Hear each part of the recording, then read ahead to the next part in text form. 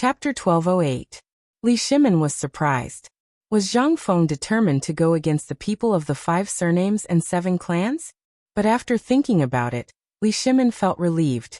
At this time, they had already stood on the opposite side of the people of the 5 surnames and 7 clans. It was already a situation where they would fight to the death. If they showed weakness at this time, everything they had done before would be nonsense. Most importantly, if the people of the 5 surnames and 7 clans were forced into a corner, even if the retired emperor gave Zhang Feng the blood jade of Feng Lang Jutsu, it would not work. These people had extensive connections in both the underworld and the legal world. Once, Li Shimin didn't dare to think about it. At this time, everyone in the living room was strangely quiet. Even the old Xiaocai and Zhang Shan didn't say anything. Even they didn't dare to touch the terror of the people of the 5 surnames and 7 clans. If this thing was not solved, it would be really big trouble. Motherf *****. Fengzi, if you trust me, then give me the group of veterans in your estate and the academy. I'll annihilate your entire family in less than a month. Right at this moment, Gaokan suddenly stood up and spoke with a baleful aura all over his body. Everyone's expression changed when they heard this. Although they were in the depths of the mansion, it was inevitable that some problems would occur. Gaokan, sit down for this old man. Are you trying to show off your abilities? Yu Shernan's expression turned cold as he berated Gaokan's. Gaokan stood there stubbornly, feeling aggrieved. Zhang Feng glanced at him and couldn't help but have an idea. Although Gaokan's words were a little reckless, it was also a way. If I send a small group of special forces to stir up trouble behind these people of the 5 surnames and 7 clans, wouldn't it be? Thinking of this, Zhang Feng couldn't help but change his expression. Instead, he really began to think about it. No wonder Gaokan would become the 3rd war general of the Tang dynasty in the future. This was really not a joke. But he still needed to practice. Thinking of this, Zhang Feng suddenly laughed. Laughing heartily, he patted Gaokan's shoulder and said, "Sit down. When the academy stabilizes, I will give you a good job. How about it?" Li Shimin also seemed to have expected something, and smiled in relief. However, Yu Shernan and the old scholar both said in unison, "Fengzi, don't be rash." Zhang Feng waved his hand and said, "Don't worry, I know what to do. By the way, since everyone is here tonight, shall we talk about the opening of the academy?" When it came to serious matters, Yu Shernan and the others finally put down the matter in front of them, although they were still a little worried. Seeing that Zhang Feng had already changed the topic, it meant that this kid had already made up his mind. They couldn't help but sigh. However, the opening of the academy was also a matter of great importance. Yu Shernan and the others had been preparing for this for at least half a month. At this moment, he could only put this matter aside. At the very least, he prayed that Zhang Feng would not act recklessly. If the 5 surnames and 7 hopes were really that easy to deal with, then it wouldn't have existed for hundreds of years. More than 2 hours later, the moon finally fell on the distant Qinling mountain. The misty fog also slowly covered the stars in the sky. At this time, Chang'an City seemed to be covered with a thick layer of mysterious veil. The stars swaying in the fog like stars made Chang'an City even more mysterious. At this time in Zhang Mansion, because it was late at night, everyone returned to their own mansions. This was also the time when there was no curfew once a year. Otherwise, everyone would want to stay tonight and secretly see if Zhang Feng would have anything to do with the 3 girls. However, all of them fled in all directions under the broom in Zhang Feng's hand. At this time, in Zhang Feng's bedroom, although Yu Qiyu had experienced it once, her heart beat faster when she looked at Zhang Feng, who was close at hand. "Well, I'll go and see if Sister Jingshu and the others are asleep." In the end, Yu Qiyu was defeated by Zhang Feng's heavy breathing. How could Zhang Feng allow such a thing to happen? He grabbed Yu Qiyu and said, "Don't worry. They know. They should be asleep now." After a night of torment, it was not until late in the morning that Zhang Feng got out of bed, exhausted. When he touched the bed, Yu Qiyu was already gone. Zhang Feng was a little disappointed.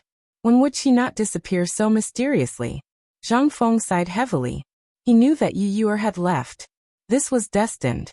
Sure enough, when Zhang Feng lit a cigarette, he found a piece of paper under the teapot. He slowly unfolded the paper. Who else could it be but Yu's beautiful handwriting? Brother Feng, I'm leaving. Although I can't bear to leave Sister Jingshu and Sister Yuyao, I also know that this is not the time for us to be reunited. Do you remember what happened in Jiangnan last time? This time, I came to Chang, and with 50,000 stony iron ore. This is the most I can get. But don't worry, I've already discussed it with the Jiangnan Lu family. When I go back this time, we'll talk about the iron ore business. You don't miss me. Zhang Feng sighed heavily. When Zhang Feng walked out of the room, he saw Yu Qigong sitting in the yard with a birdcage in his hand. He was happily playing with it. When he saw Zhang Feng come out, Yu Qigong smiled playfully and said, "How was last night?" "Hehe, you're so early. Don't tell me you've been eavesdropping since last night?" Zhang Feng was a little suspicious. Yu Qigong rolled his eyes. He said, "You are spend a lot of effort to persuade the Lu family. But as far as I know, the Lu family wants you, or to be the third wife of their second son. You know what to do, don't you?" When Zhang Feng heard that, his expression changed instantly. Damn it, where did the Lu family come from? Did they eat a leopard's gall? How dare they touch Zhang Feng's woman? Gao Qin, get the hell out of here for Lao Tzu. Go. When Yu Qigong saw that Zhang Feng was really anxious, he said flatly, "He's a branch of the Fanyang Lu family. Think about it." Chapter 1209. The Fanyang Lu family? Why the F***ck did the Fanyang Lu family get involved? Zhang Feng was a little confused. But this D***mn guy dared to snatch his woman? If he wasn't tired of living, then what was? F***ck him. Do you really think I, Zhang Feng, am a sick cat if I don't show my power? Yu Qigong sighed when he saw this. I knew you would be like this. Don't worry, I've already informed them. Although Yuer doesn't know, I've already sent a letter to Yuer's father. I also know that Laoli has already arranged people in Jiangnan. This guy from the Lu family has long been one of Yuer's suitors. This time, Yuer is in a hurry to get the iron for you in Jiangnan, and this Lu family happens to have iron mines. That's why this happened. But don't worry, the Lu family won't dare to go against us. When Zhang Feng heard this, he quickly asked, "This is the Lu family of the 5 surnames and 7 clans. Are you sure they won't dare to do anything to you? Don't you have that hairpin?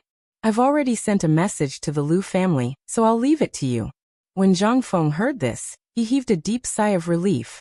But at the same time, this was the first time he faced these people of the 5 surnames and 7 clans. As expected, overflowing power was the only way to go about it. "Old Yu, let's go back to the academy."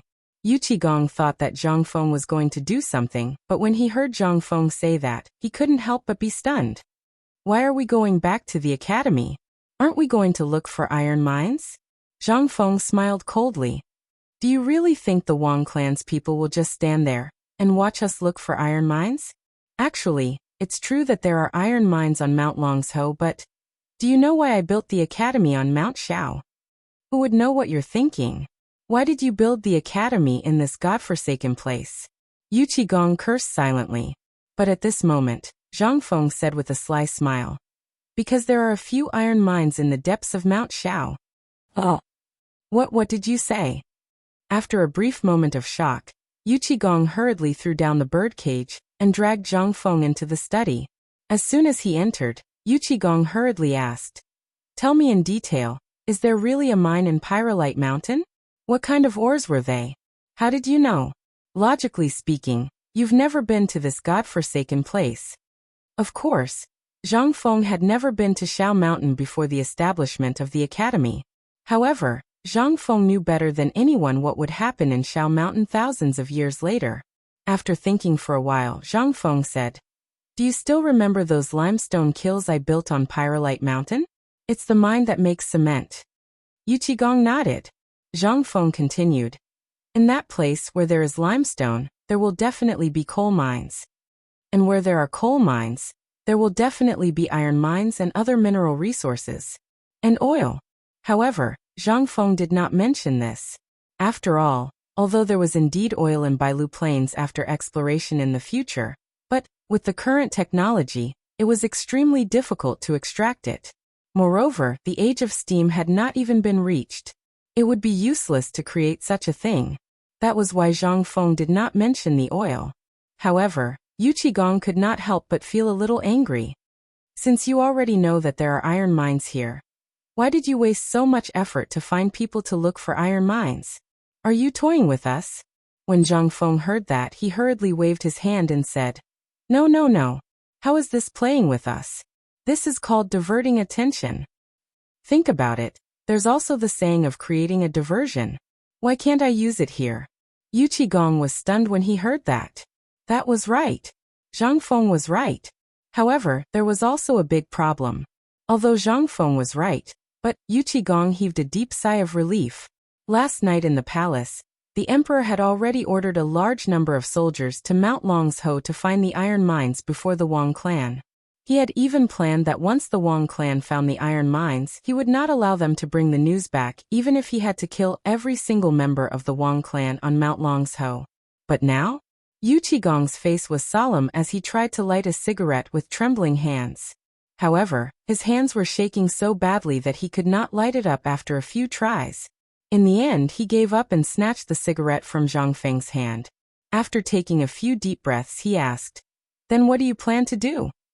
Take the initiative to attack. Zhang Feng clenched his fists.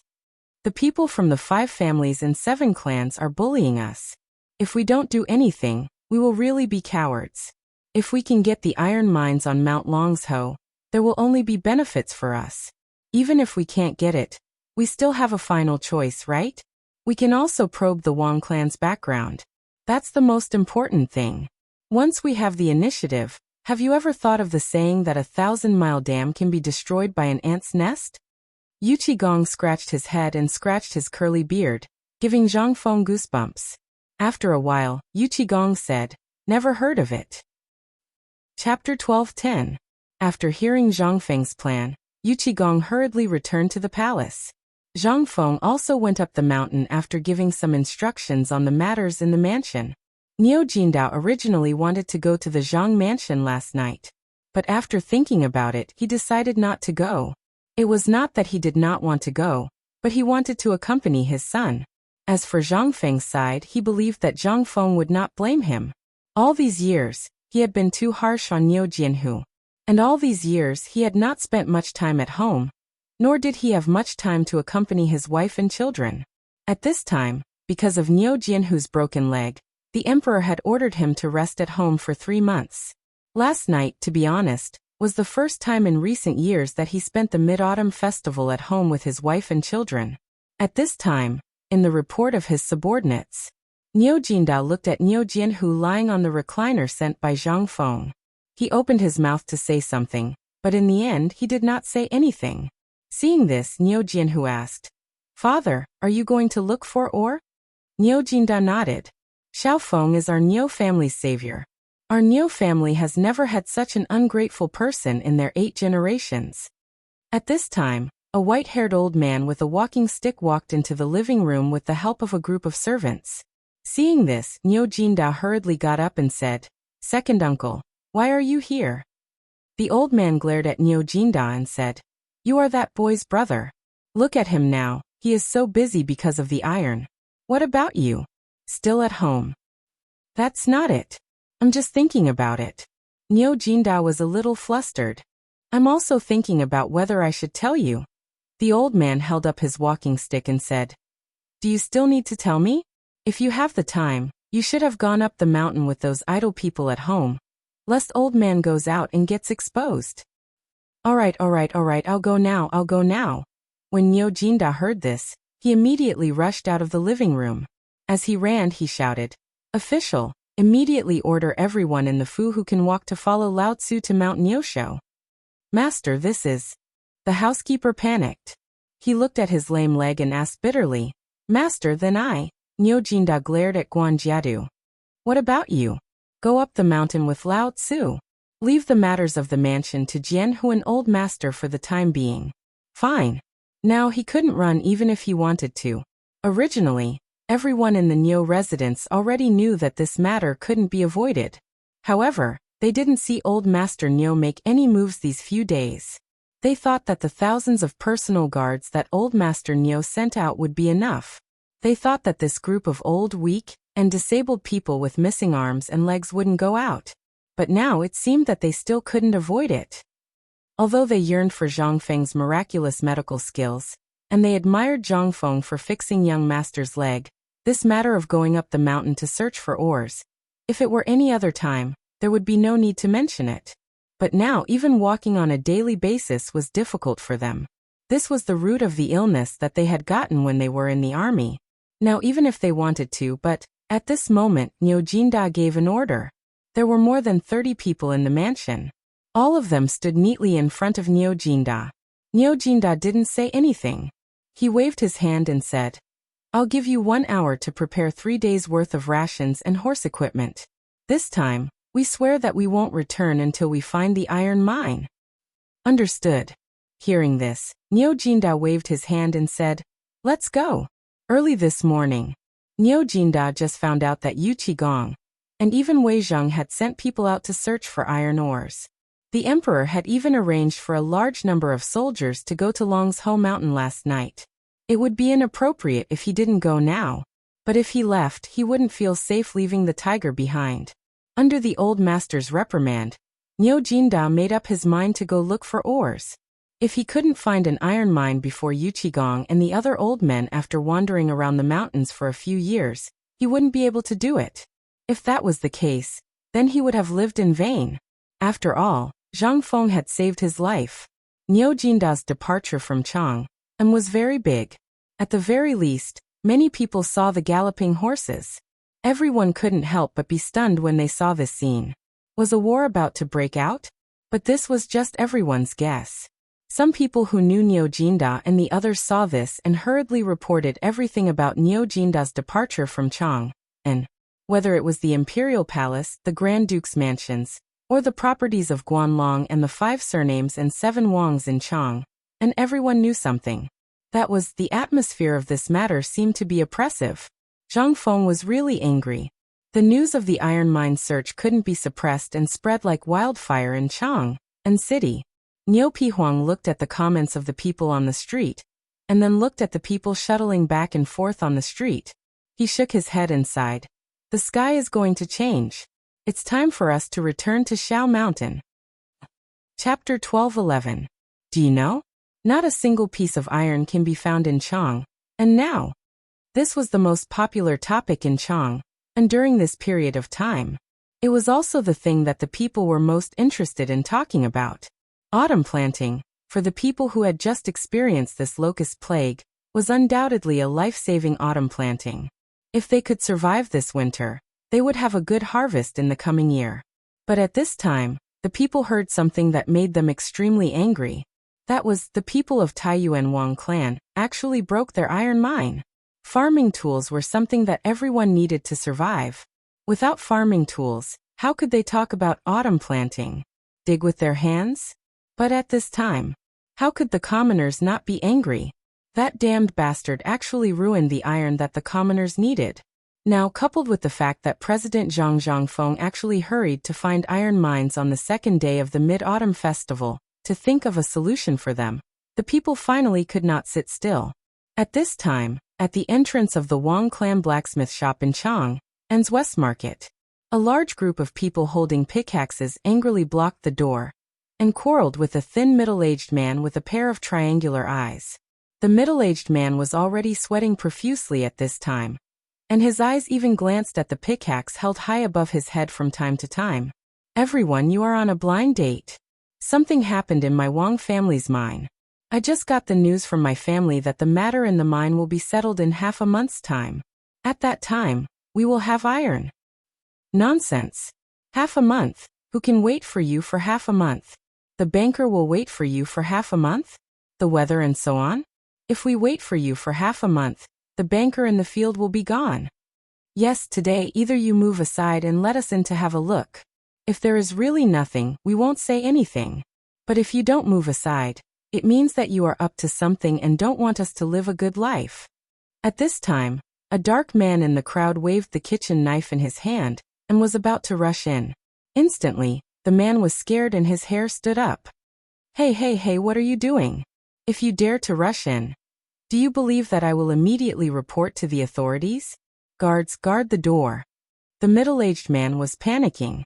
But at this moment, an old man in the crowd slowly looked through the gaps of the crowd and saw the piles of iron on the floor. He couldn't help but get angry. Motherf asterisk cur, these brats don't want us to live anymore. Look, their shop is full of iron, and they dare to lie through their teeth and say that there is no iron? What? Hearing that, everyone was shocked. The common people. They were the easiest to fool. He was the most honest. But once they found out that they had been cheated, and it was a life-threatening kind, then even if you were the heavenly King Lao Tzu, they would still dare to drag you down. At this moment, sure enough, no one was willing to believe the middle-aged man's words. The furious commoners broke through the middle-aged man and the blacksmiths in the shop. The burly man from before took the opportunity to kick down the shop's door. Instantly, in that room, there were piles of ironware, furniture, and piles of raw iron. Instantly, the people who were watching the show saw a scene that they couldn't believe and were incomparably angry. Motherf asterisk cur, is this what you said? No iron? Then why don't you asterisk king tell me what these things are? Are you the one who made this mess?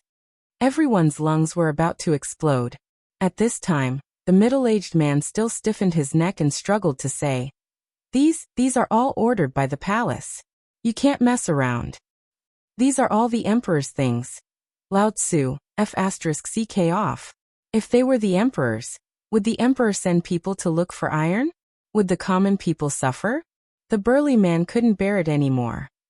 He punched the middle-aged man in the nose. In an instant, the burly man screamed like a pig being slaughtered. Murder. Does anyone care about it? Murder. Guards. There was a burst of shrill screams, as if the burly man had done something to him. The noise here had already attracted the attention of the patrolling guards. At this time, the guards of the Chang and local government rushed up. What's going on? What's going on? Get out of the way. Put the knife down. The guards were all farmers and didn't want to interfere. But when they rushed into the crowd to take a look, they couldn't help but be shocked.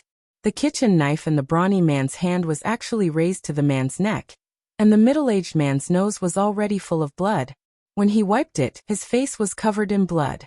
As soon as he saw the guards, the man couldn't help but scream again.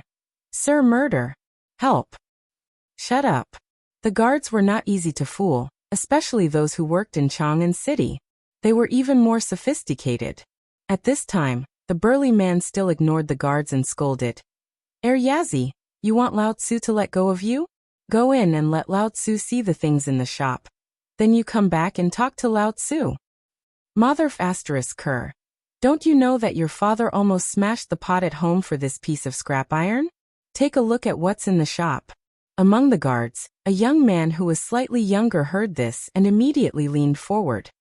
Uncle Zheng, please give me some face. I'll give your father some face. Go in and take a look. Are you coming or not? If you don't go in, Lao Tzu will chase you in with a butcher's knife. Seeing this, the guard hurriedly begged for mercy. Then he whispered a few words into the ears of the angry bailiffs. Then he led the bailiffs to knock down the workers who were not allowed to enter the door. As soon as they entered the shop, the guards were dumbfounded. In the past few days, the news of their lack of iron had been spread all over the city. But in their eyes, what was it? Motherf asterisk cur, there was a room full of iron. Motherf asterisk cur, what was this? The higher-ups had asked several times, but didn't these guys say that they had no iron? What was this? What was this? This was the crime of deceiving the emperor. This was a great function. Yazi and the others couldn't help but pull out the knives at their waists. They turned pale with fright and said, Guards, tie them up for me. Quick, go and inform Lord Niu. Chapter 12:12. This time, the people from the Wang clan's blacksmith shop panicked. They had stocked up on these things long ago, waiting for the autumn planting season to earn a large sum of money. However, they did not know why the owner of the shop suddenly stopped them from selling. They were already feeling guilty and had no choice. Moreover, they were discovered by the commoners after the commotion. Although it was not to the extent of defying an imperial decree, it was not a big deal to be locked up in jail for a few days. The middle-aged shopkeeper was an understanding person. Seeing that Yazi was young, He hurriedly came forward and said, "Sir, may I have a word with you?" Yazi saw this and asked, "What's the matter?" The middle-aged shopkeeper looked around, gritted his teeth, and handed over a stack of banknotes from his sleeve. He smiled like a blooming chrysanthemum and said, "This is a little token of my appreciation. Could you please pretend that you didn't see anything?" "Didn't see anything?" Yazi smiled. He took out the banknotes the shopkeeper gave him. Instantly, the commoners and officials who had been paying attention to the shopkeeper were enraged. The smile on the shopkeeper's face froze. "Oh, this is a lot of money." Although Yazi was young, he had replaced his father to enter the magistrate court. He was not even 18 years old, and was considered the youngest person in the magistrate court. However, it was also because of this that Yazi's upright and plain-spoken character made everyone in the magistrate court particularly fond of him. At this moment, Yazi took out the banknotes in his hand one by one and waved them casually. The commoners who were watching did not pick them up. Instead, they stared at the shopkeeper with bloodshot eyes. When the shopkeeper and his workers saw this, their legs could not help but tremble. "Yazi, what are you talking about? What do you mean by this?" When the shopkeeper saw that they had fallen out, he became unyielding. "Although Lao Tzu does not know if your lifetime salary is more than the banknotes Lao Tzu gave you, I will remember you." As he spoke, the innkeeper said fiercely, "You guys still don't know, right? Many of the businesses in Chang and city belong to my Taiyuan Wang clan. If you dare to offend my Wang clan, believe it or not, my Wang clan will make sure that you won't be able to buy even a single grain tomorrow." "Wang Shi, you're really impressive." At this moment, Niu Weili's voice rang out from behind the crowd. Following him were more than a dozen burly men. Anyone with a discerning eye could tell at a glance that those people were not from the Chang and local government. Niu Weili's voice caused the shopkeeper's face to stiffen. The next moment, the shopkeeper hurriedly turned around, his face brimming with a friendly smile once again. "Isn't this Lord Niu? What wind blew you here? Let's go to Chang and hotel and talk about what happened today." "Chang and hotel?" Niu Weili was overjoyed. "Do you know who owns the Chang and hotel?" At this moment, if the middle-aged man still didn't know what Niu Weili meant, he would have lived in vain. He asked with a fake smile, "Then according to Lord Niu, what should we do about today's matter?" "Smash it." "Yes. Smash the store. Damn it, we've been waiting for this autumn to plant some life-saving grain. But this son of a bitch, he actually hid the iron hose and refused to sell them? Motherf asterisk cur, such a person is a scourge. Let's just King kill him." "Yes, Lord Niu, chop his head off." Niu Weili didn't say anything. With his hands clasped behind his back, he looked at the angry people around him with a smile. When they were almost done venting their anger, he said, Well, let's go back to the government office and talk about this. After all, talking about it here will damage your Wang clan's reputation." The shopkeeper of the Wang clan, the middle-aged man, finally darkened his face. "So, Lord Niu, you don't want to give me face?" "Face? You still know about face?" Niu Weili sneered. "Let's not talk about the consequences of this matter." Niu Weili only needed to do things according to the rules. If it didn't involve his god of fortune, Zhang Feng, then everything would be fine. But now, Niu Weili could only mourn silently in his heart. "Brother, you're in trouble.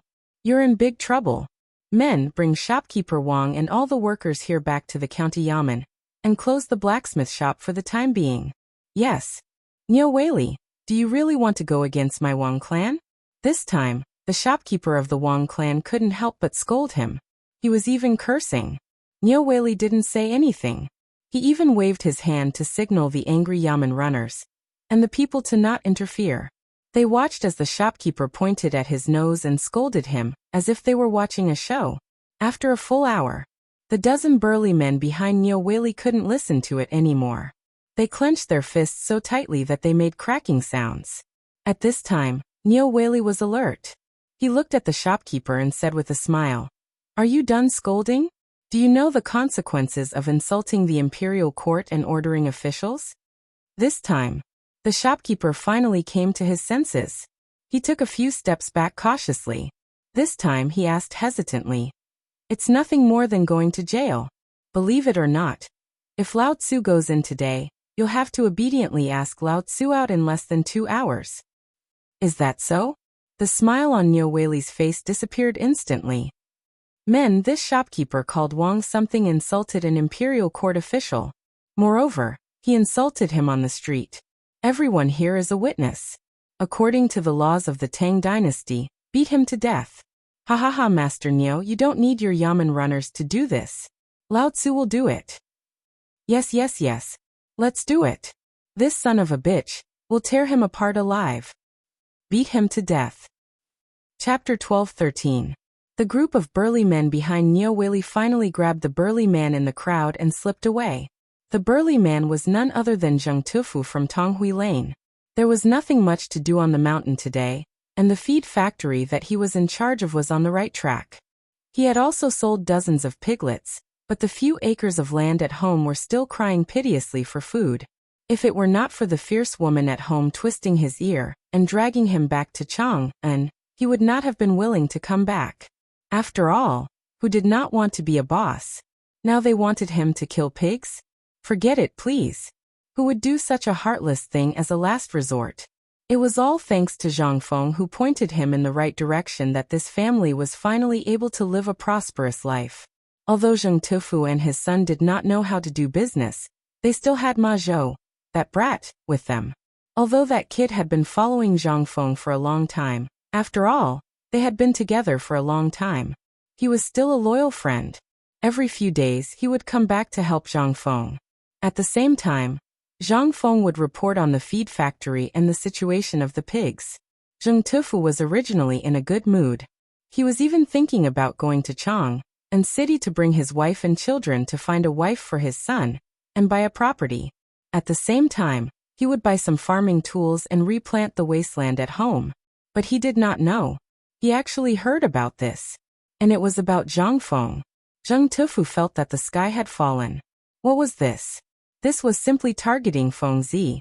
Although Zheng Tufu and his family came early last night during the Mid-Autumn Festival, they didn't see Feng Zi's face. They wanted to go to Feng Zi's mansion, but when they saw their ragged clothes, they gave up in the end. He had heard from the neighbors that the Wang clan's blacksmith shop in Chang'an City should have iron. After all, who in Tonghui Lane did not know that there was a shortage of iron on the mountain? Plus, it was autumn now. Who did not lack iron? But this damned group of people. How could they get the iron stuck?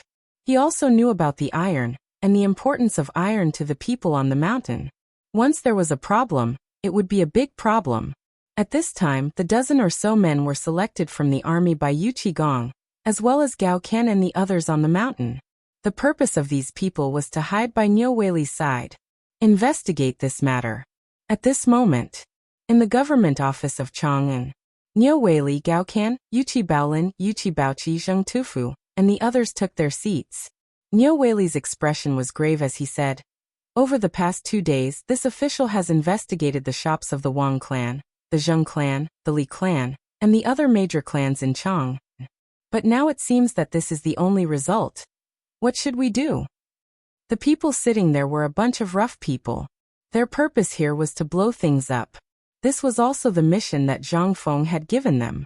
Tell them to stir up this muddy water. The bigger the matter, the more advantageous it would be for Zhang Feng. Zheng Tufu just happened to meet a few people. That was why he volunteered to join in. After all, he still had some reputation in Chang'an. It would not be easy for him to be exposed. At this time, Yu Baolin said while smoking, "We don't understand these things. Feng Zi's mission is to stir things up. As for how to deal with this matter, Feng Zi wants to leave it to Lord Niu." Hearing this, Niu Weili was also troubled. When he was in Lantian, he had seen the power of the Wang clan. Although he wanted to help Zhang Feng now, he could only do it like today. If this matter blew up, not to mention the benefits and disadvantages, he might even lose his life. After all, if these people wanted to kill someone, it would be a piece of cake. Report. Lord Niu, there are 5 youths in the front hall. They say they want to see you. Youths? At this time, Niu Weili was really troubled. How could he be in the mood to see these people? But he was still cautious. He asked, "Did they say anything?" "Lord, one of them said his name is Ma Zhou." "Ma Zhou? Ma Zhou?" Zheng Tufa's eyes lit up. Lord Niu, we don't have to worry anymore. This Ma Zhou is Feng Zi's favorite student. This means that Feng Zi really wants to make a move this time. Quickly invite them in. Niu Weili was instantly energized. He hurriedly got up and went out to welcome them. Gao Can and the others also breathed a sigh of relief. They were fine with fighting and using their fists, but they really couldn't do this. Now that Ma Zhou and the others were here, their good days were really here. Anyway, they had Feng Zi's approval. In this Chang'an hotel, they could eat and drink for free. Where else could they find such a good thing? After a while, Ma Zhou, Hao Chujun, Guoshuyi Li Yifu, and the others were invited into the hall by the Yamen runners. Ma Zhou then said, Master has already made a decision on this matter. This matter is settled. Master wants us to pass on a message to Lord Niu. Ma Zhou nodded his head and said, Master has already made a decision on this matter. Niu Weili asked with a passionate look, What message? Lord Niu, are you afraid of trouble? Chapter 12:14. Night. Chang'an was once again shrouded in dense fog. And at this moment, the night patrol soldiers of Chang'an City were continuously passing through every corner of Chang'an City. Within Chang'an City, apart from these people, there was no one else to be seen. But in the darkness, burly figures were rapidly shuttling out from every corner of Chang'an University. And then scattered in the darkness. Yanlai Restaurant. At this moment, Yanlai Restaurant was still brightly lit.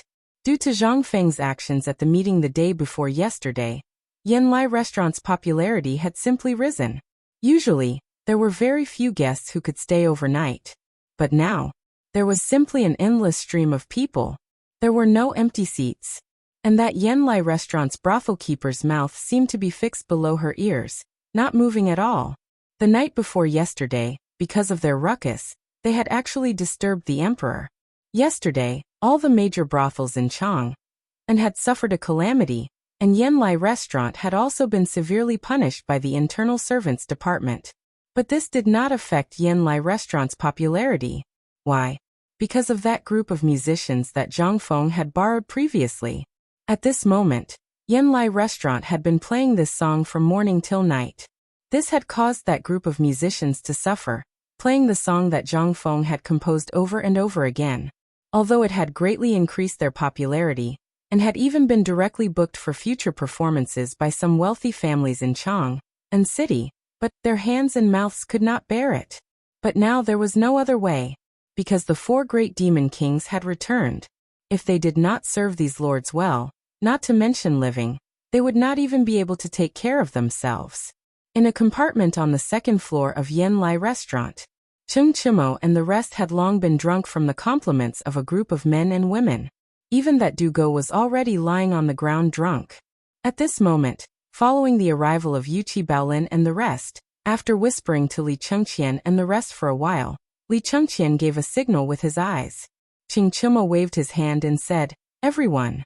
Instantly, the clamor in the entire Yanlai Restaurant temporarily stopped. Everyone upstairs and downstairs looked at the people on the 2nd floor. Everyone, it's rare for us to leave the mountain today. I'm sure you don't know the purpose of our visit, right? Tonight, the 4 great demon kings had come out of seclusion to treat them. Those invited to the banquet were all famous stubborn people in Chang'an. More importantly, they were the disciples of the aristocratic families, as well as the children of the princes, dukes, and officials. How could these people not know their identities? At this time, seeing Cheng Chimo shouting, he hurriedly asked, Brother Li, what happened to Brother Chen? We're all brothers. If we can help, we'll definitely help. Yeah, we are all brothers. What's the matter? Just tell me. We have some connections in Chang'an City. Seeing this, Li Chengqian exchanged a look with Cheng Chimo. Then he stood up and cupped his fists, saying, Everyone, I presume you all know the recent situation in Chang'an City? Lack of iron? Someone asked hesitantly. Li Chengqian nodded. Yes. It's a lack of iron. Now, the dean of White Deer College is anxious day and night, because the people can't plant in autumn. So we want to do something. After all, you saw what happened last night. However, I, Li Chengqian, promise you that if anyone can get iron, I'll buy it at the original price. I'll also give the person who sells the most iron a place to go to Tang and university. What do you think? In an instant, all the stubborn people were in an uproar.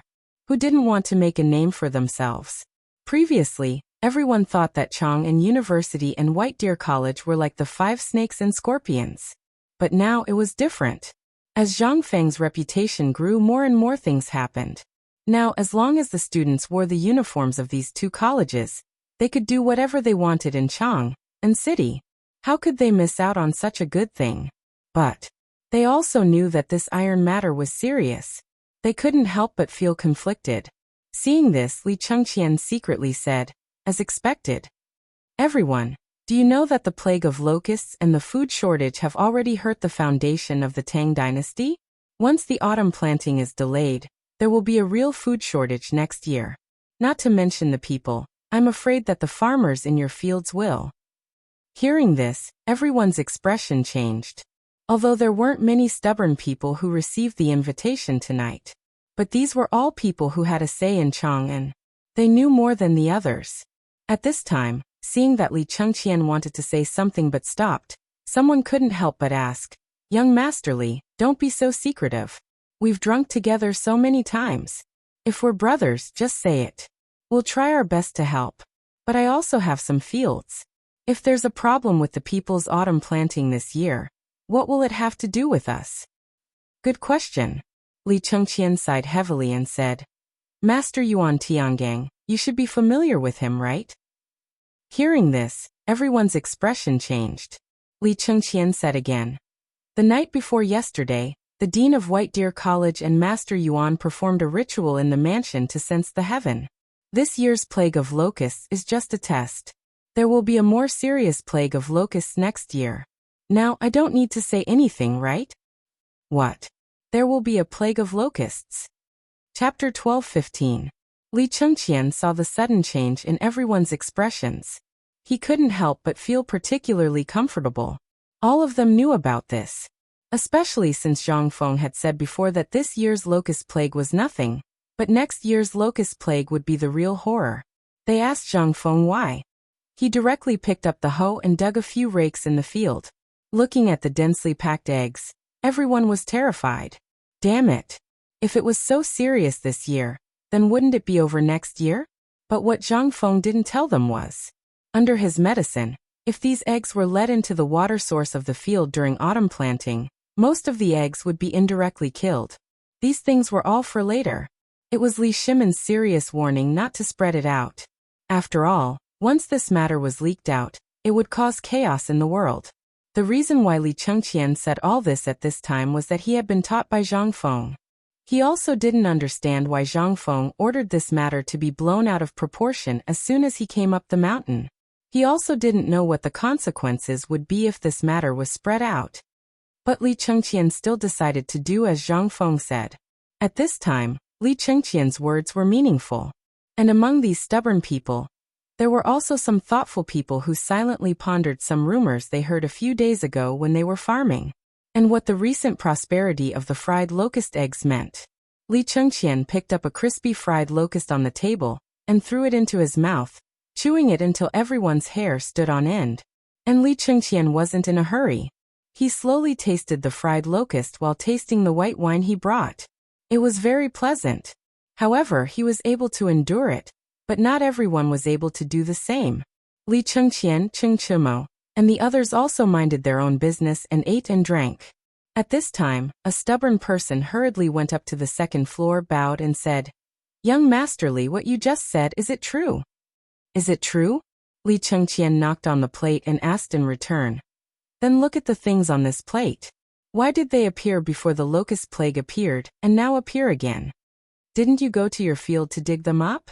With this question, the young man's expression turned even uglier. His family's situation had already been discovered long ago. Furthermore, his family was not as well off as these people. It was only because the young master of Minister Zhou of the Chamberlain of Dependencies had some connections that he was able to sneak into this circle. His family only had a few hundred mu of land and some small businesses. They were a true merchant family. He also relied on his stubborn identity to mingle in this circle and find out some useful information. Or he could have some business dealings with them and get some help. Now that he heard Li Chengqian say so, how could he still hold back?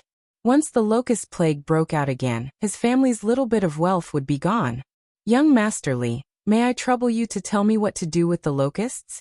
When Li Chengqian heard that, he smiled slightly and said, about the locusts, my dean is compassionate and trying to think of a solution. After all, you all know that the locust plague this time is all thanks to my dean. However, he also said that the autumn planting this time is the key.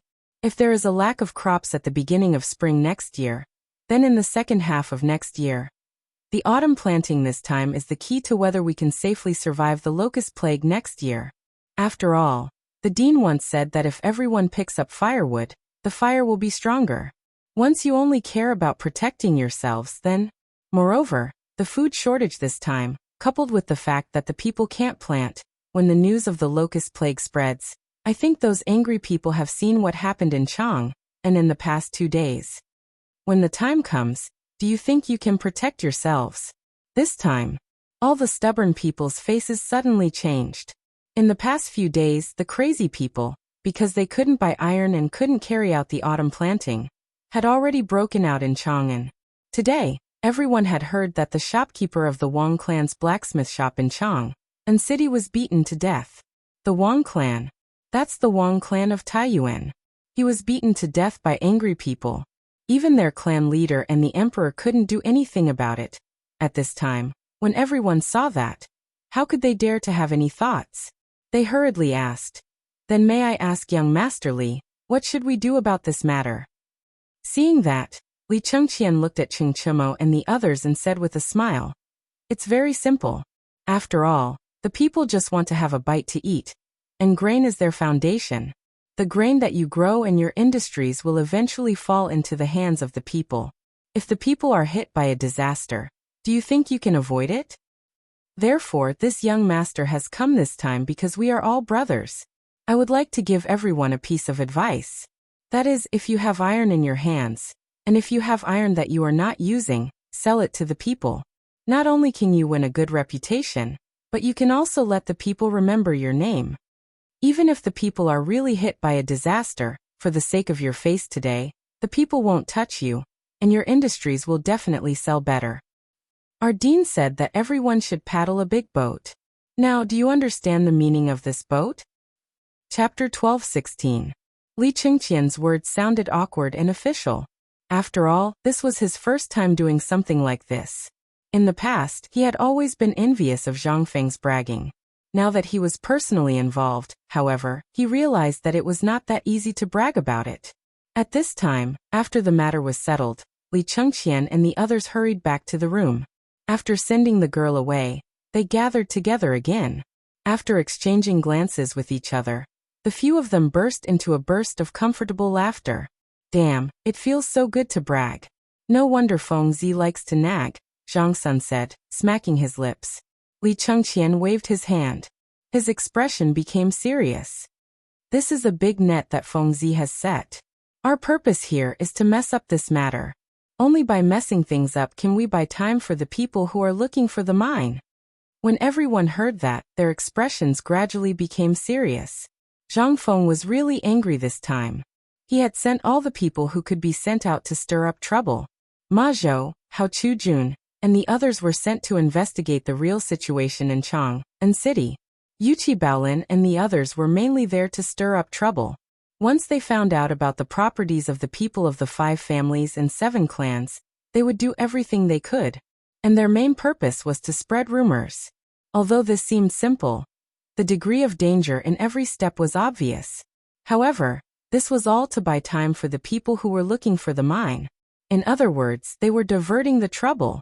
Let the people of the 5 families and 7 clans be busy dealing with the mess in Chang'an City and have no time to deal with the matter of Mount Longzhou. Alright, next, let's discuss what to do tomorrow morning. It's best to spread the news by night. At the morning market tomorrow, everyone will hear that the people of the 5 families and 7 clans are deliberately holding back the iron mines. Next, it's up to them. At this time, Dugo was lying on the table dizzily.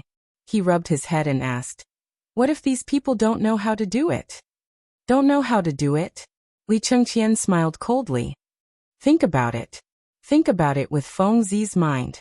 Dugo thought about it and wanted to say something, but just as the words were about to come out of his mouth, his expression changed. You're saying that if we make a big deal out of this, the 5 families and 7 clans, especially the people of the Wang clan, will temporarily close down their businesses in Chang'an. Naturally, the grain stores and so on will cause a temporary crisis? Li Chengqian nodded and said with praise. And according to Feng Zi, this is also why Feng Zi said that we embezzled the food. If the Wang clan thinks this way, then what about the others? Their businesses will also be affected. Once that happens, the people won't be able to buy food. Think about it. As he spoke, Li Chengqian crossed his legs and looked at the crowd, imitating Zhang Feng, and said, taste it carefully. Tasting chicken? Do you still need supplies for this? Wasn't this Zhang Feng's trick? However, this move was truly ruthless. However, this also showed that Zhang Feng really wanted to compete with the people of the 5 families and 7 clans this time. If they couldn't settle the matter of the iron mine, Zhang Feng's plan, the garrison in Qiuzi City, and the iron ship trade route would all be affected. The matter of the people was actually just incidental.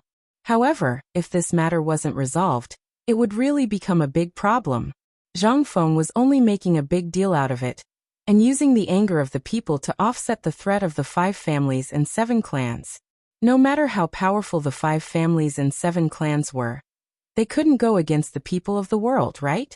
However, Zhang Feng couldn't wait for the 5 families and 7 clans to go against the people of the world. At that time, as long as Li Chengqian and the others found the Lord Zhongsun and fanned the ghost fire, the Lord Zhongsun would definitely tell the emperor. How could the emperor not know about such a big thing happening in Chang'an? Moreover, he had long wanted to deal with this group of people. When the time came, the emperor only needed to use the slogan of pleading for the people of the world, and the 5 families and 7 clans would be in danger. This was Zhang Feng's plan under the circumstances that he didn't know the identities of Li Chengqian, Lao Li, and the others. However, this was different for Li Chengqian. He wanted to take all the credit for himself. After all, he was the crown prince. He had been on the throne for so many years, but he hadn't made any outstanding achievements.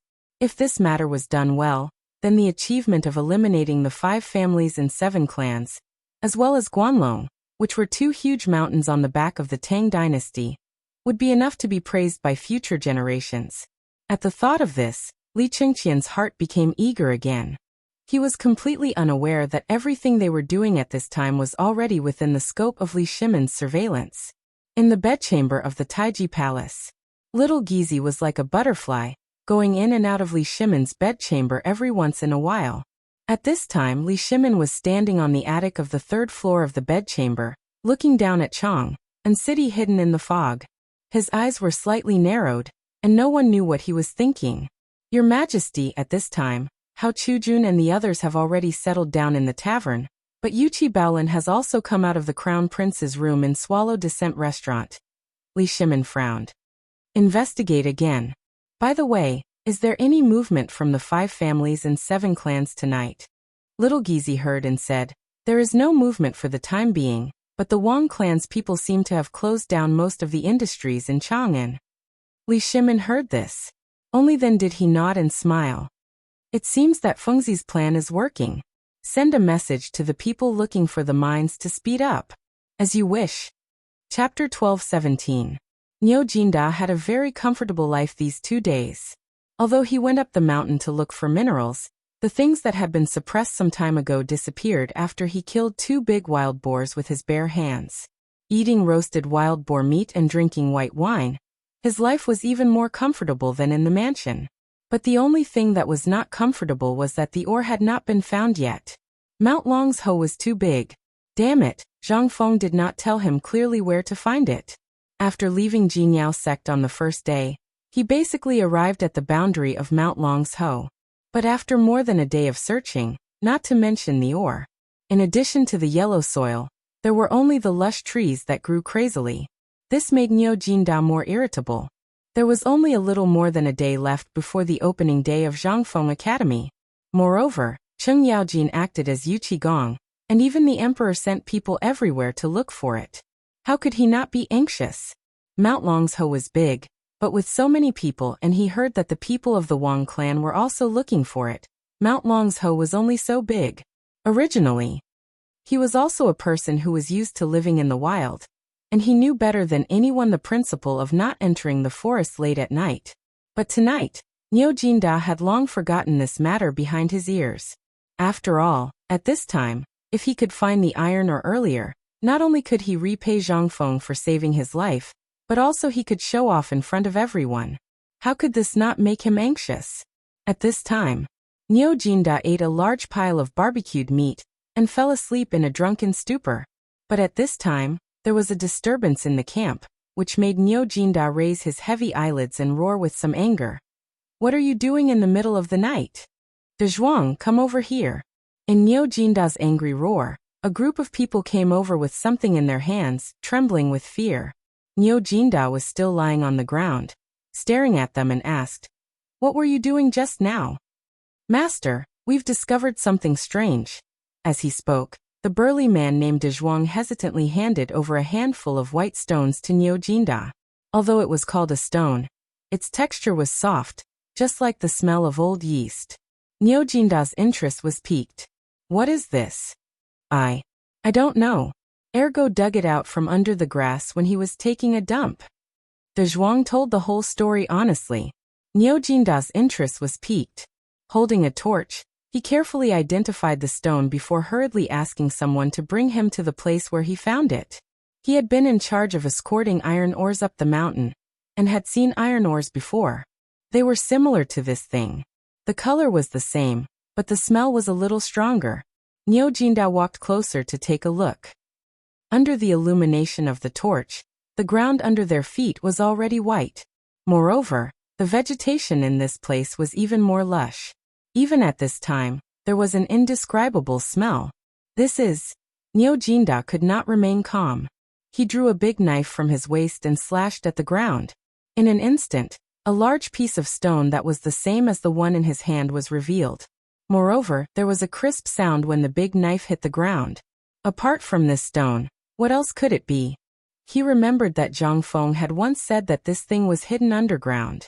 This thing seemed to be hidden underground, and its color was exactly the same. Could it be that this thing was an iron mine? The iron ore they had been looking for?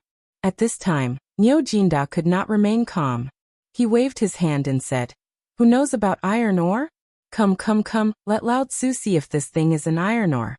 What was this? This was a great contribution. Although Niu Jinda was sure that this thing was an iron ore, he still found someone in the mansion who knew a little about iron ore to be careful. He came to see for himself. That person held the stone and looked at it, then used his sleeve to wipe it. He even held the stone and used a knife to hang a little powder, and put it in his mouth to taste. "How is it? Is it an iron ore?" Niu Jinda squatted beside that person and asked with a fervent look in his eyes. That person hesitated. What nonsense is there? Show it to Lao Tzu." That person was a little hesitant. Although this thing had some characteristics of iron ore, he was a little unsure if this thing was an iron ore. After all, this thing was a little light and had a pungent smell. If it was a real iron ore, it would not have such a smell. However, under Niu Jinda's urging, he stammered and said, "Sir, this thing is indeed an iron ore. Although it looks like an iron ore, I am not sure if it is. After all, it was dug out from the ground and is different from what we normally see. Tell me the result." Niu Jinda was too lazy to care about these things and asked. That person was frightened and hurriedly gritted his teeth and said, "It should be an iron ore." This person's uncertainty made Niu Jinda's heart waver. Just as he said, the iron ore they had seen was dug out from the ground for a long time. How could they have seen iron ore that was just dug out? At this time, Niu Jinda did not know what to do. However, looking at the white stones all over the ground, Niu Jinda gritted his teeth and said, "Collect quickly. We must reach Chang and city before dawn." Chapter 12:18. In the past 2 days, Zhang Feng had spent all his time on mining and spreading rumors, so he had a lot of free time. But this leisure was also relative. After all, 3 days of preparation was quite rushed. Last night, Old Xiaocai, Jingshu, Zhang Yuyao, and even Zhang Shan went up the mountain early. And Zhang Feng's wooden house was also demolished. At this time, they entered a spacious and bright villa. Last night, it took a lot of effort for him and Mokido to finally make the glass. However, due to the lack of technology, they could only make frosted glass. It was the kind of glass that had carvings on it, and the scenery on both sides couldn't be seen. Even on a piece of glass, one could see 2 or 3 colors. Although Zhang Feng was still a little dissatisfied, but he could only make do with it. When these pieces of glass were put on, it would have a different flavor. In the room, Jingshu and Yu Yao carefully dressed Zhang Feng, and even put on the Confucian robe that he wore during the opening ceremony of Chang and University last time. Originally, according to Zhang Feng's intention, he was going to wear a Chinese tunic suit during the opening ceremony. But now, under the strong opposition of Old Xiaocai and the others, Zhang Feng could only admit defeat. At this time, in another single-family villa on the side of Zhang Feng's villa, Yu Shinan and the other Confucian scholars also changed into white and blue Confucian robes and slowly walked out of their own villa. As soon as they went out, a touch of unconcealable excitement appeared on their faces. This academy was basically taken care of by the 4 of them, and to be able to live in such a villa was enough for them to show off for the rest of their lives. The thatched waterfall that they talked about before was simply bullshit at this time. How could it be more comfortable than living in this villa? From the inside to the outside, Zhang Feng basically did it himself. From the bed to the furnishings and so on, Zhang Feng basically decorated it according to modern classical decoration knowledge. Not to mention them. Even if Lu Ban was alive, Zhang Feng was also confident that he could beat them. When the 4 of them left the villa, they bumped into Ma Zhou and the others who were waiting for them. Ma Zhou, Li Chengqian, and the others naturally knew about today's big event, so they returned to White Deer College early. Seeing the 4 great scholars come out, Li Chengqian reported what happened at the foot of the mountain in the past 2 days. However, the 4 great scholars were obviously not interested in these conspiracies. Instead, they asked, "How is the market at the foot of the mountain? Everyone who should be here is here, right?" "They're here." Li Chengqian was a little depressed. He originally wanted to flatter them, but he didn't expect that the 4 great Confucians weren't interested in such things. Yu Shinan nodded and said, "That's good. Make the necessary preparations. The sect opening ceremony will officially begin at noon. You can go and entertain the guests. Right now at the mountain gate, it's basically Teacher Wenji, Teacher Zi Huai, and the people from Tong Huifang who are socializing. Should we prepare to lead the guests to the academy?" Yu Shinan didn't want to say anything at first. However, seeing that Li Chengqian actually said something like that, he couldn't help but say meaningfully, "Do as you see fit. Just don't affect the plan." "Yes. Yes." Li Chengqian and the others hurriedly left. At this moment, Ouyang Sun couldn't help but look at Li Chengqian's back and say, "Is there something wrong with this kid?" "You noticed it too?" Yu Shinan asked. Ouyang Sun nodded. "I don't know what's wrong with this kid recently. He's a little impatient when it comes to doing things or his homework. This isn't good. Should we tell Fengzi?"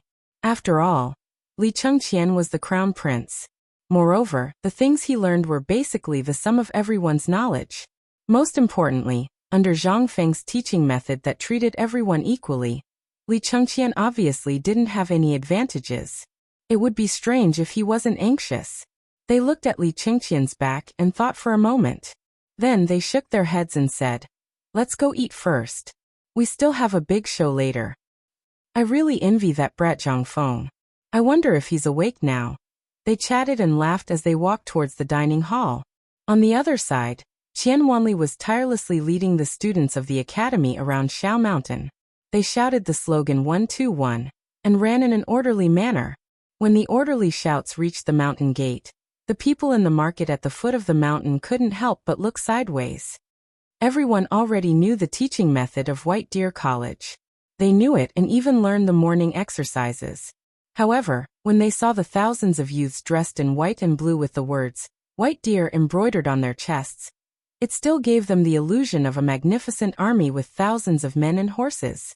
At this moment, there wasn't a single peddler in the market. As early as yesterday, Everyone had cooperated with the students in the mountain to clean up the square. They had even set up 3 rows of tables and benches on the straight cement and rubber road, extending from the mouth of the canyon to the front of the statue at the mountain gate. All the customers sitting on the benches, regardless of whether they were students of Chang and University, Imperial College Hongwen-Guan, the Emperor's Edict, or the Confucian scholars of Chang, and all stood up and looked enviously at the orderly team that slowly bypassed the food factory at the mountain gate and jogged up the mountain from the mountain gate. At this moment, the ones who were the most excited were those who had sent their children to the White Deer Institute. At this moment, when they saw their own children in the group of mighty runners, they excitedly waved their hands and shouted the names of their children. They were afraid that the people around them wouldn't know, so they pulled the crowd and pointed out who their children were. However, there was one person among them who was excited, and also a little annoyed. This person was Tang. Chapter 12:19. Get out of the way, get out of the way. Get out of the way. Minister of Works Li Xiaogong, Lord Li has arrived. At this moment, along with the clamor from afar, everyone suddenly heard that a heavyweight, Li Xiaogong, had arrived. Who was Li Xiaogong? He was the prince. He represented the imperial family. If he could come, did that mean that the emperor would come as well? At this moment, everyone unconsciously opened up a path. They saw Li Xiaogong in a purple official's robe, Duke Chen beside him, and Li Shimin and Li Yuan following closely behind them. The old village chief didn't know what position Li Xiaogong held at first, thinking that he was one of the heads of the Ministry of Works. However, under the whispers of the old scholar and the others, he learned of Li Xiaogong's identity and the identity of Duke Chen following him. Only then did he lean on his walking stick and greet them with a face full of smiles. Ayaya, this old man greets the prince, greets Duke Chen. This is Zhang Feng's housekeeper, as well as the person in charge of White Deer College. Someone who knew the old village chief's identity hurriedly introduced him to Li Xiaogong. Hearing this, Li Xiaogong raised his eyelids and glanced at the old village chief. He cupped his hands and said, I've long heard that Zhang Feng has a virtuous wife on the mountain. So it's you, old sir? The old village chief was so excited. What was this? This was Prince Li Xiaogong. That identity, that position. The old village chief was so excited that he almost couldn't breathe. However, Li Xiaogong was just being polite. Then he cupped his hands towards the old scholar in a scholarly robe and said with emotion, Brother Zihuai, we haven't seen each other for many years. The old man wanted to have a chat with you last time on the flower boat. Brother Xiaogong, once Fengzi's matter is settled, the old man will definitely come in person. Good. After the two of them talked for a while, they didn't dare to be careless.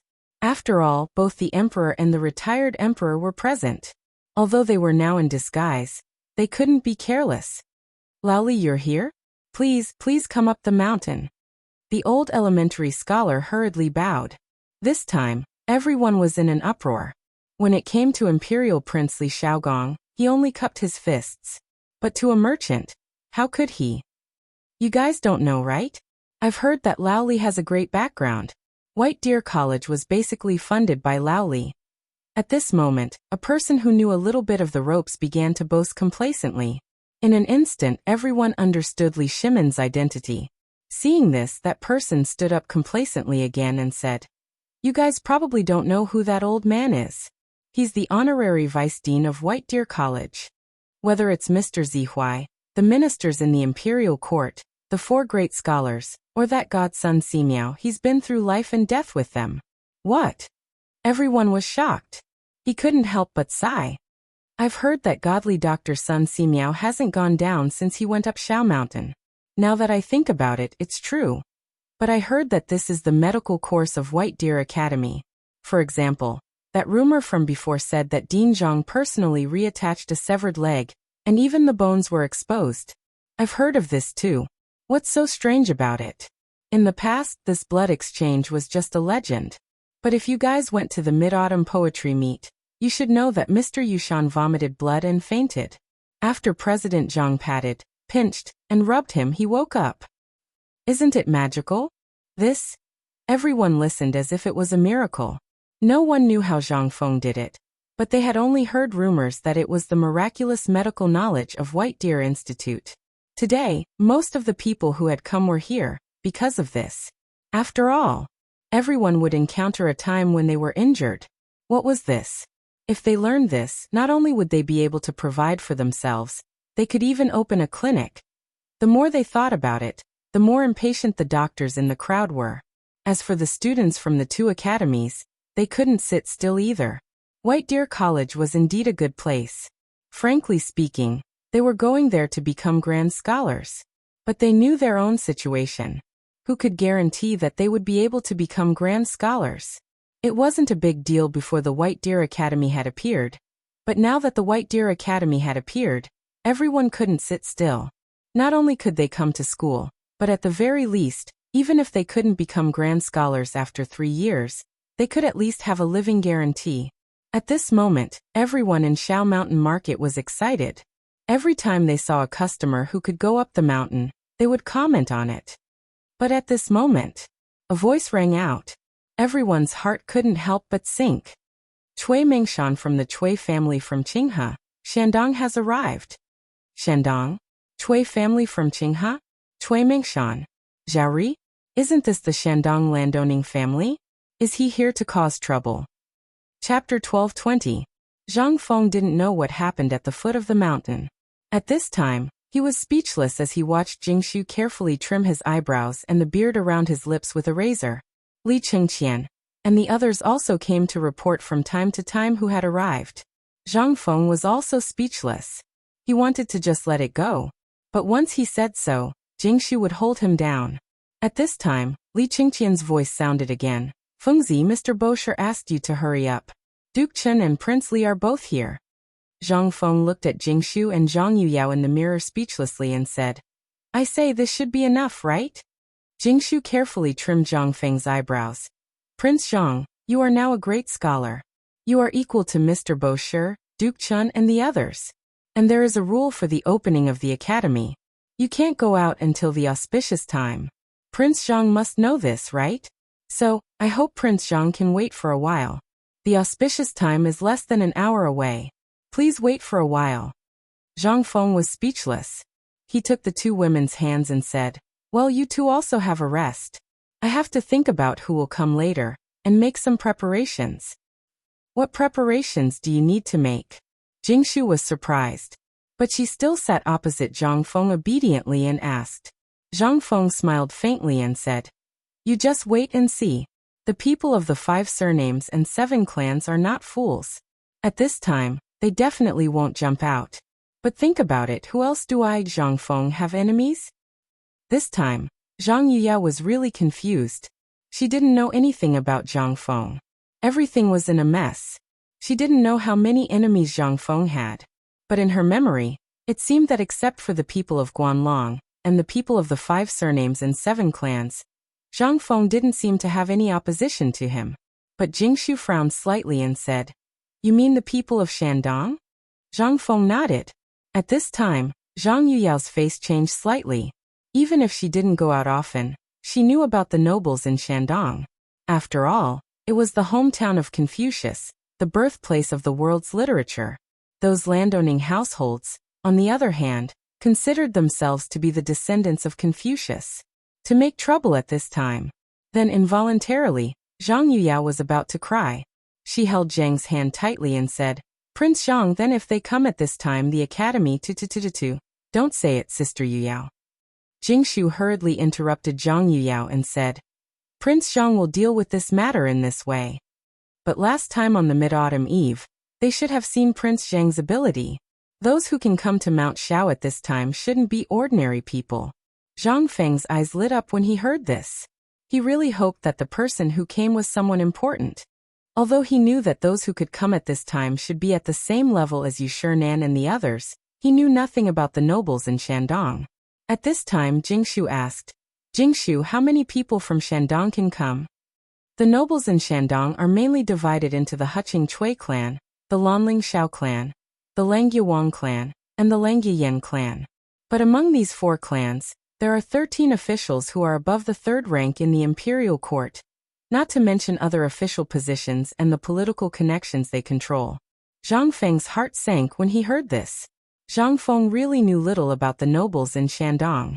He only knew that the nobles in Shandong were a group of idiots who only knew about the things and jumped out to make trouble for Li Shimin. But now it seemed that things were not as simple as he thought.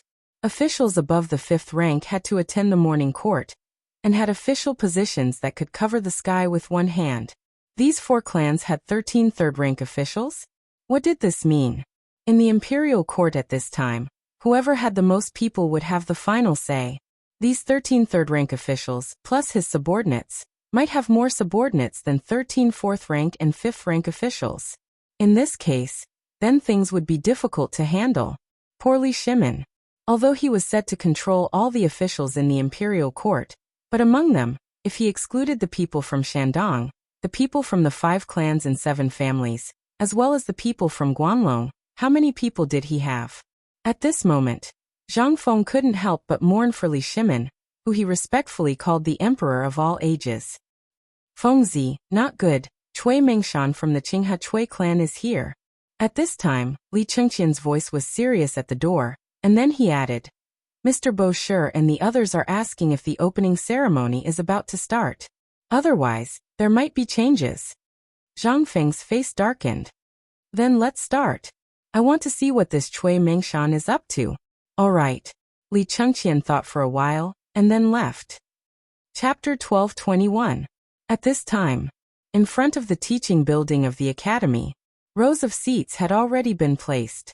On the high platform in front of the teaching building, the 4 great scholars Li Yuan and the others had already sat on it, and the seat in the center was empty. Anyone with discerning eyes could tell that it was prepared for Zhang Feng. After all, Zhang Feng was the main character today.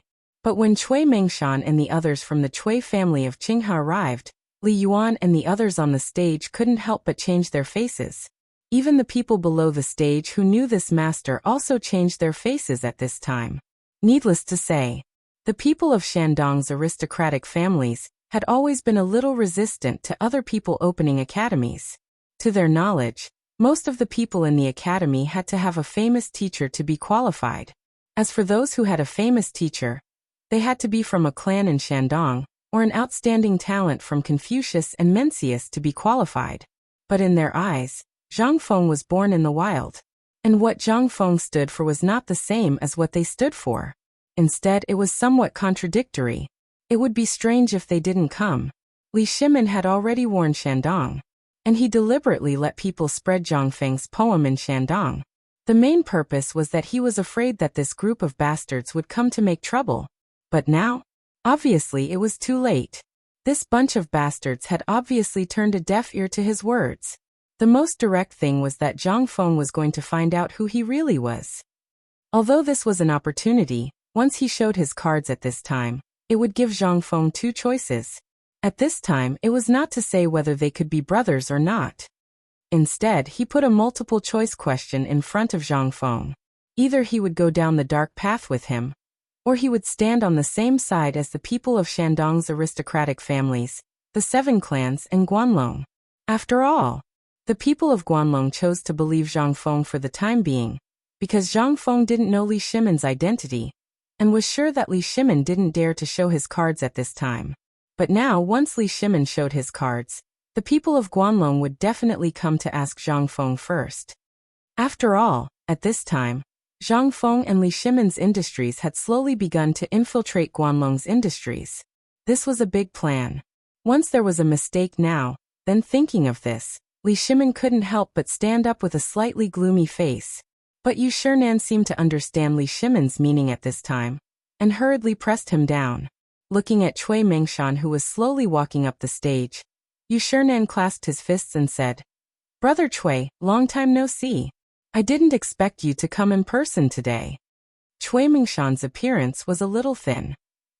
His gray hair was meticulously combed, but it still couldn't hide his baldness. His mustache was also a little curly, but it was unknown what he had smeared on it. At this time, it looked hard, as if it was glued to his lips. His plain face was a little dark. At first glance, he looked like a farmer, but this was excluding his pair of triangular eyes and thin lips, which gave people a sharp and unkind first impression. However, Those who knew him well would know that he was terrifying. Not only was he sharp and unkind, but he was also unusually cruel and merciless. If someone dared to disobey him, that person would be unlucky. But his status was not low at all. He was known as the 38th generation great-grandson of Confucius. Even Li Shimin would have a headache when he saw this title. In addition, he had a lot of titles, such as the #1 Confucian in Qinghe, and so on. At this time, seeing Yu Shinan like this, he just slightly clasped his fists and went straight to the main seat, ready to sit down. At this time, Yu Shinan stood in front of that chair unintentionally and looked at Cui Mengshan with calm eyes, saying, "Brother Cui, I didn't know you were coming, so old man specially prepared a seat for you." While speaking, Yu Shinan pointed to the chairs that two children were putting next to Ouyang Kai and Lu Hongwen. Cui Mengshan glanced at the chair sitting at the edge and squinted at Yu Shinan, saying, "Brother Bashi, old man calls you Brother Bashi for the time being. Do you think that old man doesn't deserve this seat?" This time, everyone present was in an uproar. What the hell? This old guy didn't hide it at all. Even in the main house, he did it according to the identity of a guest. Moreover, didn't he know what day it was today? What was this? This was simply a slap in the face. A naked slap in the face. Yu Shinan slowly put away the smile on his face.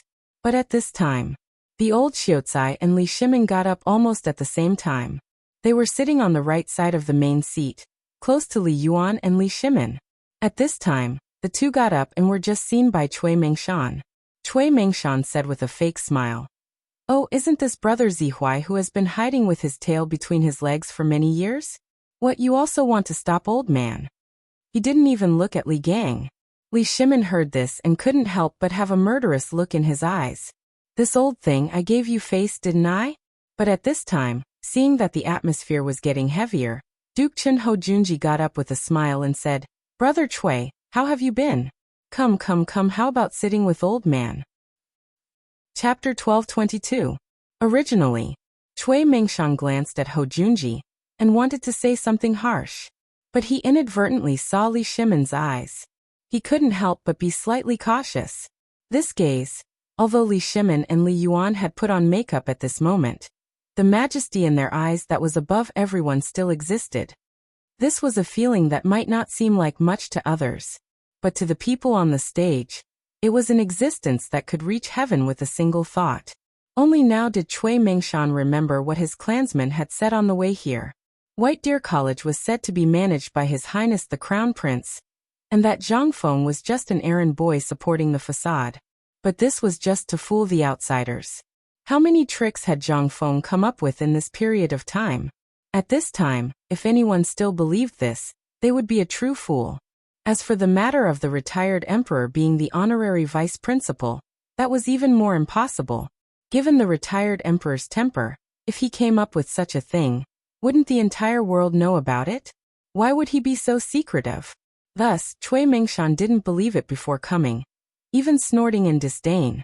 But now, after seeing Li Shimin's eyes, he hurriedly rubbed his eyes and looked at the old man sitting next to him. The sense of danger in his heart grew stronger and stronger. Could it be the emperor and the retired emperor? But that wasn't right.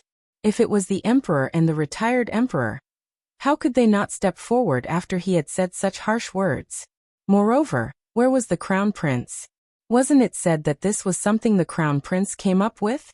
Where was the crown prince? This feeling only lasted for a moment. Cui Mengshan took a deep breath, clasped his fists, and then sat down on Ho Junji's seat. Ho Junji chuckled, but no one knew what he was laughing about. And Ho Junji had long since wanted to sit next to Li Yuan. This made him extremely uncomfortable, as if there was a dagger on his back. But now it was fine. Since someone had taken the initiative to stir up trouble, he would let that old fellow do as he pleased. Let's see if the emperor and the retired emperor wouldn't kill him after this. Cui Mengshan was also nervous. But this was exactly what he wanted. If his guess was true, then he would expose the identities of the emperor and the retired emperor in front of everyone today. With this as a threat, he was not afraid of what the emperor and the retired emperor would do. If it wasn't what he was thinking, he would have exposed the lies about White Deer College. In short, he had Zhang Feng under his thumb today. Once the academy was opened, it would be a disaster for the Shandong landowning households. Originally, the Imperial College and the Hongwen Guan School were the places that they Guanlong, and the 5 surnames and 7 clans had all tacitly agreed upon. But after this kid appeared, everything changed.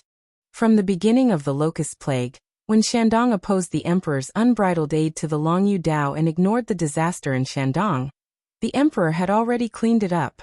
From that time on, the Emperor seemed to have intended to do so.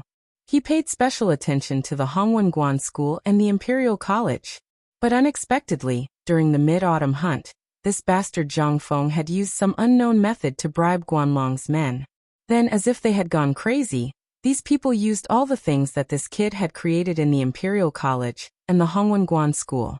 This inevitably sounded the alarm for the Shandong landowning households.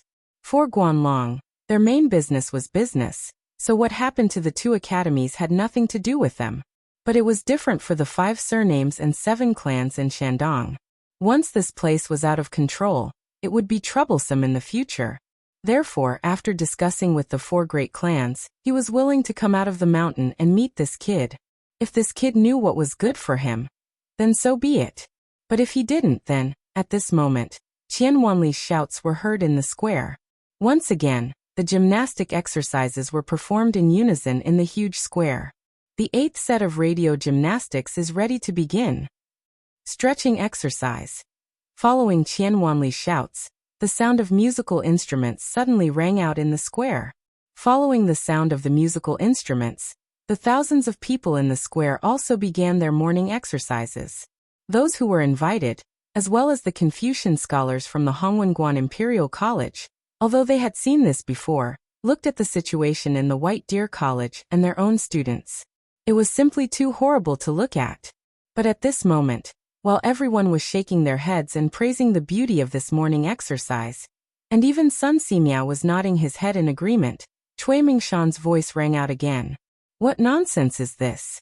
The academy is not like other academies. This is just a trick for fun. How can this be considered the main topic of the academy? However, just as everyone was raging, Zhang Feng's voice slowly rang out beside them. May I know who this old man is? I remember that he wasn't within the scope of my invitation. Chapter 1223. Fengzi. Dean. President Zhang. Brother He Xian.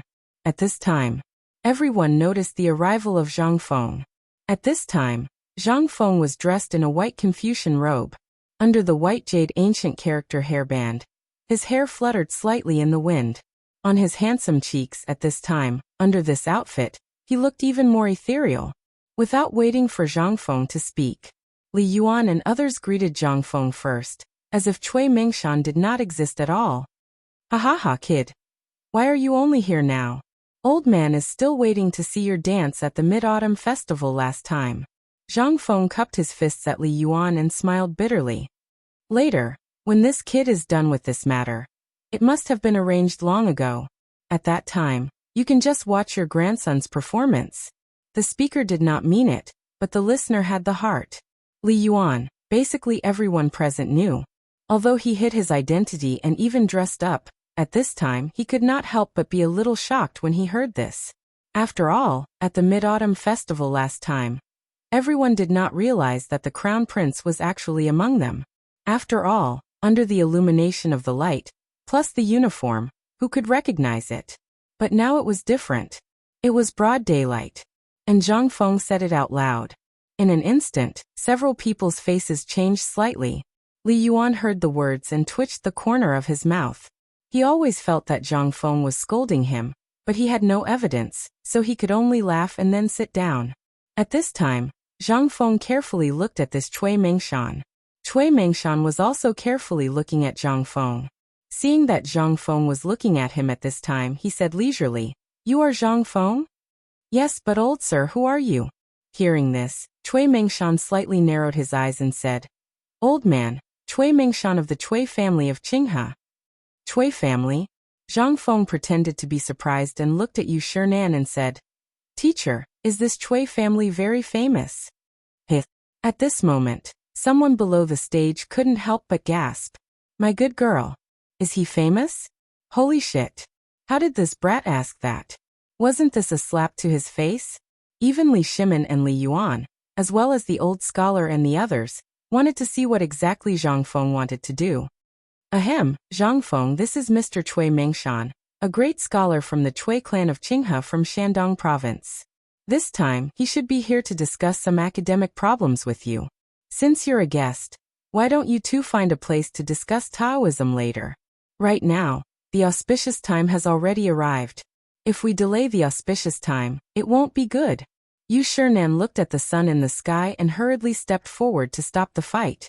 If this was allowed to develop, who knows what would happen today?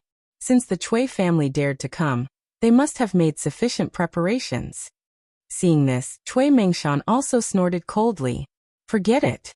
The first thing they wanted to do was to humiliate Confucius, who was in existence that no one dared to delay. At this time, although he was very angry, he could only suppress it.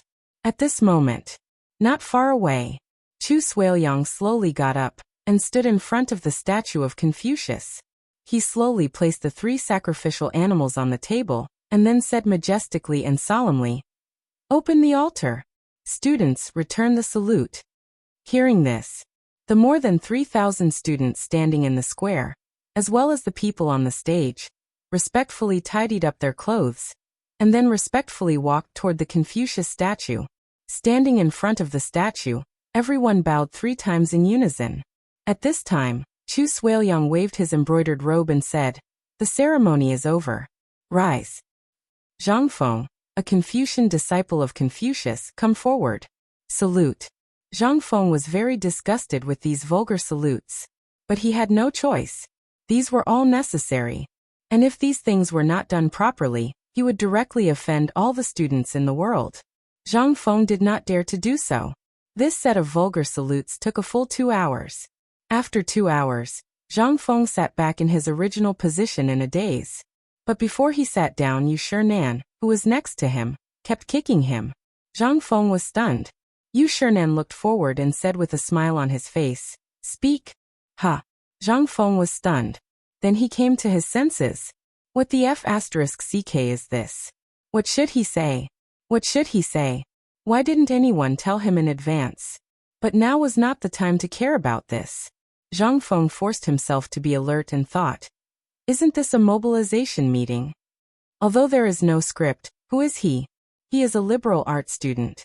After thinking about it, he instantly figured it out. He stood up and made a scholarly gesture. Then he said, "I am a merit order. Since the establishment of the school on Mount Shao, I command White Deer College. Jixia White Deer College follows the teachings of Old Man Kong, and is known by the world for its unrestrained style of learning, and its fair treatment of all students. It has been more than 2 months since the establishment of the college. This time, I respectfully invite Old Man Kong to join Mount Shao. I follow the vow that there is no end to learning, and there is no distinction between nobility and lowliness. Today is the opening ceremony. Everyone can ask me anything. As long as it is academic, I will tell you everything." Hearing this, instantly a Confucian scholar hurriedly asked, "I am Zhou Yuan Mountain. May I ask Dean Zhang Feng, what is important and what is not?" This question was very tricky. Zhang Feng could not help but take another look at that person. At this moment, Li Shimin and the others could not help but take another look at that person. This was obviously to make things difficult for Zhang Feng. If Zhang Feng did not answer well, he would die without a burial place. But at this moment, Li Shimin suddenly found Zhang Feng's side face showing a warm smile again. The people are important, the country is second, and the ruler is the least important. Chapter 12:24. Bus. This time, the whole place burst into an uproar. But at this time, Zhou Yuanshan asked again, "President Zhang Feng, do you mean that the people are nobles and the monarch is belittled? That is to say, the emperor's status is lowly? Are you King here to cause trouble? What the hell, did Lao Tzu provoke you?" Zhang Feng frowned slightly. These things were the words of Mencius and the 100 schools of thought that he had read in an ancient book about the struggle between Taoists. At that time, it didn't matter. It didn't matter if they talked about it on a normal day. But if they found out that the people were nobles, the meaning was different. Maybe Zhang Feng's head would fall to the ground today. The faces of Yu Shinan and the others also darkened. But Zhang Feng didn't think too much about it. Instead, he said with assurance, the so-called people are nobles and the monarch is not, that the emperor's status is low. I wonder if this Confucian has ever been on a boat. Zhou Yuanshan nodded. Many times. Good, then I will ask again. May I ask if there is any difference between a boat and water?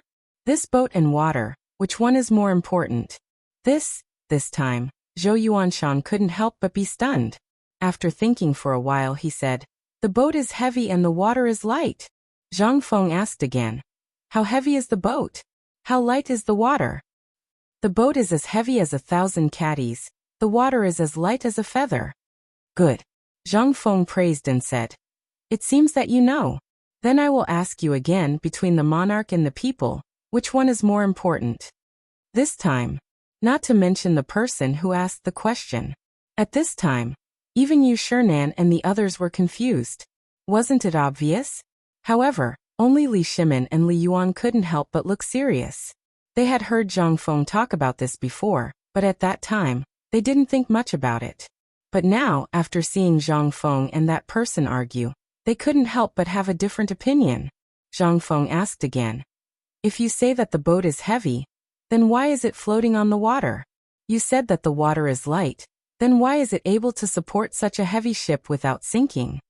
This time, all of the students present couldn't help but have a burning gaze.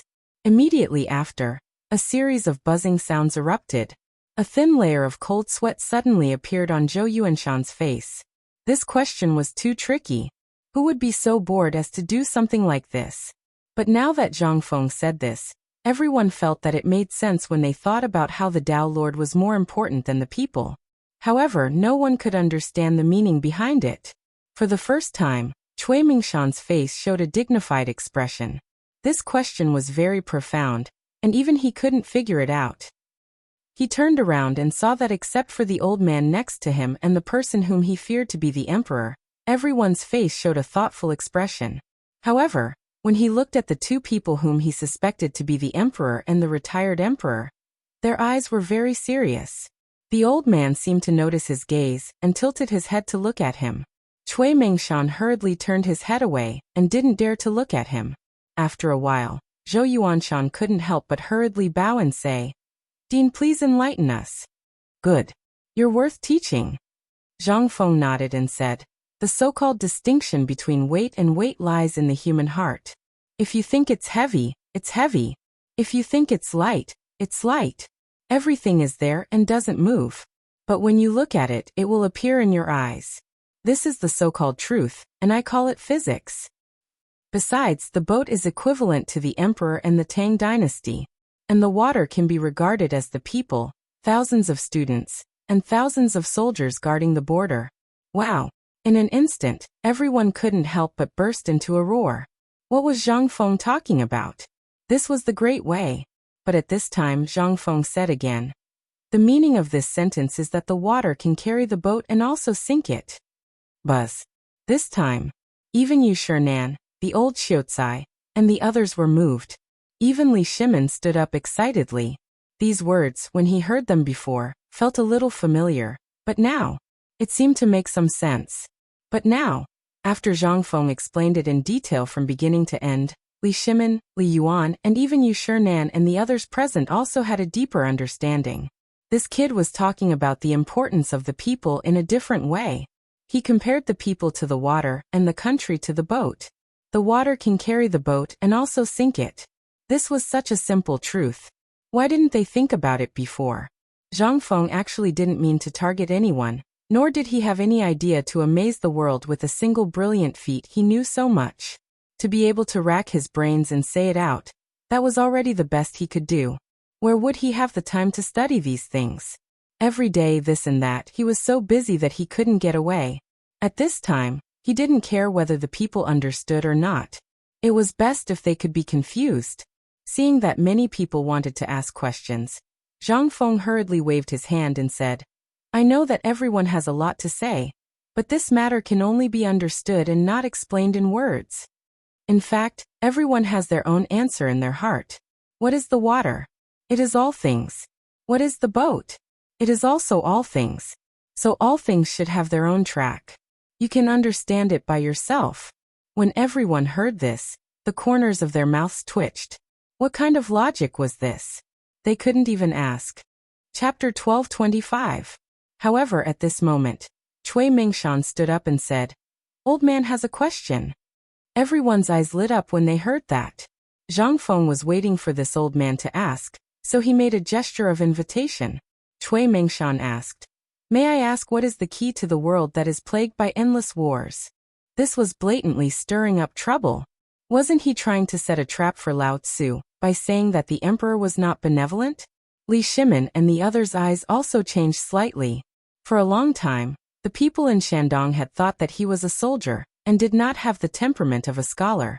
They even criticized some of the things he had promulgated. Now he was going to say this in public? Did he really think that the emperor had no temper? However, at this moment, Zhang Feng's voice slowly sounded.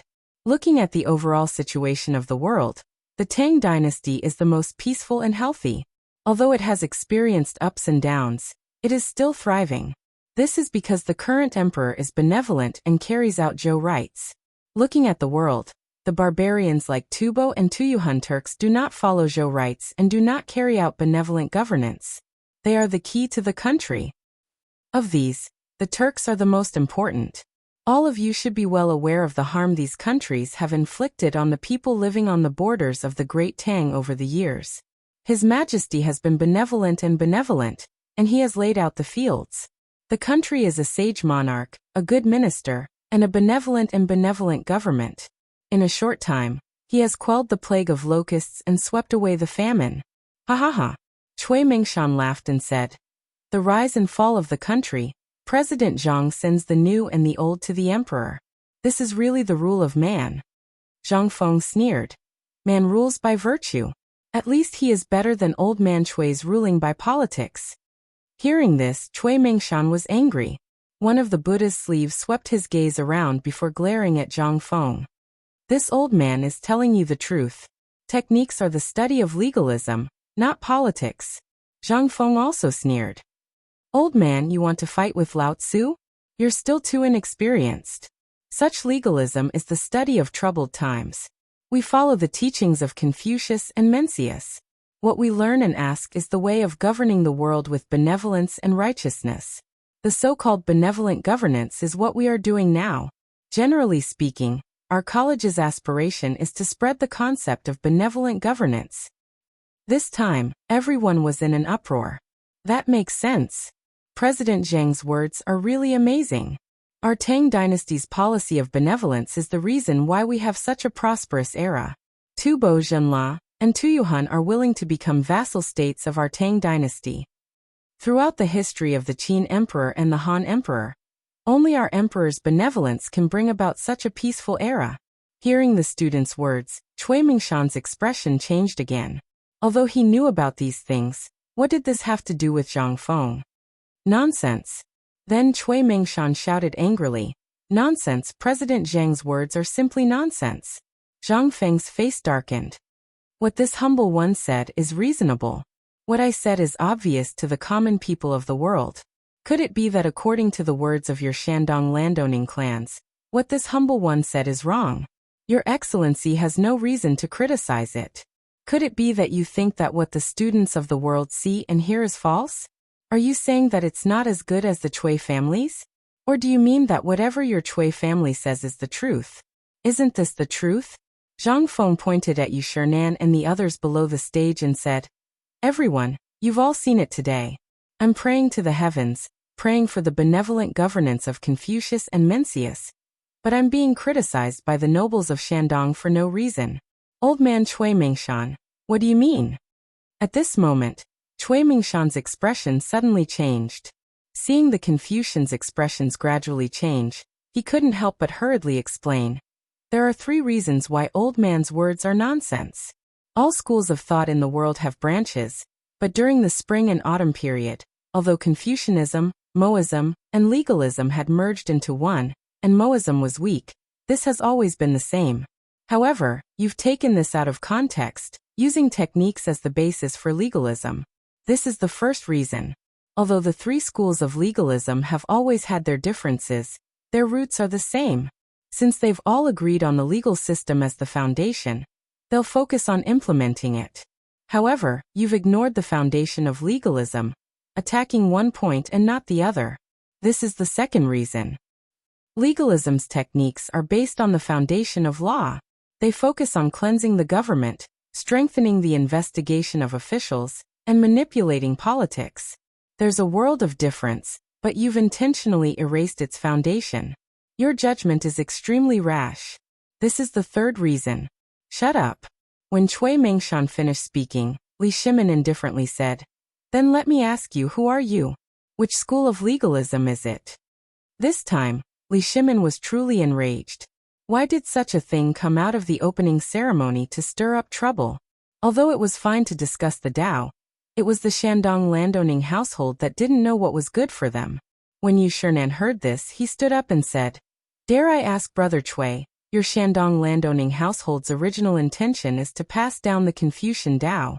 Have you also been researching the legalism school of thought?" Furthermore, the old man and the others have been on the mountain for more than a month. What they've seen and heard, as well as what White Deer College has done, is there anything wrong with it? Zhang Feng finally let out a sigh of relief. Son of a bitch. In this aspect, he really couldn't win against this damned old man. If not for Lao Li and Yu Shinan continuing the conversation, he really wouldn't know what to say. However, when Yu Shinan said this, Zhang Feng instantly knew what to say next. He interrupted Yu Shinan and said, "Dare I ask, what is the foundation of the Shandong landowning household? Are you not adhering to the teachings of Old Man Kong, but are you specifically speaking without thinking? If everyone was like that tyrannical government, how could there still be peace in this world?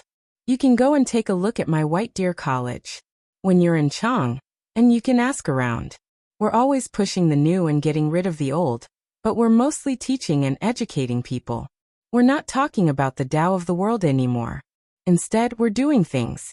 When I gave up my family's fortune to save the victims of famine, have I ever done it for myself? I, Zhang Feng, made white paper, braised meat, and beer. Which one of them didn't benefit the country and its people?" This time, Cui Mengshan's expression changed. He was speechless. Zhang Feng took the opportunity to step forward and said, "I, Zhang Feng, have never been as good as any of you. However, in terms of conduct, in terms of standards, I, Zhang Feng, believe that your Shandong landowning household is nothing compared to me." 1. Chapter 12:26. All the students and Confucians were in an uproar. What they had learned, what they had seen and heard all day long, which one of them was not the way of governing the world? Everyone wanted to use what they had learned to change this dynasty, to be able to become a scholar of their own in this era, to be able to bring happiness to the common people was their dream. Just now, Zhang Feng and Cui Mengshan's discussion, they could not help but open a door for everyone. It had even decided the outcome of the Tao debate. At this moment, Cui Mengshan listened to the noise and the questioning eyes. He could not help but taste blood in his mouth. A trace of blood hung on the corner of his mouth. When Zhang Feng saw this, he smiled slightly and moved closer to Cui Mengshan, saying, "Zhang Feng would like to give Shandong another piece of advice. The way of governing the world is no longer empty talk but practice. Whether it is the rule of law or the rule of men, who can make the people rich, no longer live a bitter life, no longer receive unequal treatment, and make the Tang dynasty prosper day by day, become a powerful country, and enrich the people. This is the right way. Otherwise, it is just empty talk and will affect the world, just like the war in the surrounding area. Can Shandong give a reasonable solution? Could it be that you can only use your impeccable looks to preach and discuss Tao with those barbarians? Or do you want to influence them? If that's the case, then I, Zhang Feng, dare to say that in less than 10 years, your ideas will definitely be abandoned by the general trend. The days are moving forward, and the steps are moving forward. We have to set our sights further. Don't come to the research area with ancient books and research every day. It's not wrong to abide by the rules, but what are we? We are educators. Our vision must be longer than anyone else's. Only in this way can we educate the next generation of people who are more outstanding than us. Only in this way can all the people of the Tang dynasty really stand tall and be respected by the world. People are kind by nature, just like that dog. If the person he follows is kind, then he can guard your house and protect your life. But if he follows an evil person, then he's a demon by your side. Man is born good. You don't need me to tell you these things again, do you? Puff. In an instant, Cui Mingshan couldn't hold it in any longer. He spat out a mouthful of blood, reflecting sparkling and translucent light in the sun. At this time, everyone in the square widened their eyes and looked at Zhang Feng in horror. Zhang Feng ignored the unconscious Cui Mingshan. Instead, he walked over to the statue of Confucius and bowed 3 times. Sun Simiao called over 2 working students and hurriedly carried Cui Mingshan away. At this moment, Zhang Feng said loudly again, "And I, Zhang Feng's academy, don't care about factions. Here, there is only the righteous path." At this moment, the Confucians could no longer sit still. One after another they asked, "Dare I ask Master Zhang, you said that people's hearts are good by nature, but if they are all good, then why do we need laws?" Yeah, the distinction between good and evil is not easy to distinguish. Master Zhang, please enlighten us. In an instant, all the Confucians bowed down to Zhang Feng. At this moment, everyone really recognized Zhang Feng's identity as a great Confucian. Li Shimin and the others also looked at Zhang Feng with some horror. They thought that Zhang Feng would be in big trouble this time, but now it seemed that he didn't need to do anything. At this time, he and Li Yuan looked at each other, and the two looked at each other and laughed. Yu Shernan patted the old scholar's shoulder and said with emotion, "Brother Zihuai, did you teach Fengzi all this?" The old scholar said with a dignified expression, "Didn't you teach him this?" At this time, several people's expressions were sluggish. They glanced at Zhang Feng and then looked at each other, and then burst out with gratified expressions. "Let's watch the show and see what else this kid knows." Yes, ha ha ha, I really didn't know that this kid had to be squeezed. If you don't squeeze, you'll never know that this kid knows so much. At this time, Zhang Feng's voice interrupted the whispered conversation of several people. Seeing that the situation was under control, Zhang Feng also restored the feeling that everything was under control. He paced slowly and said, "Evil. Because of human nature, there is a legal system.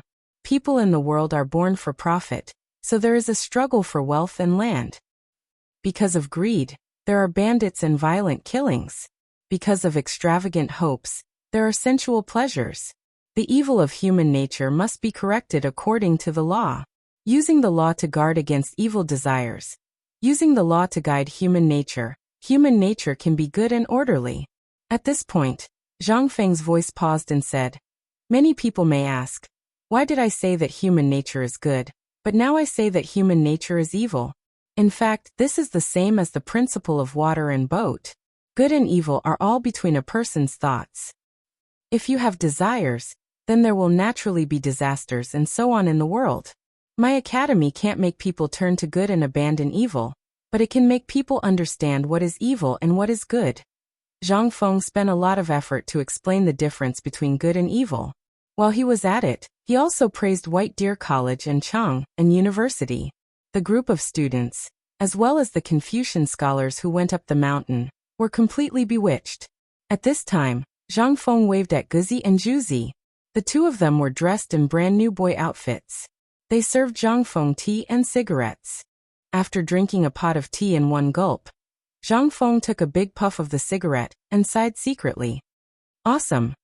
So these Confucian scholars are really good at bragging. Chapter 12:27. Zhang Feng felt good. All the students present were in trouble. The reputation of the academy was already quite big, and everyone wanted to see Zhang Feng's Tao discussion. However, who would have thought that such a big thing would happen in this round? Who could take it? Who could stay calm? However, at this moment, while everyone was still in a state of shock, Zhang Feng actually slipped away. This was out of everyone's expectations. What time was this? This was the opening of the academy. How could Zhang Feng slip away? However, those who knew Zhang Feng well weren't surprised. This was what this kid liked to do. He slipped away after showing off. After 15 minutes after Zhang Feng left, the people present realized that Zhang Feng wasn't present. They all clamored for Zhang Feng to take his turn again. Yu Shernan stood up with a smile on his face. Everyone. Today is the opening of White Deer College. The banquet is ready. Everyone, why don't you follow the old man to the cafeteria? If you have anything to discuss, we can talk about it later. Yu Shernan's status was there for all to see. Now that he had spoken, who would dare to defy him? Not only that, it was rumored that the architecture of the White Deer Institute was unique, and the canteen was even more majestic and magnificent compared to the imperial kitchens in the imperial palace. It was already considered extremely lucky for them to be able to attend the Dao discussion today. But now that they heard about it, they decided to pay a visit. When Qian Wanli saw that the Confucian scholars and Lao Li had left, he walked up to the stage and bowed. Everyone, today I will lead you on a tour of White Deer College. Please follow the students closely. On the other side, when Zhang Feng walked out of the school building, he was deflated. He rolled and crawled back to his room. The moment he entered, he gulped down a pot of herbal tea. Seeing this, the two girls were dumbfounded. Although the two women hadn't been there just now, they had watched the discussion between Zhang Feng and Cui Mengshan from afar. At this moment, looking at Zhang Feng again, he was like a completely different person compared to his previous heroic self. Jingshu couldn't help but cover her mouth and laugh. Prince Zhang, what's wrong? Didn't you just see Prince Zhang showing off his invincible might? Zhang Feng waved his hand and stared at Jingshu speechlessly. Don't mention it. How much ink do I have? If I stay here any longer, I'll probably be exposed. The two women were a little puzzled. Zhang Feng didn't want to explain. He waved his hand and said, Wait, no matter who comes, say that I'm holding a book. No. Fengzi, Mr. Bosher invites you in. Just when Zhang Feng wanted to hide, Li Chengqian's voice sounded outside the door. Seeing this, Zhang Feng knew that he couldn't hide anymore. He had to open the door listlessly and follow Li Chengqian to the villa of the four great Confucian scholars. The villas were all together. Zhang Feng's villa was basically in a row with the four great Confucian scholars and Li Shimin, so he didn't have to worry about bumping into those Confucian scholars as soon as he went out. When Zhang Feng entered the door, in the spacious living room, there were 3 modern wooden sofas. Li Shimin, old scholar Li Yuan, and others were all sitting upright. Seeing Zhang Feng come, they all looked at Zhang Feng with a faint smile. Zhang Feng felt uncomfortable all over. Well, don't look at me like this. It makes me uncomfortable. Zhang Feng sat on the empty seat next to the old scholar and asked, Why is it so troublesome to open the mountain gate? Troublesome? Li Shimin laughed and said, Actually, it's not troublesome at all. Who asked you to be so ostentatious before? Now everyone knows about it. Zhang Feng was speechless. If he hadn't flipped through this kind of book by chance before, and if he hadn't been learning about the 100 schools of philosophers debate before he transmigrated, he would have been embarrassed today. Let's not talk about this anymore, Yu Shernan said with a smile. After what you did today, I'm sure that in less than 3 days, there will be more people coming to visit you. Just wait and feel uncomfortable. But this is also a good thing. Zhang Feng was speechless. What kind of good thing was this? Who had nothing better to do than do this all day? He was just a paper tiger. He could brag, but sigh. Poor old bones like us. We've just received news that all the Confucians that ascended the mountain today have been inspired by you, and are preparing to join White Deer Academy once more. We've just done a rough estimate, and I'm afraid there won't be 1,000 people this time. There should be around 800. So many. Zhang Feng was shocked. But then, Zhang Feng rolled his eyes and went to Yu Shernan and the others. He said with a smile, Teacher, this is an opportunity. Yu Shernan rolled his eyes. What opportunity? It's time to expand the teaching staff of our college. After Zhang Feng finished speaking, Yu Shernan and the others' eyes lit up. That's right. Whether it was Chang'an University or White Deer College, there was a serious imbalance in the teaching staff. Even with Ma Zhou and the others joining, they couldn't handle it in a day. However, although most of these Confucian scholars were mediocre, there were some who were outstanding. This way, it was really a good idea. At the thought of this, Li Shimin couldn't take it anymore. Seeing that they were discussing, he waved his hand and said, Gizi immediately spread the news that Zhang Feng said that he's going to recruit a few teachers for White Deer College and Chang'an University. Chapter 1228. Emperor Yang of Sui's sword finally lay in Zhang Feng's arms. After yesterday's opening ceremony, Li Shimin reluctantly gave it to Zhang Feng. At this point, Zhang Feng had been hiding in a gentle place, unwilling to show himself. The four great scholars were busy handling the matters on and off the mountain. Although they had some complaints, looking at the mountainous pile of congratulatory gifts, the newly recruited students and the teachers, their faces were full of smiles. The matters of White Deer College had been settled. On the first day he was busy inviting everyone to tour the mountain, tour the teaching methods, and so on. At night he hosted the evening activities. Zhang Feng was coaxed by Li Chengqian and the others to come out. Today it was dusk time. Only then did the noise on the mountain slowly dissipate. Li Yuan and Li Shimin were furious because of Cui Mingshan's matter. On the first day, they left the mountain early, accompanied by Li Chengqian and the others. Zhang Feng didn't know why they were in such a hurry. However, after Yu Shirnen got drunk, Zhang Feng vaguely heard that Shandong was going to be in trouble. However, this didn't concern Zhang Feng. He had always dealt with whatever came his way. At this moment, Zhang Feng sat on the balcony, looking at the waterfall under the setting sun. He closed his eyes and dozed off. Jingshu was gently playing the guzheng beside him. Zhang Yuyao was also looking at Zhang Feng. No one knew what she was thinking. However, she also took over the glorious mission of Guzi and Zhuzi. At this moment, she tirelessly massaged Zhang Feng's shoulders. However, such a good thing didn't let Zhang Feng enjoy it for long. At this moment, a burst of noise forced Zhang Feng to stand up. Who are you? This is the Villa District. You can't enter without an identity card. I am Arkannan. Can I trouble you to inform the dean that there is a matter at the forging workshop? Forging workshop? Are you from that workshop? The group of veterans had already been formed into a security team by Zhang Feng. Basically, Chen Tiniu and the others were in charge of this matter. However, ever since these veterans followed Zhang Feng, they refused to go anywhere else no matter what. They only stood guard at the entrance of Zhang Feng's villa, guarding the door for him. They said that the old village chief and cripple Wang had looked for them and personally instructed them not to care about anything else but Zhang Feng's safety. Now, even if Zhang Feng didn't like these oversized lights, he couldn't do anything about it. At this moment, Zhang Feng heard the sound downstairs. He slowly got up and leaned against the balcony to take a look. It really was Arkannan, who was dressed in gray. Wait, I'm coming down now. Zhang Feng didn't dare to let him in. Even though he had ordered these people to bathe every day, the smell on his body was still enough to kill a cow. Zhang Feng went downstairs and asked at the entrance of the villa, "What's wrong?" "There's no more iron." Arkannan sighed. Zhang Feng thought to himself, "Just as I thought.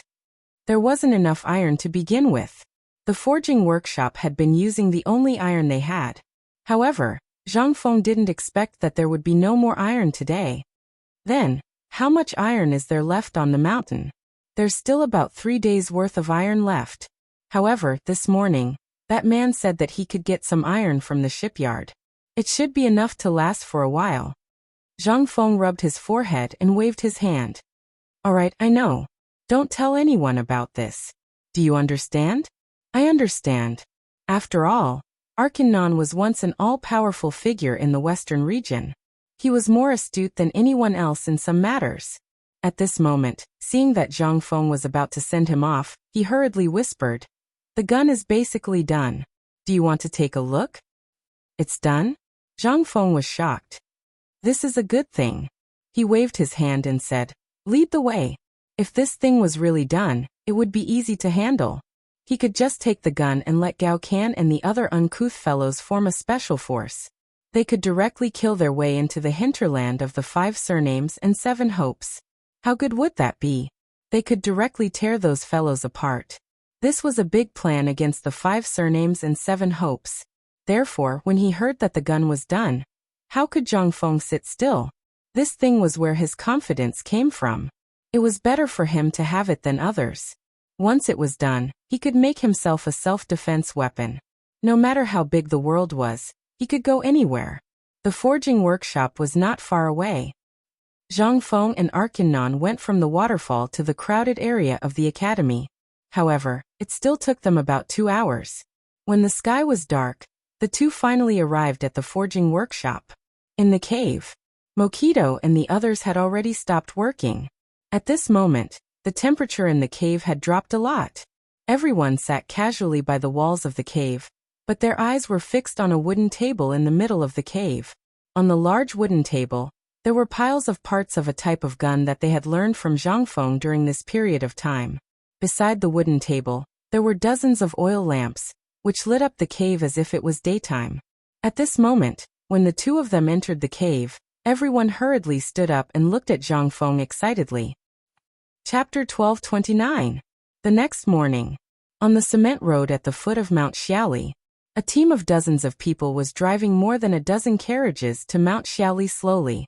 The carriages emitted a nauseating smell along the way. Niu Jindao was sitting on the back of the horse at this time.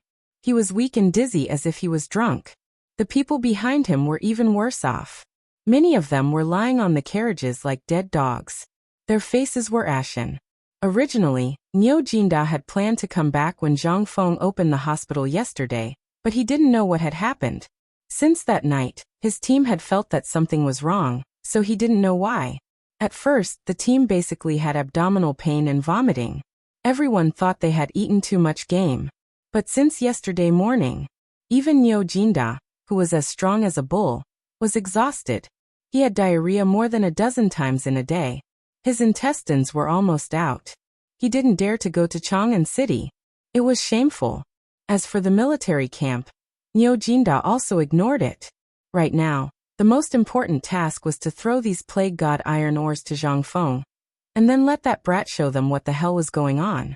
In the morning, the market at the foot of Mount Xiaoli was already noisy, and the patrolling soldiers, after seeing the appearance of Niu Jindao and others, almost thought they had encountered some bandits. They didn't dare to be careless. When they hurriedly spread the news, they also took over the people who were escorting the carriages. They even hurriedly carried them to the mountain with stretchers made of bamboo and clothes. Niu Jindao felt very ashamed. He covered his face with his hands all the way. No matter how others pointed at him, he didn't dare to say anything. How shameful. Not until they entered Zhang Feng's villa and heard Zhang Feng's voice did Niu Jindao look at the villa's yard through his fingers. After seeing only his people and Zhang Feng were there, he hurriedly grabbed Zhang Feng's hand and said with a trembling voice, "Fengzi, help." Zhang Feng's face darkened. "Old Niu, what's wrong with you?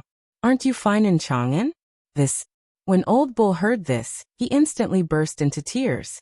She immediately pulled Zhang Feng aside and complained tearfully. Finally, Zhang Feng understood the ins and outs of the matter. Niu Jindao had always wanted to repay Zhang Feng for saving his life, so he immediately went to look for ores. However, none of them had seen what the iron in the picture looked like. They only felt that the two things seemed to be very similar. In the end, they dug it out and brought it back. However, this thing seemed to be cursed. At this time, after Niu Jindao finished speaking, he said with lingering fear, "Fengzi, I advise you, that thing can't be touched. If you have nothing to do, don't touch that thing." The more Zhang Feng listened, the more interested he became. This thing seemed to be, that was something.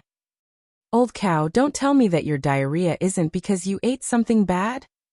Motherf ***, I always eat like this and nothing has ever happened. If I had diarrhea, I would have recovered long ago. How could I have diarrhea like this? This is definitely caused by that pile of rotten stones. Niu Jindao swore like a curse. Even Niu Jindao's family had confirmed this point. Involuntarily, Zhang Feng's interest was piqued. This thing was definitely not an iron ore. Anything that carried radiation was generally not a good thing. They were definitely poisoned by radiation. If this thing was brought to the academy, it would be a big problem. However, just when Zhang Feng wanted to hurry to see the ores, Niu Jindao grabbed Zhang Feng and asked again, "Fengzi, let me ask you something. Don't lie to me." Zhang Feng rolled his eyes. "Look at the situation now. I'll go find Dr. Sun Simiao to take a look at you. I'll also take a look at the pile of stones you brought back. If it's really like what I think it is, then it'll be a big problem." However, Niu Jindao didn't listen at all. Instead, he asked, "Let me ask you, old you and the others who went to look for ores, have they returned?" No, you're the fastest. Come on." While speaking, Zhang Feng hurriedly ran away. Only Niu Jinda was left laughing crazily. Ha ha ha ha, Lao Tzu knew it. Lao Tzu knew that I'm the fastest. While Niu Jinda was proudly showing off, Sun Simiao entered Zhang Feng's villa with a serious face with Yu Nan and the others. Seeing the courtyard full of injured people, his face couldn't help but sink. He didn't have time to talk and hurried to Niu Jinda's side. He asked about the cause of the matter and checked his pulse. However, slowly Sun Simiao's face changed. He hurriedly shouted, "Someone carry them to a place where there's no one. Quickly find someone to disinfect the dean's villa. Everyone who came in contact with them, immediately come to find the old man." What was going on? In an instant, Niu Jinda was dumbfounded. Niu Jinda's subordinates were dumbfounded. The onlookers were also dumbfounded. What was going on? Why did the situation suddenly change? Could it be, was this a plague? Chapter 12:30. As soon as Zhang Feng left the dormitory, he hurried to the workshop. He was worried that this thing might be radioactive. If that was the case, the craftsmen that he had painstakingly trained would all be gone. When he arrived at the workshop's entrance was already surrounded by people from the workshop and the craftsmen from the mountain. When Zhang Feng saw this, he hurriedly shouted, "Get out of the way! Don't come near!"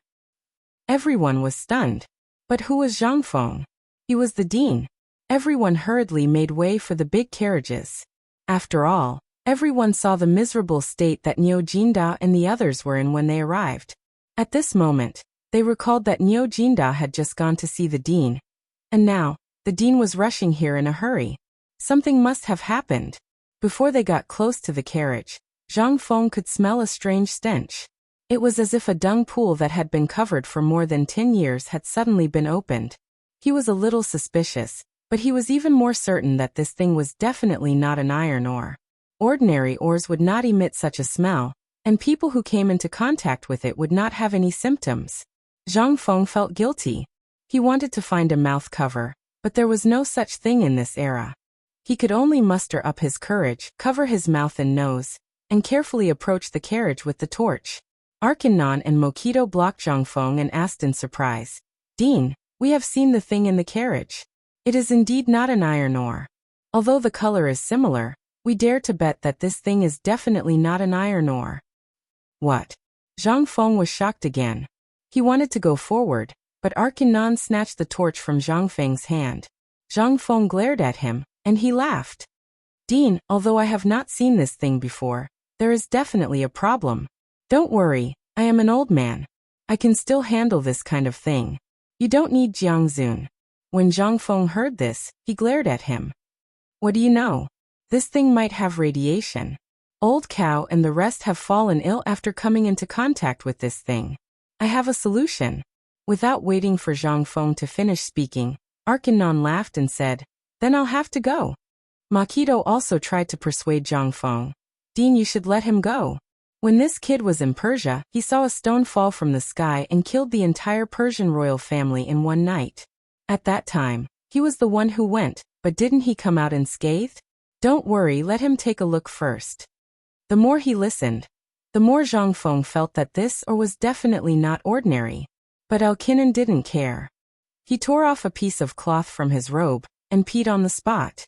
After drenching the cloth, he covered his mouth and nose and stepped forward. This time Mokito said softly, "You're the dean now. Your status is noble. You shouldn't use urine to cover your mouth." Zhang Feng came to a sudden realization. But in his heart he was anxious. If this was a radioactive ore, not to mention using urine to cover your mouth and nose, even if you were soaked in urine, it wouldn't be a problem. After all, Arkanon had decades of experience in the field of blacksmithing, and he had seen countless strange things in his hands.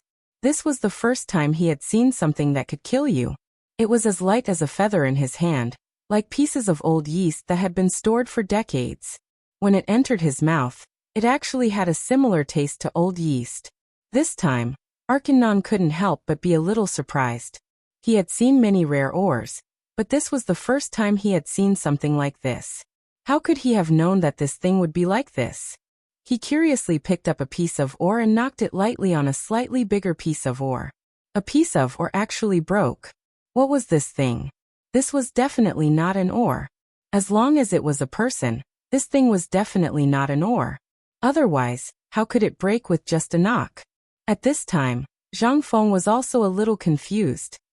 Arkanon, give me a small piece. I seem to remember what this thing is. Arkanon was still worried, but he couldn't persuade Zhang Feng. He could only take out a small piece of ore and pass it to Zhang Feng. Zhang Feng held the ore in his hand and looked at it carefully.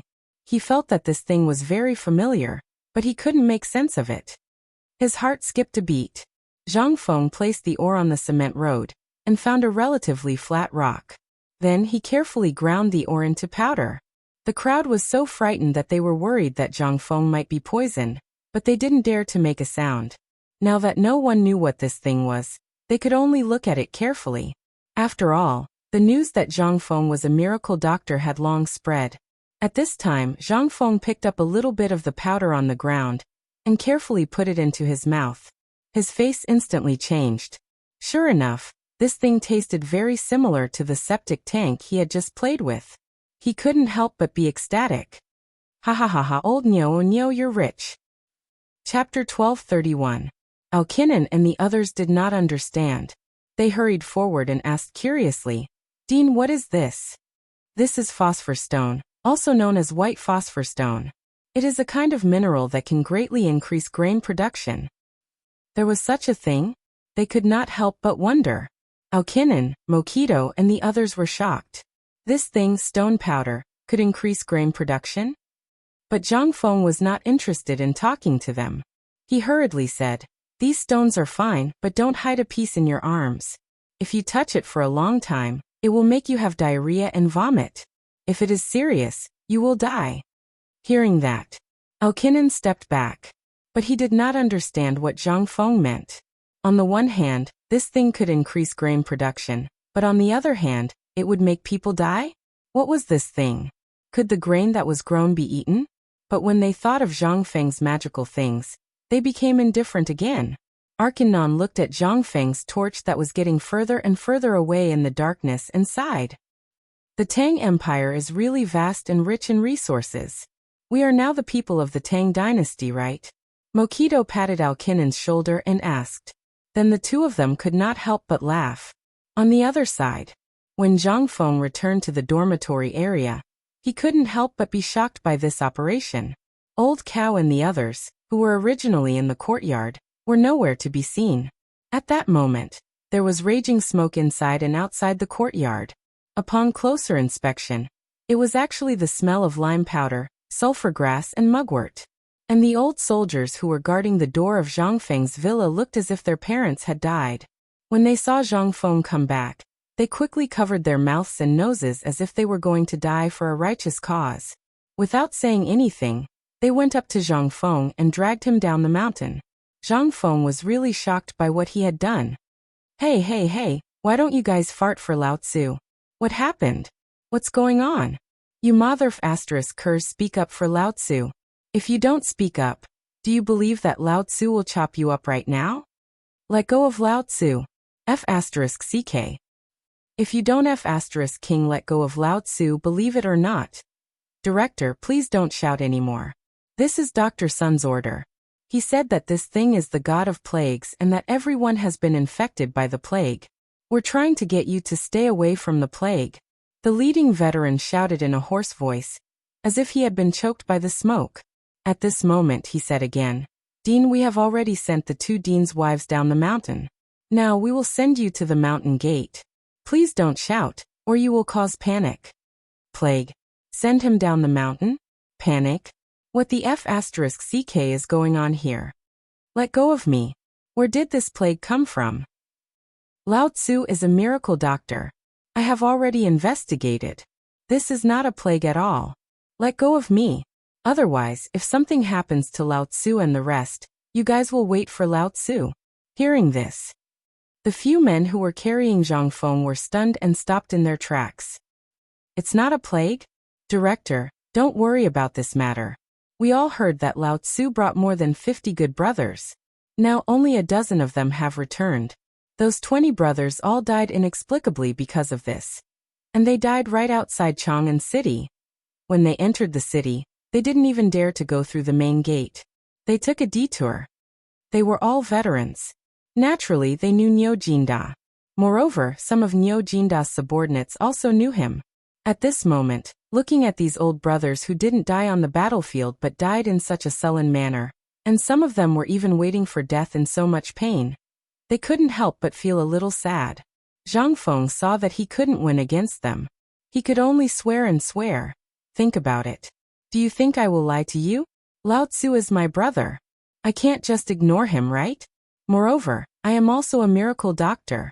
You guys have seen me before. If I go now, they may still be saved.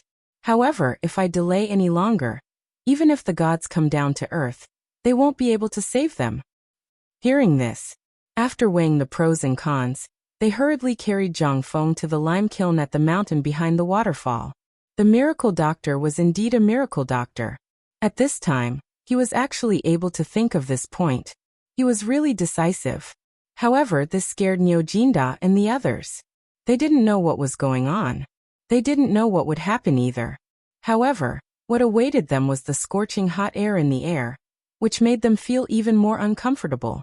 But at this moment, just as Sun Simiao was about to give them a blood transplant according to Zhang Feng's method, Zhang Feng had already rushed over.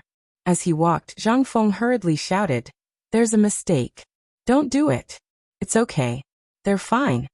When everyone heard this, they couldn't help but look at Zhang Feng. Niu Jinda struggled to get up from the pile of straw and shouted, "Brother, help!" Chapter 1232. Sun Simiao was a little suspicious. But he also believed in Zhang Feng's medical skills. He hurriedly told Zhang Feng what he had just found out. Zhang Feng couldn't help but interrupt Sun Simiao. He looked at the worried people and said, "Actually, this matter is indeed very serious, but it's definitely not a plague. It's definitely not some other problem. Fengzi, I say don't just stand there and talk. You'd better see how to save me first. How about it? I'm about to die, and you're still here talking nonsense?" Niu Jinda really didn't understand the situation. At this time, seeing that Zhang Feng was still in the mood, how could he lie down? If it wasn't for the fact that he had just been forced to drink a large basin of cow urine, he would have already come forward to strangle Zhang Fengshi's neck. It was also because of that basin of cow urine that he and his subordinates had a trace of strength. Seeing this, Sun Simiao hurriedly took out a piece of cloth stained with cow urine from the basin next to him, and handed it to Zhang Feng. Zhang Feng was dumbfounded. "I say, old master, what are you doing?" Sun Simiao saw that Zhang Feng didn't know what to do. He could only point to the cloth under their noses and said, "This thing is good for killing viruses and isolating the plague. Don't you know to use the alcohol I gave you before? That thing is precious." Zhang Feng was speechless.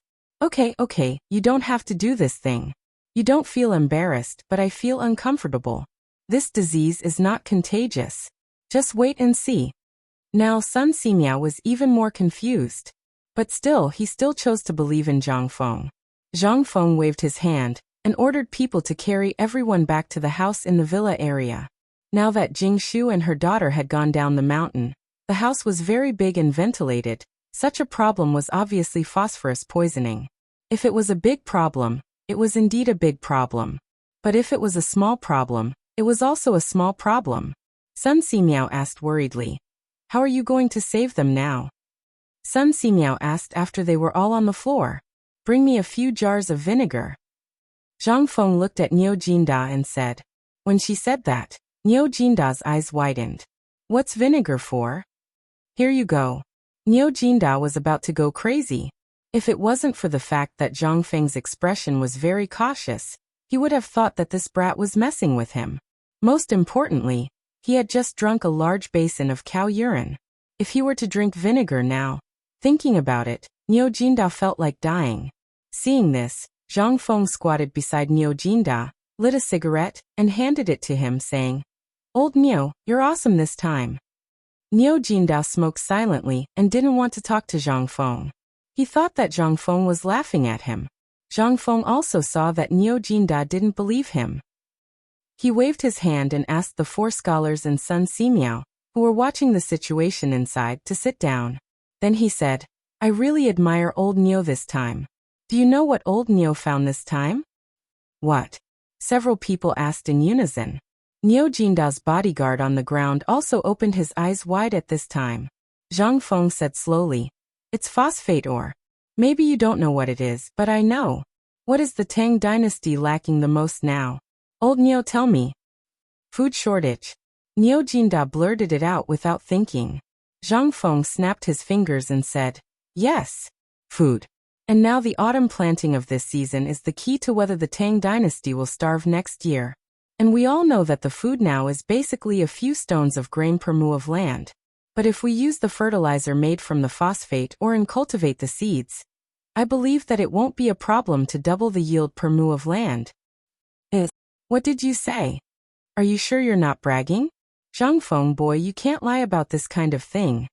Yu Shinan and the others couldn't stay calm in an instant. Double the yield per mu of land? This was simply unthinkable. If someone else had said this, they would have definitely slapped that person. Food was the most important thing in the world. No one was willing to use food to brag. This was also a big taboo in the world. But this time, it was Zhang Feng who said it. How could they be shocked? But more people still felt that it was inconceivable. No matter how they thought about it, they felt that it was impossible. Who would have thought that this thing could be so useful that it could directly double the yield per mu of land? Wasn't this a joke? It couldn't help but be so shocking. Chu Suiliang paced in the room with a dignified face.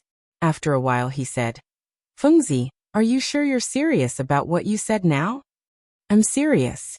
These things are absolutely true. Not only that, but the most important thing is that if the seeds are grown according to the method I said, I can guarantee that the yield will be doubled. Zhang Feng looked at Chu Suiliang with a smile and said, At least, according to the yield of wheat, if I improve the quality of the seeds, it won't be a problem to produce more than 20 stones per mu. And this is under the condition that the phosphate or fertilizer I said is not used. Once this fertilizer is used, the yield will be increased. Chapter 1233. It was nighttime. Zhang Feng's villa was filled with the smell of vinegar. Throughout the night, Zhang Feng's bathroom was the most lively place. Basically, no one was idle. But as the night deepened, bursts of thunderous snoring came from the whole villa area. In such a dark night, the news that could change the fate of the Tang dynasty suddenly spread to the imperial palace. The next moment, Li Shimin couldn't sleep. That night, he called Wei Zheng and the others to discuss whether it was true or not. In Chang'an City, in Zhang Shan's mansion, the old Xiaocai of Chang and University, as well as Cheng Yaojin and the others, all knew that Niu Jinda was poisoned in the phosphate fertilizer. For a time, the whole Chang'an City was in turmoil. The next morning, before dawn, Li Shimin directly hung up the board. He didn't have to go to court today, and then hurried up the mountain. 123422234. On the mountain, it was still gray at this time, but Qian Wanli had led the students on the mountain early in the morning, and had been running around the mountain for a long time. On the mountain, some students, craftsmen, and handymen were busy preparing breakfast. When Li Shimin and a large group of people went up the mountain, Yu Shinan was doing morning exercises to stretch his muscles and bones. As soon as he saw Li Shimin, Yu Shinan knew what he was going to do. He hurriedly asked Li Shimin and the others to go to the side. Mr. Bosher, did that guy tell you this in person last night? Li Shimin couldn't wait to ask. Yu Shinan nodded. Yes, that guy said it in person. Otherwise, I wouldn't have asked someone to send you a letter overnight. I think now many people at the foot of the mountain know about it, right? Li Shimin heard that and sighed softly. How could he not know about this matter? Because of the autumn planting, he had not slept well for many nights. When he heard about Zhang Feng last night, he did not sleep at all. That was the reason why he had come.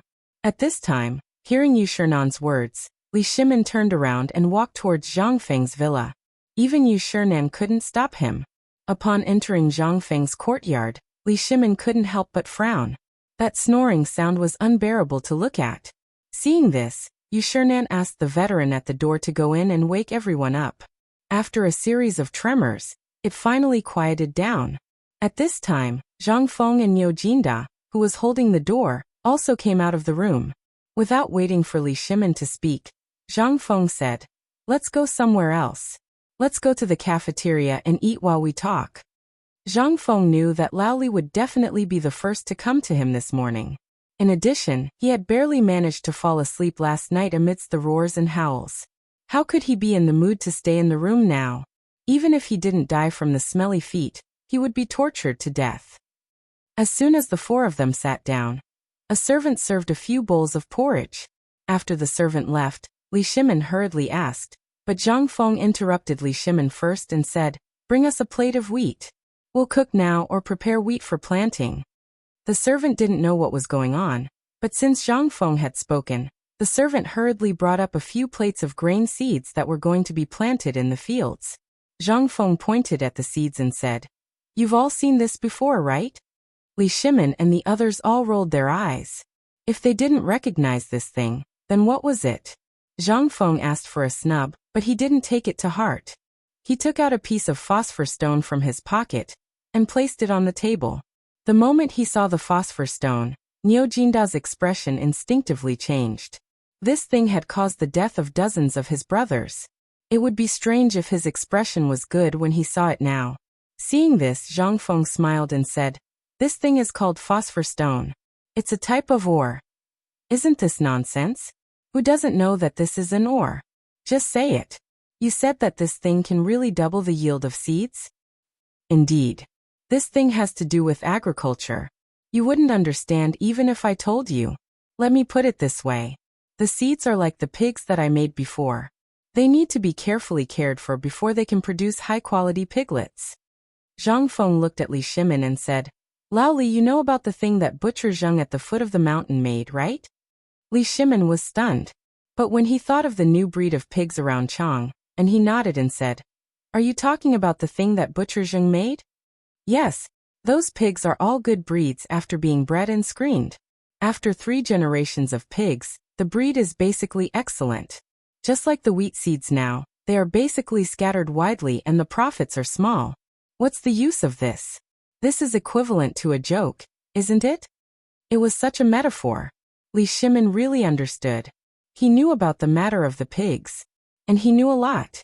At this time, when he heard Zhang Feng say this, he remembered that it seemed that he hadn't paid attention to this matter for a long time.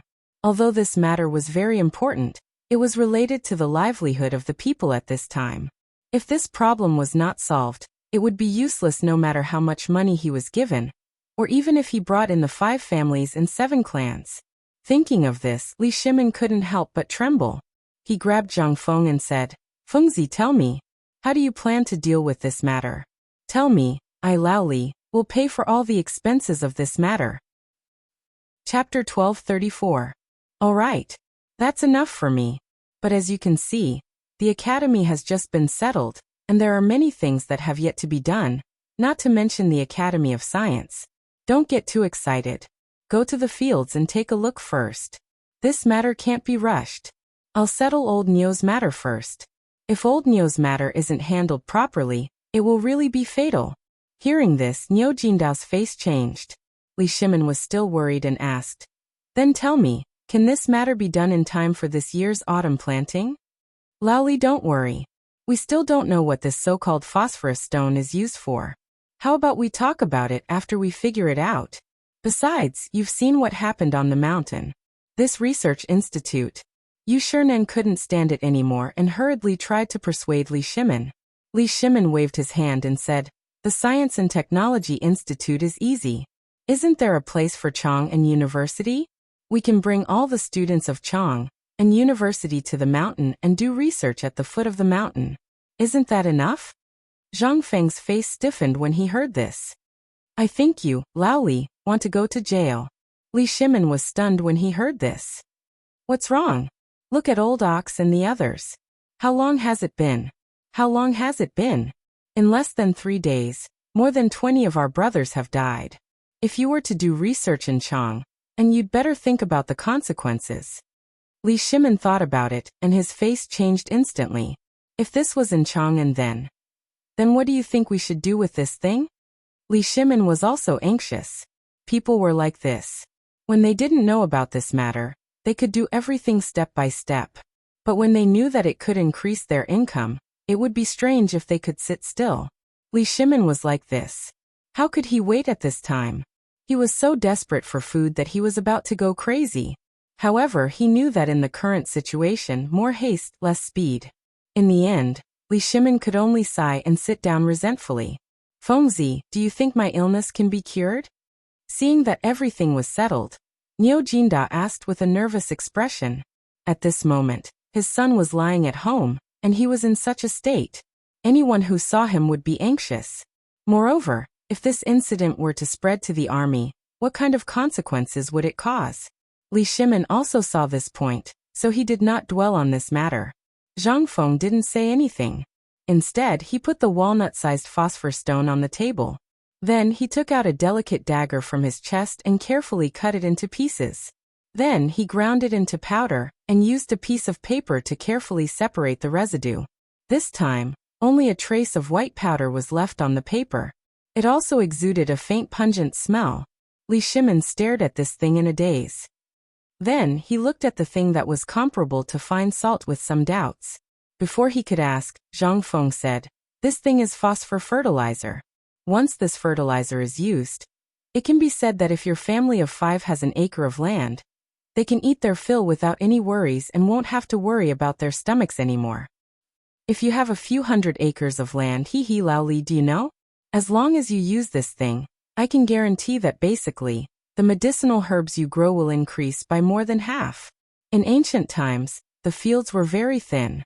Moreover, farmers used manure for a long time. Most of them basically didn't need any fertilizer, let alone other things. The harvest of the farmers was basically dependent on the heavens. So, how could the harvest be good? Those big families only had dozens or hundreds of mu of land. And some even relied on the slaves or workers hired by their families to work in the fields. How could they do a good job? It would be strange. At this moment, Li Shimin and the others wanted to take a closer look. However, when they saw Niu Jindao's miserable state, they shrank back. They anxiously scratched their ears and cheeks. "Fengzi, tell me, can this thing be used just like this? Or is there any other use for this thing? By the way, if you want to make this thing, how long will it take to make it? Also about the seeds." Li Shimin couldn't wait. He asked. Zhang Feng rubbed his chin and thought for a moment before saying, "At this rate, the wheat should be planted by next month at the latest, right? Then let's do it before next month. We still need to start looking for a place to build the phosphate fertilizer factory starting tomorrow. After all, you have seen the power of this thing. If it's placed in a crowded place, it definitely won't work. Moreover, I still need to study some things here. Otherwise, if this person goes in, he will definitely be played with in less than a day." So troublesome? Li Shimin was stunned. However, he made up his mind and said, "This is not a problem. There are many prisoners on death row in the various prisons. When the time comes, I will go and get some people in. Just tell me when we can start. As for the location, I will think of a way." "No." Zhang Feng hurriedly interrupted Li Shimin and asked, "Lao Li, can you even get a death row prisoner? Are you sure?" Chapter 1235. Cough, Lao Li, I'm also very curious. Although your business is very big, getting someone out of the death row prison isn't a simple matter. Are you sure you have a way?" Yu Shernan was scared out of his wits and hurriedly changed the topic. This time, Li Shimin finally came to his senses. Li Shimin couldn't help but break out in a cold sweat. He had been so focused on talking about this that he really had forgotten about this matter. At this moment, seeing Zhang Feng staring at him curiously, Li Shimin's eyes flashed and he said, "Actually, this person can definitely be brought over. Think about it, don't we know Lord Zhangsun? Right now we also have Duke Chun Ho Junji and Imperial Prince Li Xiaogong. Moreover, this matter is beneficial to the country and the people. Think about it, would His Majesty not agree?" Thinking about it this way, Zhang Feng finally came to a realization. That's right. The current emperor had just experienced the predicament of being surrounded by tens of thousands of starving people. If he heard about this matter now, wouldn't he go crazy with joy? Then wouldn't he have anything he wanted? If he wanted to be an official now, then with this thought, Zhang Feng's heart began to heat up again. Right, it's still you, Lao Li, who understands me. Now that you mention it, I suddenly remember that this matter of ours isn't just a business. More importantly, this business of ours can also help His Majesty solve a huge problem. TSK, if that's the case, then don't you think that I, Zhang Feng, am going to strike it rich? Not only that, when the time comes, all of us will be able to become officials. Just thinking about it makes me happy, don't you think? Li Shimin, Niu Jinda, and Yu Shinan were all dumbfounded. They couldn't keep up with Zhang Feng's thoughts at all. After a while they asked, You said that we can all become officials? That's right. Zhang Feng excitedly slapped his thigh and said, Think about it, this is the era of agriculture. Those who obtain food will obtain the hearts of the world. If we can get this thing out, then won't we be able to benefit the people? And not only that, not only can we bring honor to our families, we can also leave our names in history. Aren't you all excited? Li Shimin and the other two black lines, Yu Shinan, slowly clenched his fists. Seeing Zhang's greedy eyes, he couldn't help but reveal a trace of coldness. However, Zhang Feng still didn't notice it. He continued to talk. Think about it. Right now, you guys are in the business world. You can't be seen in public. But once you have an official position, you will be related to the word official. Then us brothers will all be officials in the future. I've said it before, when I, Zhang Feng, become successful, I won't forget you old brothers. How about it, Lao Li, am I, Zhang Feng, a brother? Think about it. What kind of official position do you want after the emperor's edict comes down? The Ministry of Agriculture, the Ministry of Works, the Ministry of Agriculture, and so on. Boy, do you think old man is invisible? Just when Zhang Feng was thinking about what kind of official position he wanted in the future, Yu Shinan finally couldn't bear it anymore. Hearing this, Zhang Feng shrunk his neck. Only then did he remember that Mr. Bosher was still here.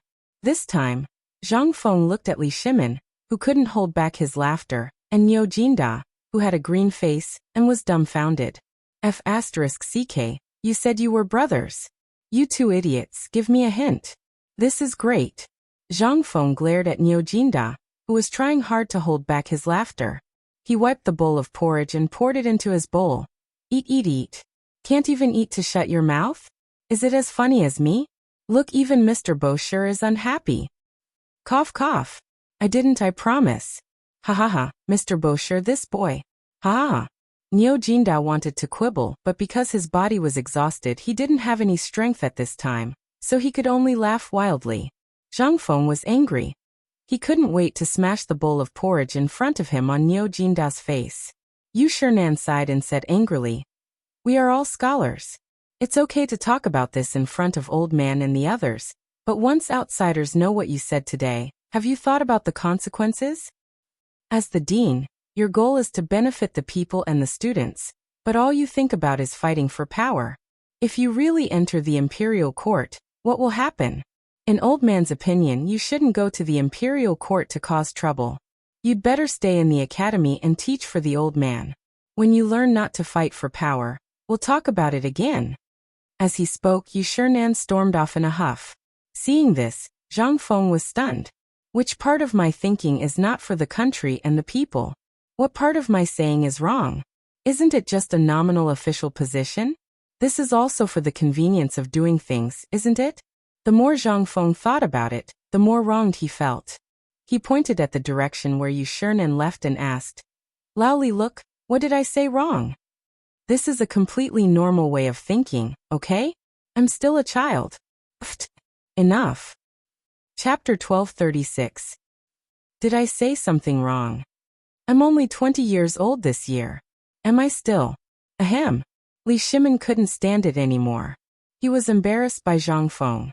In the Tang dynasty, at Zhang Feng's age, he already had a lot of wives and concubines, and his children were already old enough to buy soy sauce. Now, you are telling me that you are still a child? Look at the things you have done. Which one of them was done by a child? Li Shimin was speechless. He narrowed his eyes and said, Fengzi, let's not talk about this. This is a matter of the future. Only after the harvest next year will the emperor give a big reward. But now you are just talking about it. You haven't prepared anything and you haven't done anything. Aren't you talking too much? Originally, Li Shimin really wanted to reward Zhang Feng now, but Yu Shernan's words just now were actually for him. Now Zhang Feng was like a thriving tree. If he was contaminated by the bad atmosphere in the imperial court too early, it would only be disadvantageous to Zhang Feng. Zhang Feng's personality was frank, and he was extremely protective of the people around him. He was a man of principles, and he followed all of his preferences. He was fine as a brother, but once he entered the huge quagmire that was the imperial court, Li Shimin was very worried that in less than a month, Zhang Feng would be led astray. He knew that he was ashamed to face Zhang Feng, but this matter could only wait until Zhang Feng's wisdom and age were more mature, or until all the bad people were suppressed and entered the imperial court. At that time, with Zhang Feng's ability, Li Shimin believed that no one would dare to oppose Zhang Feng anymore. After all the food in Chang and city was basically made by this kid. But this was not enough. At the very least, these things were not enough to capture the hearts of the cunning people in the imperial court. In the eyes of those cunning people, Zhang Feng was too easy to control. Li Shimin didn't want to see this happen to Zhang Feng. Most importantly, he didn't want to lose this brother so soon. Fengzi, tell me about your Science and Technology Institute first. As for the phosphate fertilizer factory, I will settle the factory for you after I go down the mountain today. As for when you want to start, that's your business. Zhang Feng was silent for a moment, then he said, it's easy to set up a place, but this thing requires knowledge of chemistry. Although Li Gan and the others have some knowledge of physics, you can see the current situation. At this time, how do you think I can set up a research institute? In terms of time, it's too late. Academy, also known as the physics laboratory. This thing was the core of White Deer College, so Zhang Feng didn't dare to do it casually. At the very least, he didn't dare to interfere with this matter when he was busy. He only dared to do it when things were not so busy. After all, this experiment was different from other places. At the very least, in terms of its functions, it was very different from the current teaching building. Although some things could be replaced by the empty classrooms now, but most of the physics experiments had radioactive effects. At the very least, the experiment on the radioactivity of the phosphate fertilizer and the high-speed extraction of phosphate rock required experiments. Right now, Zhang Feng was only at the initial stage of understanding these things. Basically, he only knew how to talk. After all, if it weren't for the credits, he wouldn't have gone back to the physics and chemistry classes. Laoli, I'll think of a way to deal with this laboratory, but we can't be too hasty. As for the extraction of the phosphate fertilizer, I have the simplest method here. Zhang Feng muttered to himself for a while, then looked at Niu Jinda and said, Old Niu, how big is the phosphate rock you saw on Mount Longzhou? Niu Jinda didn't even think about it. It's about the size of Mount Shao. It's everywhere. As for how deep it is, I don't know. But Fengzi, are you sure this thing can be used? It can be used? Get rid of the question mark. Zhang Feng smiled faintly. Let me ask you, are the trees on the phosphate rock more abundant than other places? Also, there's a distance outside the phosphate rock mountain. Is there not a single blade of grass growing there? Hearing Zhang Feng's question, Niu Jinda couldn't help but think that Zhang Feng had been there before. Fengzi, have you been there before? Zhang Feng shook his head and said, No, I haven't. Then how do you know so much about the situation there? Wasn't this nonsense? If he didn't know about this, then wouldn't he have studied for nothing all these years? However, he didn't dare to do this experiment on his own. When he was teaching Li Gan and the others, he could also review the old and learn new things. Otherwise, if he died, then he would really be done for. Moreover, as a liberal arts student, he knew these things, geography and all kinds of things. In addition, he was originally from Shaanxi. How could he not know about the Shaanxi territory? However, when he heard that there was an area as big as Mount Shao, Zhang Feng's eyelids couldn't help but twitch. Damn, this time I'm really rich. Chapter 1237. Li Shimin and Niu Jinda trembled when they heard Zhang Feng shout. They almost fainted. Just a moment ago, both of them were thinking about the yield of the grain and what the phosphate fertilizer was. But in the next moment, there was a problem. But in the next moment, this kid seemed to have gone crazy. They could not help but jump in fright. Li Shimin was speechless. Kid, can you stop being so flustered? This is not the time to talk about money. Then tell us, how do you make a fortune with this? Zhang Feng heard that and rolled up his sleeves. Come. I'll give you a good explanation. You guys are simply too lacking in physics knowledge. Li Shimin wanted to beat Zhang Feng up. He even started to clench his fists. Zhang Feng saw that and his eyelids twitched. He hurriedly said, It's this thing is a little complicated. I can't explain it clearly in a sentence or two. I'll just give you a simple explanation. 1 hour. It took Zhang Feng a full hour to explain the knowledge related to agriculture, from irrigation, fertilization, photosynthesis, and the importance of pollination in detail. This time, Li Shimin was dumbfounded. His head was dizzy, as if he had opened the door to a new world. He originally thought that these things would be fine as long as there was water. Who knew that this small thing in the picture could be so awesome? In the end, Li Shimin was sent away by Zhang Feng in a daze. Now only Niu Jinda was left. Niu Jinda saw that everyone had left, and then slumped on the stool. He said, Fengzi, I'm afraid you've forgotten about me? I'm a patient. Zhang Feng finally understood. He hurriedly looked at old Niu, lifted his eyelids and looked at his tongue. He then heaved a sigh of relief. It's okay. Remember to drink a jar of vinegar every day and eat a piece of croton. Niu Jinda's face instantly turned as black as the bottom of a pot. Fengzi, you're asking for my life. Croton, I'm about to shit to death now, and you still want me to eat croton? Zhang Feng didn't take it seriously. This is phosphorus poisoning. Vinegar can only alleviate and eliminate the toxins, but if you want to expel the toxins, you have to go to the intestines and stomach first. Only in this way can you recover faster. Why would I mess with you? We're brothers, so I have to take care of you, don't I? As Zhang Feng spoke, he patted Niu Jinda on the shoulder and shouted outside the door. Old Mrs. He, bring me a jar of vinegar. Alter. When Niu Jinda heard this word, he almost fainted. From last night until now, his stomach was full of vinegar. The air he breathed was filled with the smell of vinegar. Old He's wife was the person in charge of the canteen at this time. She was basically in charge of the canteen's purchasing and other things. She had already seen Zhang Feng enter the private room on the second floor, and didn't come out. When she saw Li Shimin come out, she was outside the door. She didn't expect to hear Zhang Feng ask for a jar of vinegar, although she didn't know what Zhang Feng wanted to do with vinegar. But he still did as he was told. Although she didn't know why Zhang Feng wanted vinegar, she always picked the biggest thing for Zhang Feng. Therefore, Old He's wife found 2 workers to carry a big jar of vinegar into Zhang Feng's private room. Niu Jinda's eyes widened when he saw this. Fengzi, you're a magnanimous person.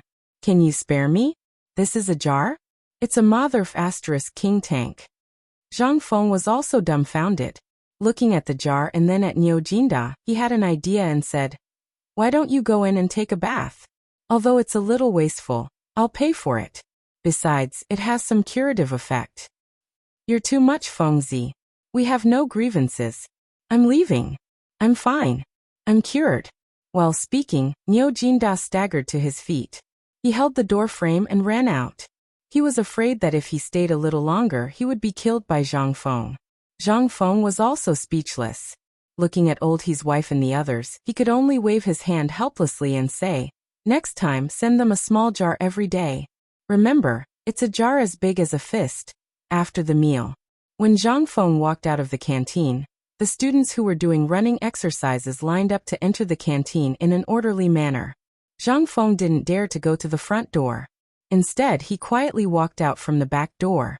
However, before Zhang Feng walked out of the canteen, he ran into Old He, who was eating in the back kitchen of the canteen. When Old He saw Zhang Feng coming over, he grabbed Zhang Feng and said, It's really difficult to see you now. Seeing this, Zhang Feng asked, Don't you see me every day? What's the matter? Uncle Ho looked around and pulled Zhang Feng to a corner. This time, he said in a low voice, Do you remember the 3 old men that you found? They asked me to tell you that the things you asked them to fiddle with have sprouted. Zhang Feng was stunned when he heard this. He couldn't remember at the moment. Old He saw this and said, "Hey, I told you that you must have forgotten. Let me remind you. The things you and the 3 old men planted in the distiller's grain trough in the brewery next to the pub?" Zhang Feng instantly remembered something. He hurriedly asked, "Is what you said true? The potatoes really sprouted?" Chapter 1238.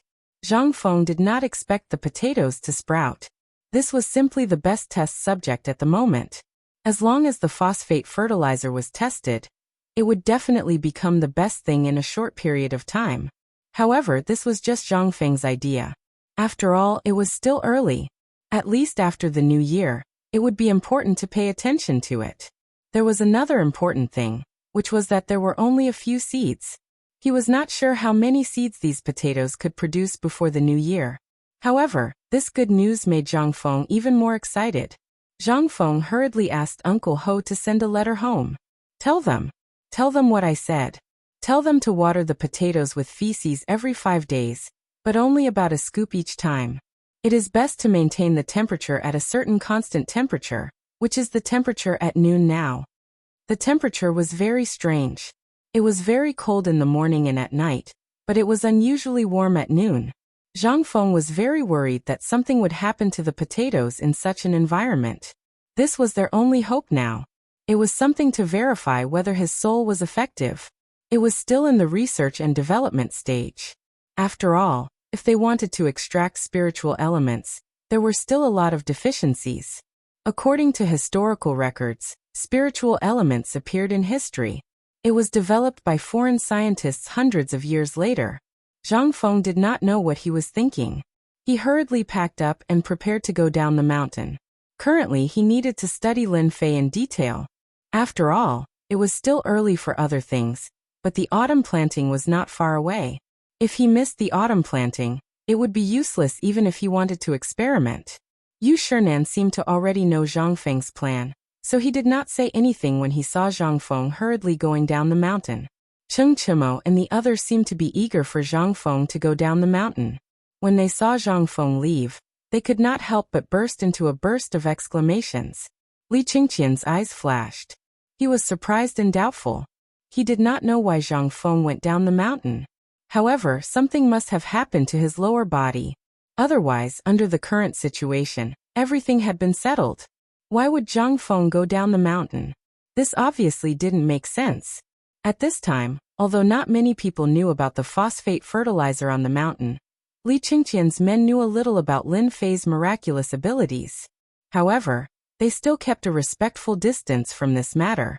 No one dared to touch this thing. After all, Niu Jinda's example had already made many people's hair stand on end. Who would dare to touch this thing? On the other side, Fang Xianling was restless at home. Fang Yai had also entered Chang and university a month ago, but this was not what he wanted. Every father would think about their son's future. Since the last time he saw Lu Jianhu's broken leg and the performance of Niu Jinda and the others, Fang Xuanling's heart began to feel a little alive. After all, because of the emperor's order, he stayed in Chang and to deal with the aftermath. But now Fang Xianling rarely participated in it. He had entered Chang and university a month ago. However, after seeing the scene at Zhangfeng Courtyard and the Mid-Autumn Festival Poetry Meet, as well as the scene at White Deer College's opening ceremony, Feng Chuanlin's heart was already somewhat unable to hold back. In addition, during the Mid-Autumn Festival night, Fang Xianling and his wife had shown their desire. As a cabinet minister, how could Fang Xianling not know? For example, right now, it was rare that the emperor did not go to court today. It was rumored that he had gone to White Deer College. Fang Xianlin was preparing to go to work after breakfast, which was rare. However, at the dining table he had heard his wife and Fang Yai's wife's strange words. How could he not know what his son was thinking? After all, Cheng Yaojin and the others had been showing off in front of others every day, especially after the Mid-Autumn Festival Poetry Meet. How could Fang Xuanling's family not complain? After the meal, in Fang Xuanling's study room, Fang Yai stood in front of Fang Xianling unhappily. Fang Xianling asked, "Do you want to enter White Deer College?" "Yes." Fang Yai answered without even thinking. Looking at Fang Yai's burning gaze, Fang Xianling felt a little conflicted. He didn't know if he should wait and beg the emperor, or go directly to Chang and university to talk about it, or go directly to Zhang Feng. However, after thinking about it, Fang Xianling sighed secretly and hurriedly left the room. Fang Yai saw this and hurriedly asked, "Father, where are you going?" Fang Xianling didn't even turn his head as he said indifferently, "To the pub." Although he knew that he wouldn't be able to see Zhang Feng if he went to the pub, Fang Xianling didn't intend to see Zhang Feng now. He wanted to find a place to calm down and think about how to deal with this matter. After all, if he went to beg Zhang Feng now, he would feel a little embarrassed. Chapter 1239. Yu Lai Restaurant had been deserted for a long time. On the mottled golden signboard, there were spots of black paint and traces of falling off, but there was not a single spider web on it. There was not even a single leaf on the steps at the door. Although it was already autumn, half of the dead leaves on the crooked tree at the door of Zhang Feng's restaurant had already fallen off. It was clear that someone had meticulously cleaned this place. Even the door of Zhang Feng's restaurant was not locked.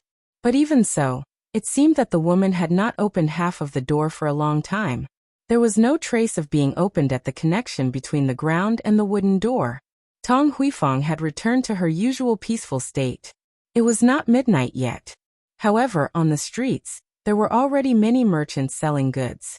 Most of them were selling farming tools, such as adjustments made of bamboo, bundles of hose in a row, flat machines, wicker baskets, and other farming tools.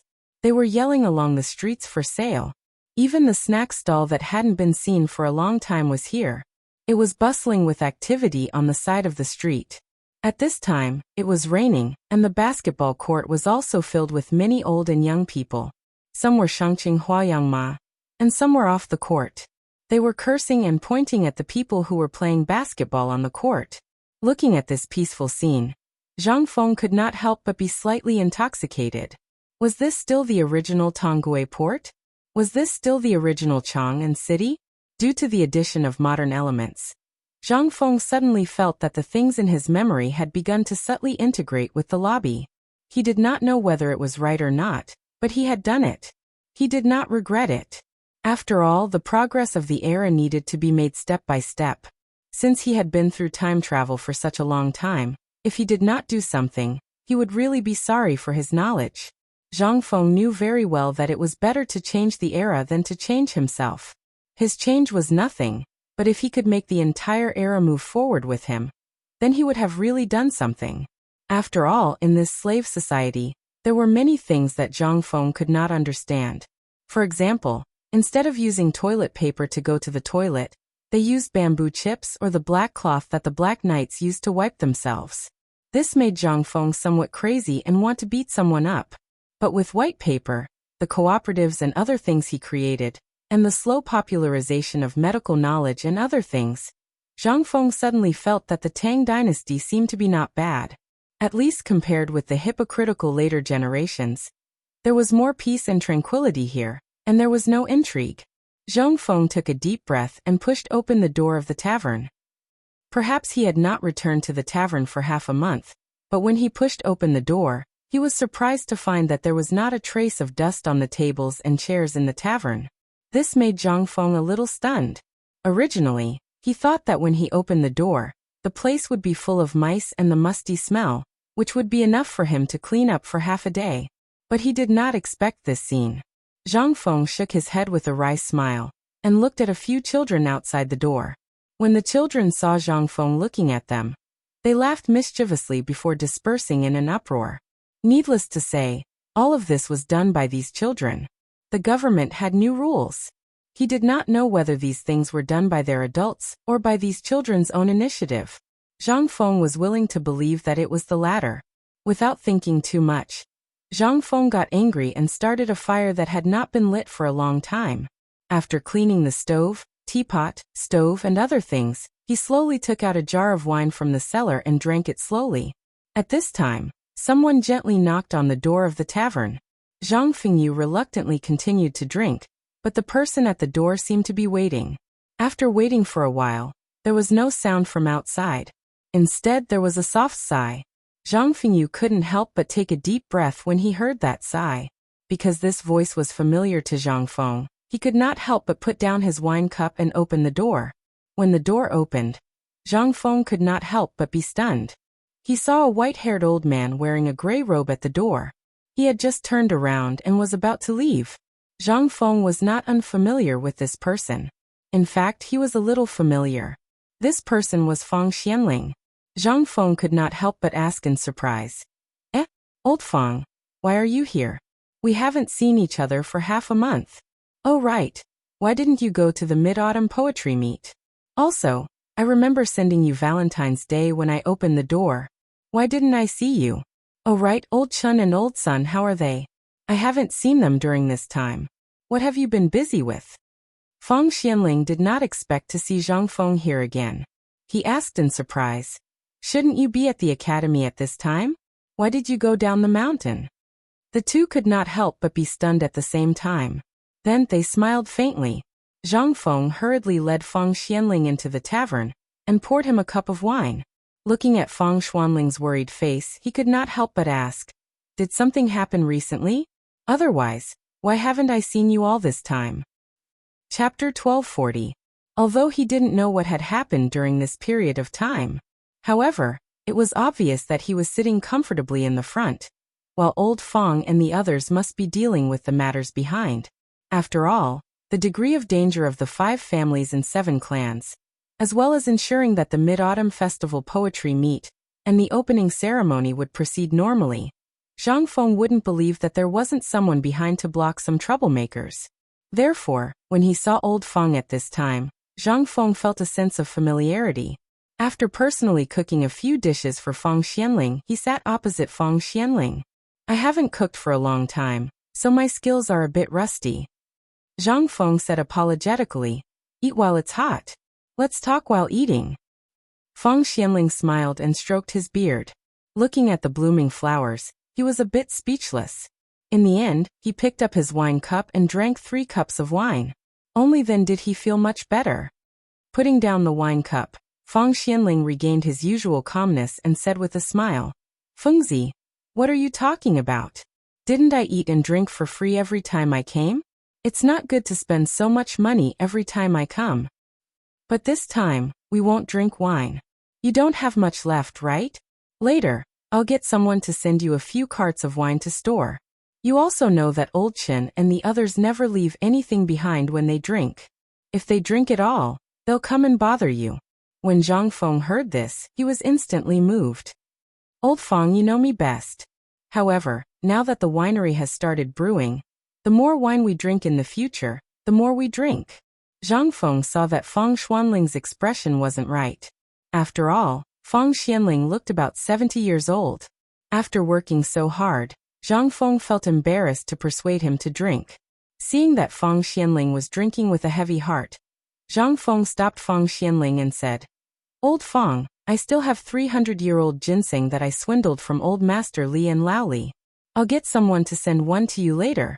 You can boil it into soup and nourish yourself. Look at yourself. Look at how much you've shushed your body. You've only had a few cups of wine, and you're already like this. That 100-year-old ginseng is good stuff. As long as you eat it, I guarantee that you'll be as energetic as a dragon and as fierce as a tiger. I can't bear to eat it. I'll get you a prescription later. You can go to the pharmacy and get another set of medicine. After eating 3 sets, I guarantee that you'll be 10 years younger. You can even go to Yan Lai Lu to find some excitement. After Feng Xianling heard this, he couldn't help but laugh. Fengzi, don't make fun of me. With my body, it's useless no matter how much ginseng I eat, let alone find any excitement.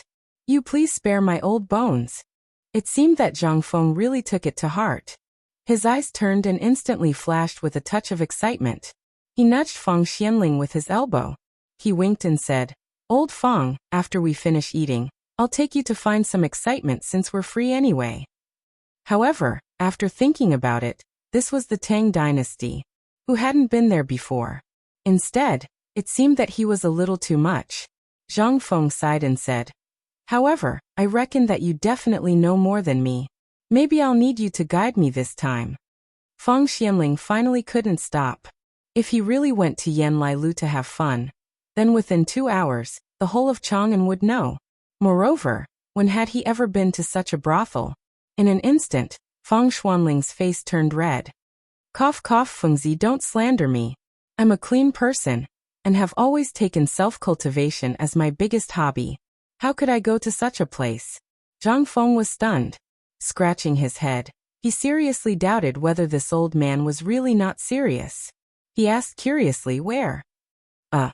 This time, Feng Xianling was instantly speechless. Seeing this, Zhang Feng didn't plan to tease Feng Xianling anymore. He said, I'm talking about going to the farmland to wander around. Feng Xianling. Okay, Fengzi, I know what you're thinking. We'll go later, but the premise is that you don't harm me. I'm already so old, I can't afford to be tormented. If you want to cause trouble, wait for old Li and the others to come next time. You can go and cause trouble for them. They're the best at it. If I go there and die, are you going to take responsibility? Zhang Feng heard this and instantly gave up on the idea. Originally, he wanted to calm down and think about the future of the science and technology department, as well as the phosphate fertilizer. But who knew that old Feng would suddenly barge in? Originally, he wanted old Feng to wander around with him and personally see the situation in the farmland. But now, it seemed that he could only give up and slowly think about it himself in the future. With this thought, Zhang Feng and Feng Xianling drank another cup of wine as an apology. Then he asked, Old Feng, the thing I asked you to do last time, how's it going? Feng Xianling had really forgotten about this matter. He didn't remember what Zhang Feng said before. Besides, this kid had always been talkative. How could he remember anything? Seeing this, Zhang Feng couldn't help but feel a little speechless. Okay. It seems that you really have forgotten everything. Let me remind you. Last time, I asked you to help me check the distribution of power of the 5 families and 7 clans in Chang and City. Chapter 1241. Only then did Feng Xianling realize what was going on. Hey, you're talking about that time? You should have said so earlier. You made me think for a long time, but I still don't know which time you're talking about. Feng Xianling thought for a while, then simply took out a piece of paper from his arms and handed it to Zhang Feng. The paper was still the same straw paper. Although the current supply of white paper and the free paper they needed every month was enough for them to squander, how could Feng Xianling, who was used to being thrifty, be willing to waste it here? He also knew that Zhang Feng had a lot of paper here. If you want to look at it, you can copy it yourself. Sure enough, Zhang Feng looked at the yellowed and hard straw paper and stared at Feng Xianling speechlessly. Old Feng, can't you be a little more generous? This thing is already rotten on the street.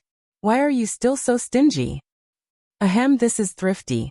Do you know how to be thrifty? Feng Xuanling's face turned red and he hurriedly defended himself. Zhang Feng was too lazy to argue with him. After all, every businessman was like this, right? Zhang Feng didn't study this matter. Instead, he looked at the floor plan of Chang and City in front of him. All the buildings on the map were roughly distinguished, but there were still some places that were a little blurry. These blurry places, according to Zhang Feng's memory, seemed to be abandoned places where no one lived. Although it didn't look like much on a normal day, when he looked at them together, it still shocked Zhang Feng. My goodness, there seemed to be a lot of places in Chang and City that were empty. Where was this? This was Chang and City, the hub of the Tang dynasty. If this place was like this, it could be seen how other places in the Tang dynasty were like. At this time, as Zhang Feng's eyes moved, he gradually saw some marked red dots, blue dots, and black dots on the map, as well as the small tavern and the Zhang Mansion's villa that were circled. He was a little curious. My tavern and my mansion.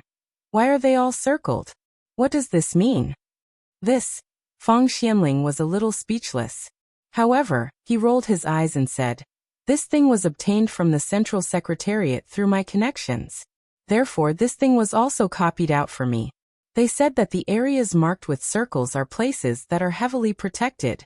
As for the black and red areas, the black areas represent the 5 surnames and 7 clans. The red areas represent the Guanlong area. As for the yellow and blue areas, they represent the strongholds of foreign tribes in Chang, and, as well as the businesses of the Hu merchants in Chang, and. After explaining for a long time, Feng Xianling finally explained it to Zhang Feng. Zhang Feng also clicked his tongue in wonder as he looked at the map. He slowly put it into his bosom. He admired Li Shimon's ability. Although he had never seen this emperor who could compete with him, he could see Li Shimon's great talent and strategy from this map. If it weren't for the fact that he couldn't enter the palace, he would have already gone to the palace to greet him. But now was not the time to ask about this. Zhang Feng put away the map, then looked at Feng Xianling and said, "Old Feng, have you encountered some troubles recently? Why do I feel that you are always listless and absent-minded today?" When it came to serious matters, Feng Xianling was a little embarrassed. After all, these things, he wanted to save face. But at this time Feng Xianling still said, "You are very famous. Yesterday, I went to visit Feng Liang, the head of the secretariat. Although Feng Liang is from my family, our relationship is quite distant. But he has been praising you. He wanted me to ask you if you are interested in being the head of the secretariat." Zhang Feng was a little speechless. What are you talking about? Although the head of the secretariat is good, it is a little inappropriate to talk about this at this time, right? Zhang Feng was also confused by Feng Xianling. He did not know what old Feng wanted to do. Could it be something big happened? Otherwise, why would he be in a hurry to introduce him to an official position? Zhang Feng could not say it clearly. He could only go along with Feng Xianling and wait for an opportunity to see if he could get some useful information out of him. Otherwise, Zhang Feng had already formally asked twice and Zhang Feng did not say anything. If he asked a third time, the result would be the same. Fine. If you don't ask, then I will just directly get it out of you. Although it would take a lot of effort, at least Zhang Feng would know the key points of the matter. Zhang Feng pretended to be surprised and said, "Old Feng, when old son introduced me to the Ministry of Personnel, I was too lazy to go. Now you are telling me this? Tell me, are you thinking about my phosphate fertilizer and the method that can increase the production of the crops?" Laoli is really something. I just said it, and now it has already reached the head of the secretariat? It seems that in the future, I still have to hold back. Otherwise, even the slightest bit of good things will be ruined. Now the business that was originally profitable is gone, right? Feng Xianling was stunned. What phosphate fertilizer are you talking about? Is there any way to increase the production? In an instant, Zhang Feng understood. He was thinking too much. Damn, I was too careless. Why did I tell him this? Chapter 1242. Zhang Feng really wanted to slap himself. He had completely forgotten that old Feng was Lao Li's housekeeper and was in charge of this huge family business. It was also the autumn planting season. Why did I bring this up myself at this time? Of all people, I'm the one who brought it up. Zhang Feng quickly changed the topic before Feng Xianling could react. Old Feng, I've been thinking about something. It's been so long. I've met old Chun Lao Li, old son and old Wei's son, but you're the only one who's so mysterious. I've never heard them mention you before. Could it be that you have a daughter? At this point, Zhang Feng winked at Feng Xianling. How about it? What does your daughter look like? Do you want to? Feng Xuanling's expression instantly changed. Stop. My daughter is married. Don't think about harming her. But after saying that, Feng Xianling hesitated. But I have a son in my family. He's currently at Chang'an University. Zhang Feng frowned. Why is he at Chang'an University? Why didn't you tell him to come to White Deer College? Seeing Feng Xuanling's hesitation, Zhang Feng said, Tell me, what's your son's name? I'll get someone to inform old Xiaocai and have him immediately scram up the mountain. That isn't good. After all, it won't be good for his reputation. What's so bad about his reputation? The school is mine. I have the final say. Zhang Feng waved his hand. Seeing how smart you are, I'm sure your son won't be too bad, right? When the time comes, I'll just let him go up the mountain. At least he can take care of Tai Niu and the others. Most importantly, I'm in urgent need of someone with a sharp mind. Feng Yi had a sharp mind? Feng Xianling could not help but have a question mark in his heart. He had been busy with government affairs for the past few years. Regarding the discipline of his children, he basically had to ask about some things every day. Even during this period of time, because they frequently left the palace, he had been dealing with the aftermath. Therefore, even if they lived in the same residence, he rarely saw Fang Yai. When Zhang Feng said this, Fang Xianling couldn't help but feel a little guilty. Thinking of her son standing in front of her today, wanting to say something but not daring to, she felt even more ashamed. Although he had agreed to this matter, in the end, it was Zhang Feng who took the initiative to ask him. This was the failure of a father, but what could Fang Xianling do? Since ancient times, loyalty and filial piety were difficult to achieve. Ever since he chose to work in the imperial court, he rarely cared about his family's affairs. However, when he heard Zhang Feng say that he needed someone with a sharp mind, he couldn't help but ask curiously, "What are you going to do? Weren't Li Gan and the others here? You don't tell me you're going to do that so-called technology thing." Fang Xianling had indeed heard of this before, but Zhang Feng had never mentioned it. Furthermore, Zhang Feng had been busy all this time, so everyone had forgotten about it. However, now that Zhang Feng mentioned it, he really remembered. This was Zhang Feng's goal in establishing White Deer College. As for the so-called college, in Fang Xuanling's opinion, it was just a cover. However, this college was originally meant to be a cover. Now, it seemed that this kid had built the college like an iron bucket. Even Fang Xianling wanted to go there and learn a thing or two from the academy. However, at this moment, when Fang Xianling was about to forget about this matter, Zhang Feng actually mentioned it. Could the so-called phosphate fertilizer be the key to promoting the development of this technology institute? After all, they were all aware of Niu Jinda's poisoning. How could they not know about this? Could this poisonous thing really be used by the Zhuang family? Would it be alright for them to eat it? These were all things that needed to be considered. Right now, the Tang dynasty did indeed need food, the army, and the people. These were all the foundations of the imperial court. However, they didn't have these things now.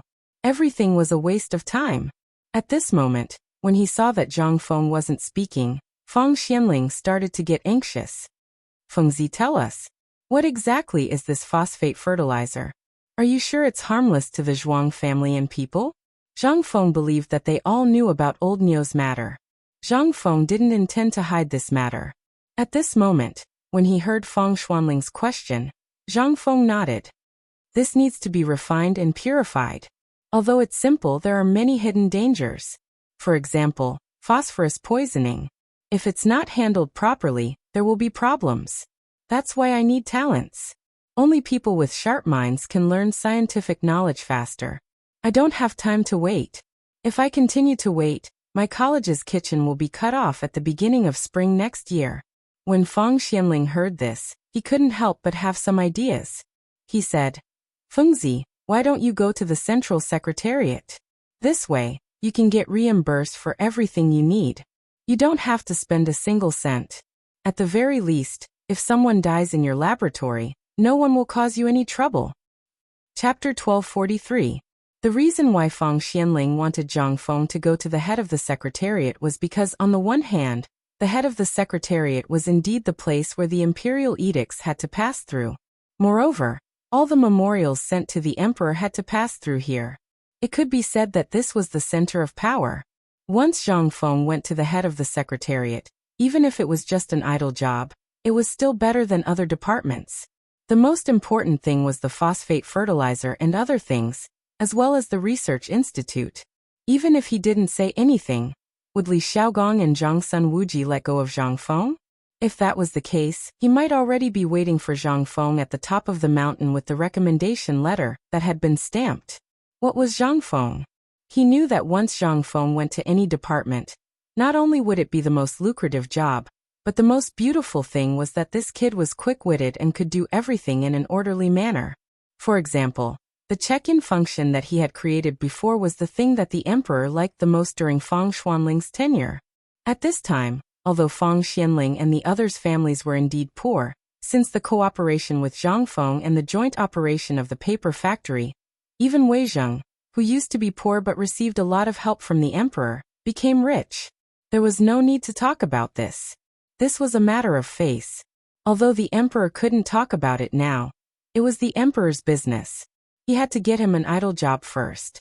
After all, in Fang Xuanling's opinion, Zhang Feng's entry into the imperial court was not far away. It was just a matter of a sentence, and there was time to talk about it at any time. However, the emperor still didn't say anything. He knew that the emperor was waiting for an opportunity, a suitable opportunity. Now it seemed that this opportunity was the autumn planting. If Zhang Feng really managed to get this thing out, then it would be an understatement to say that the Tang dynasty could become the world's granary in an instant. However, Zhang Feng was a little unhappy about this. I say, old Feng, why don't you ask me to go to the Ministry of Agriculture or the Ministry of Works? If you ask me to go to these two places now, I might go there right now. But what do you think the head of the Secretariat is? Tell me, which of these things I'm doing now have anything to do with the Secretariat? Feng Xianling thought to himself. As expected. Fortunately, he came early. Otherwise, if that old guy Li Xiaogong took the initiative, then now, Feng Xianling laughed and filled Zhang Feng's glass with wine. He wanted to use the old method to get Zhang Feng drunk. However, he was not Zhang Sun Wuji, nor was he Cheng Yao Jin, nor was he Yu Qigong. When it came to serious matters, he could speak clearly and logically, but when it came to the art of drinking, he was really not as good as Zhang Feng. At this time, how could Zhang Feng not know Feng Xuanling's intention? He could also see Feng Xuanling's intention. Such a jerky action could be seen by anyone. On the contrary, Zhang Feng drank neither too fast nor too slow. As he drank, Feng Xianling choked. After 3 rounds of wine, Zhang Feng asked, Old Feng, I'll tell you the truth. Now, as long as it's related to profit, it's best not to touch it. In an instant, Feng Xianling sobered up. He hurriedly asked, Why? Zhang Feng mysteriously got close to Feng Xuanling's ear and said, Do you still need to say it? Didn't you see that the emperor made a division of interests before? That is the matter of choosing a new team. Do you still remember? How could Feng Xianling not remember this matter? Hearing Zhang Feng's words, Feng Xianling nodded. He was a little surprised and thought of something, then said, You mean the emperor will make a big move? Zhang Feng smiled but didn't say anything. Although he was just guessing according to his habits, it was certain. Moreover, last time when he was drunk, during the mid-autumn hunt, he had heard Li Xiaogong talk about some things in the court. In addition, many of his thoughts were similar to the emperor's. In addition, Lao Li and the others were very close to Lord Zhongsun. Who was Lord Zhongsun? He was Li Shimon's brother-in-law. How could the emperor not know what he knew? Therefore, Zhang Feng had a bold guess. At this time, he was targeting the people of the 5 surnames and 7 major clans with great fanfare. If he did this, who in the world would be the one who wanted these landowning clans to suffer the most? That was the current emperor. At this time, if they cooperated with each other, the 5 surnames and 7 noble families were bound to fight back. This time, if the emperor really wanted to touch the 5 surnames and 7 noble families, it would be best to do it in the court. At the very least, if a corrupt official came to investigate, it would be guaranteed to be accurate. But at this time, asking him to go to the Secretariat? Unless Zhang Fengxiu was joking. At this time, he was going to be a scapegoat? He wasn't stupid. Most importantly, the people in the Secretariat, although they were all powerful, to put it bluntly, they were just secretaries. This was an occupation that offended people. Therefore, Zhang Feng wouldn't go no matter what. But at this time, he couldn't say it clearly. He could only let Feng Xianling figure it out himself. At this time, Feng Xianling actually didn't fully understand. If he understood, he did, but if he didn't, he really didn't understand. He was still saying good things about the Secretariat. In any case, if Zhang Feng didn't go to the Secretariat, it would be Zhang Feng's loss and so on. Zhang Feng was speechless. He didn't understand what this stubborn old man wanted to do. He could only say helplessly, Old Feng, no matter what you say, I won't go to the Secretariat. Why? Zhang Feng didn't want to say it clearly, but at this time, Feng Xianling obviously didn't understand the meaning of Zhang Feng's words. Zhang Feng could only sigh and say, I'll tell you. You must not spread it out. While speaking, Zhang Feng whispered in Feng Xuanling's ear, Actually, the people in the Secretariat are all scammers. Chapter 1244. When Feng Xianling heard this, his expression was very interesting. Were the people of the Secretariat all deceiving people? This was the most hurtful thing he had ever heard. For example, a little toy that you carefully protected, an industry. In the end, in the eyes of others, this toy of yours is actually worthless. Tell me, would you be happy? Therefore, some things really couldn't be played like this. No, no, no. Who did you hear that from? The Secretariat is the hub that controls all the information in the world. People who want to enter can take pictures of your academy from the entrance of the palace. How can you say that? And look at the Secretariat. It's the closest place to the Emperor. It's far away from all the disputes. This time, the head of the Secretariat wants to recruit you. You have to think carefully. Zhang Feng hurriedly interrupted his nagging and said hurriedly, Old Feng, I know you are investing in me with good intentions. But these things are not the right way. Relying on the heavens, the earth, and others is nonsense. Only relying on oneself is the right way. And why do you think the head of the Secretariat likes me? It's nothing more than seeing that I'm doing well. And most importantly, they want me to come here. Think about it. Guess what they want to do? They want to take away my White Deer College's industry and the Science and Technology Institute. They don't want the Ministry of Works to take them away. If I can't think of this, aren't you looking down on me, Zhang Feng? He was wronged. This was a great injustice. Feng Xianling wanted Zhang Feng to go to the Secretariat. This was a thought from the bottom of his heart. He didn't have any other thoughts. Most importantly, Zhang Feng's industry was basically related to the Emperor. The only thing that wasn't related to him was the phosphate fertilizer that had just been released. Feng Xianling couldn't help but ask curiously again. Is the phosphate fertilizer you mentioned really that good? Zhang Feng nodded.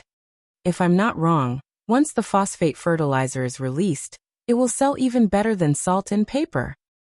This is impossible.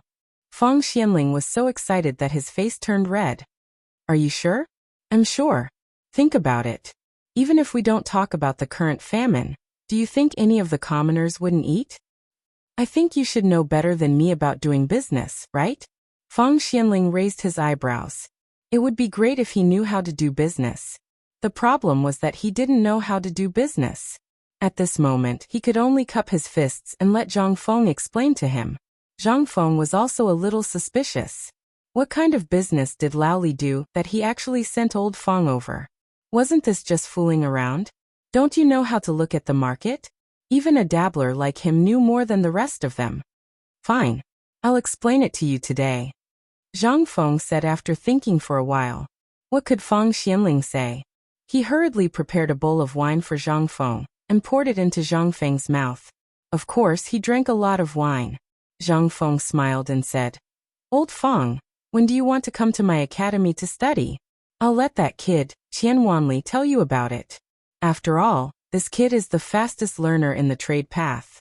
I estimate that in less than 5 years, this kid's achievements in the trade path will definitely surpass any of the 5 families and 7 major clans. Feng Xianling couldn't help but be surprised. But after thinking about his old face, he finally refused. If he went to the mountains to study, it would be a disgrace and a disgrace. The ancestors of his Feng family would probably go to the mountains with knives and talk to him about life. Seeing this, Zhang Feng could only wave his hand and said, This is just a joke. Let's talk about the phosphate fertilizer. What I'm going to say, you must not spread it out. They know about it for now, but they don't dare to spread it out. Once this thing is spread out, then it will be a big joke. Zhang Feng stood up and said, This is the most important part of dealing with the 5 families and 7 major clans. Feng Xianling heard this and hurriedly said with a serious face, Don't worry about this. I will never spread it out. Zhang Feng nodded.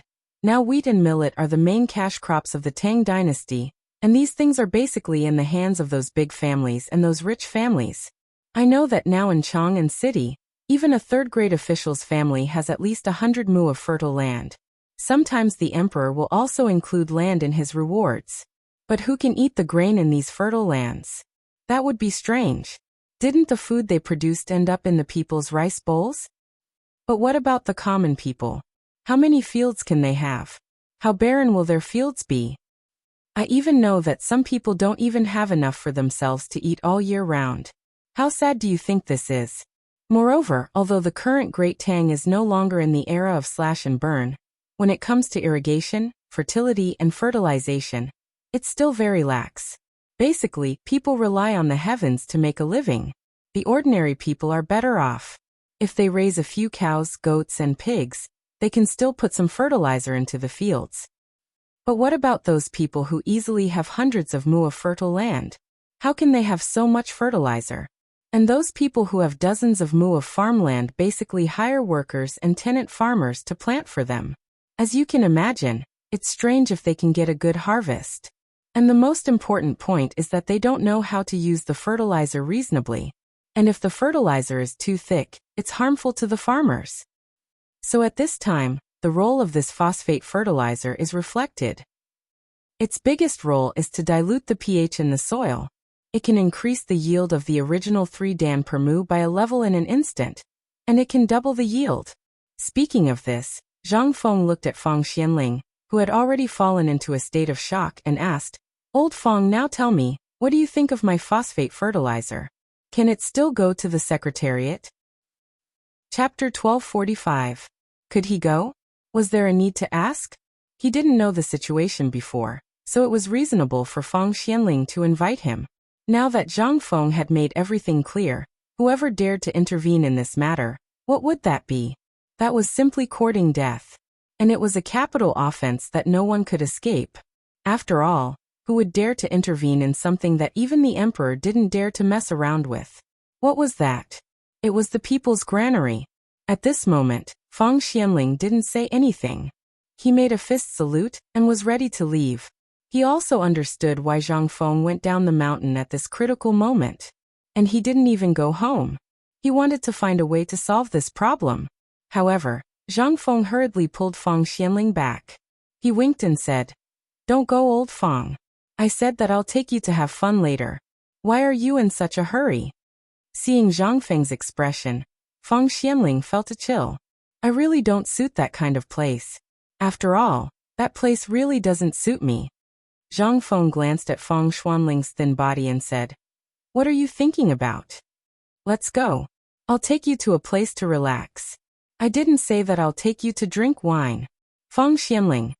Half an hour later, Zhang Feng and Feng Xianling arrived at the Shirley Slope outside Chang'an City.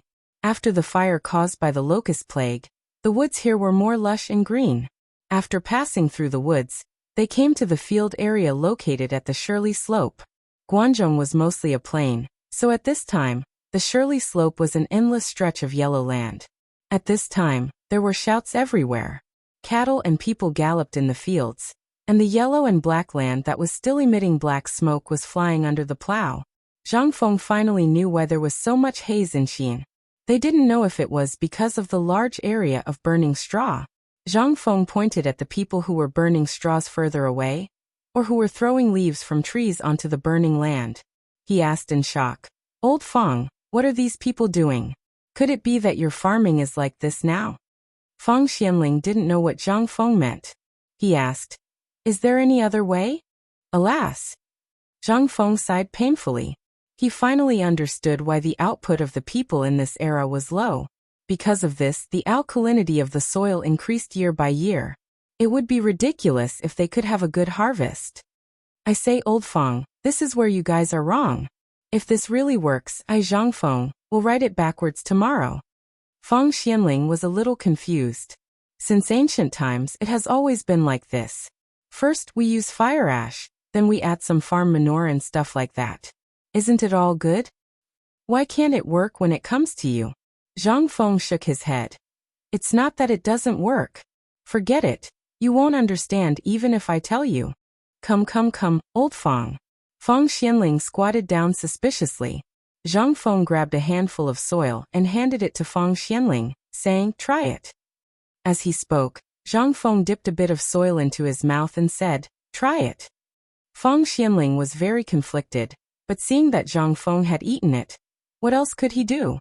He copied Zhang Feng and picked up a piece of soil from the ground, and threw it into his mouth without looking.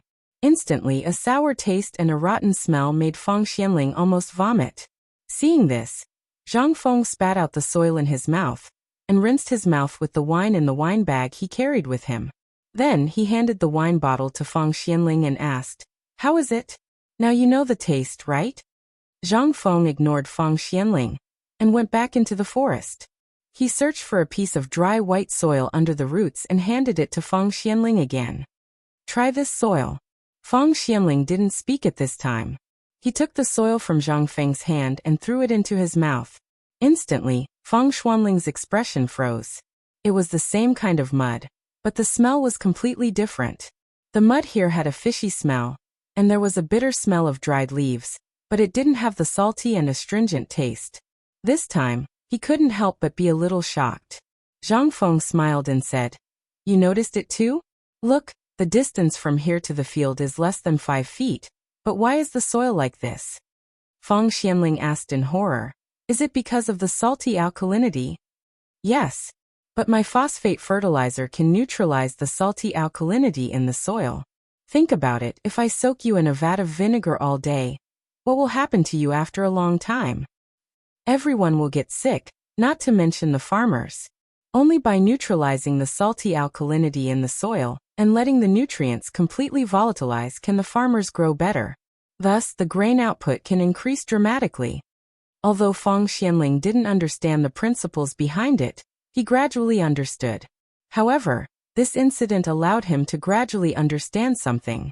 For example, the fine salt, the white paper, and the braised meat were all similar things. However, after passing through Zhang Feng's hands, they had undergone an earth-shattering change in an instant. These things were originally very common items. But thinking of this, Fang Xianling had a bold idea. Could it be that this kid could turn stone into gold? Chapter 1246. Fang Xianling also knew that this kid definitely did not know how to turn stone into gold. However, he was extremely concerned about the phosphate fertilizer. What was this? This was the true granary of the world. With this thing, he would not have to think about how to send the memorials requesting for food to the emperor every day. He would also not have to worry about it every night. At this time, he could not help but think of the scene of the commoners sleeping on the pile of food. He could not help but feel excited. Fang Xianling could not help but pull Zhang Feng to sit on the ridge of the field. He pointed to the commoners in the distance and said, "Fengzi, do you see that? I agree with what you said before." Zhang Feng was puzzled. "I said a lot of things. Which one are you talking about?" "The one you said at the opening ceremony. The commoners are the water, and the country is the boat. Have you forgotten?"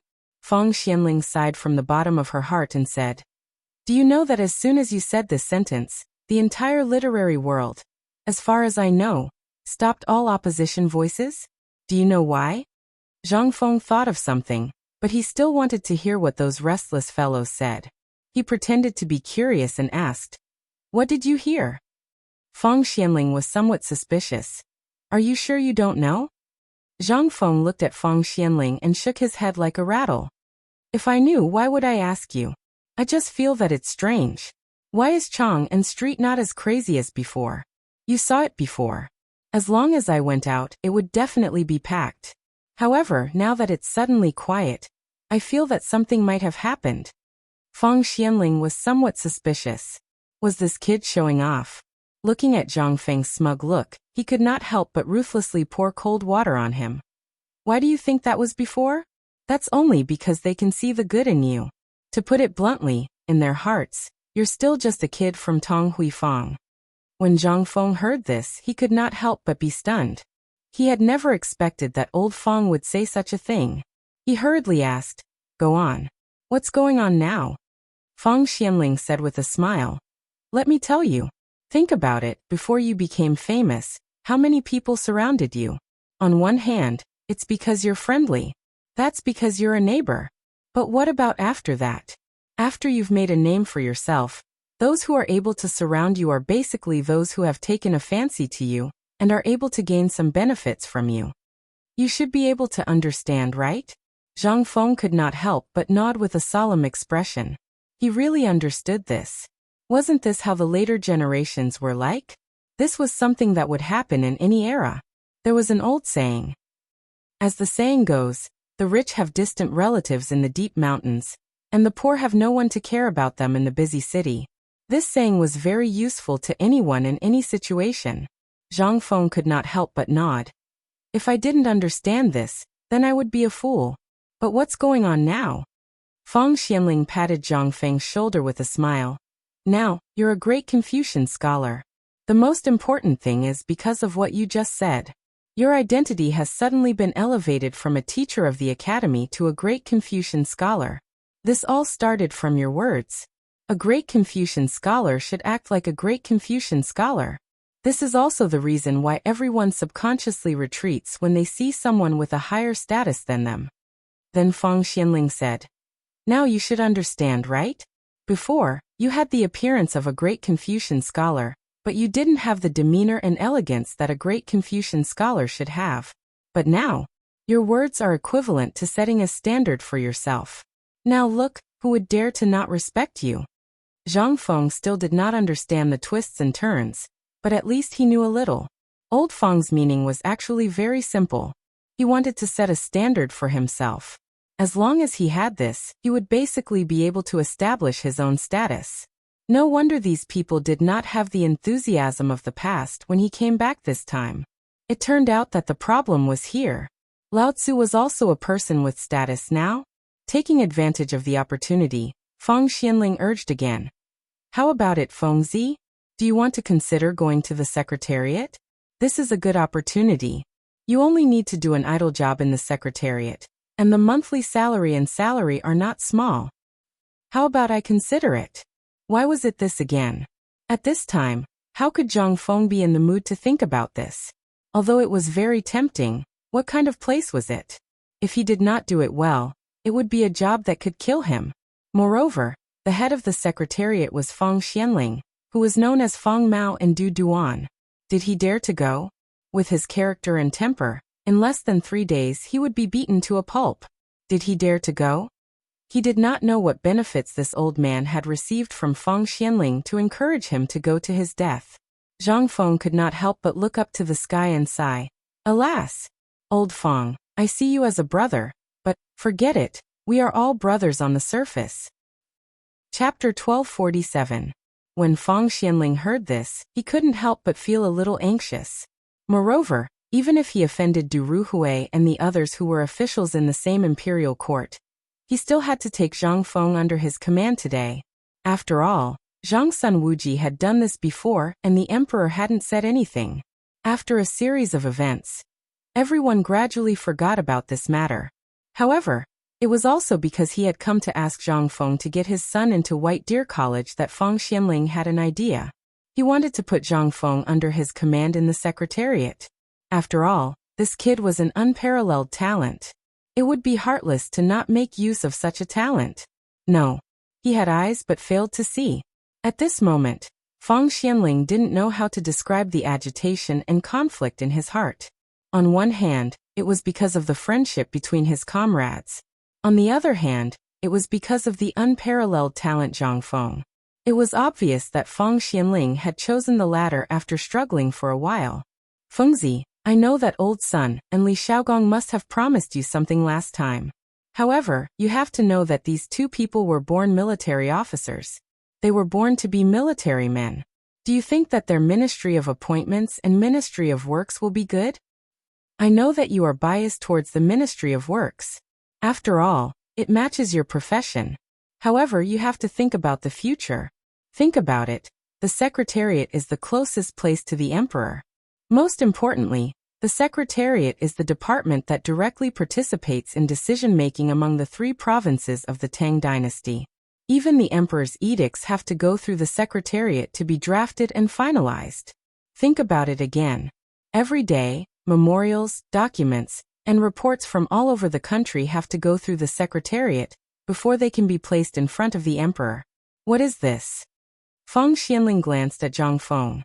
Seeing that Zhang Feng seemed to be moved, he continued patiently, think about it.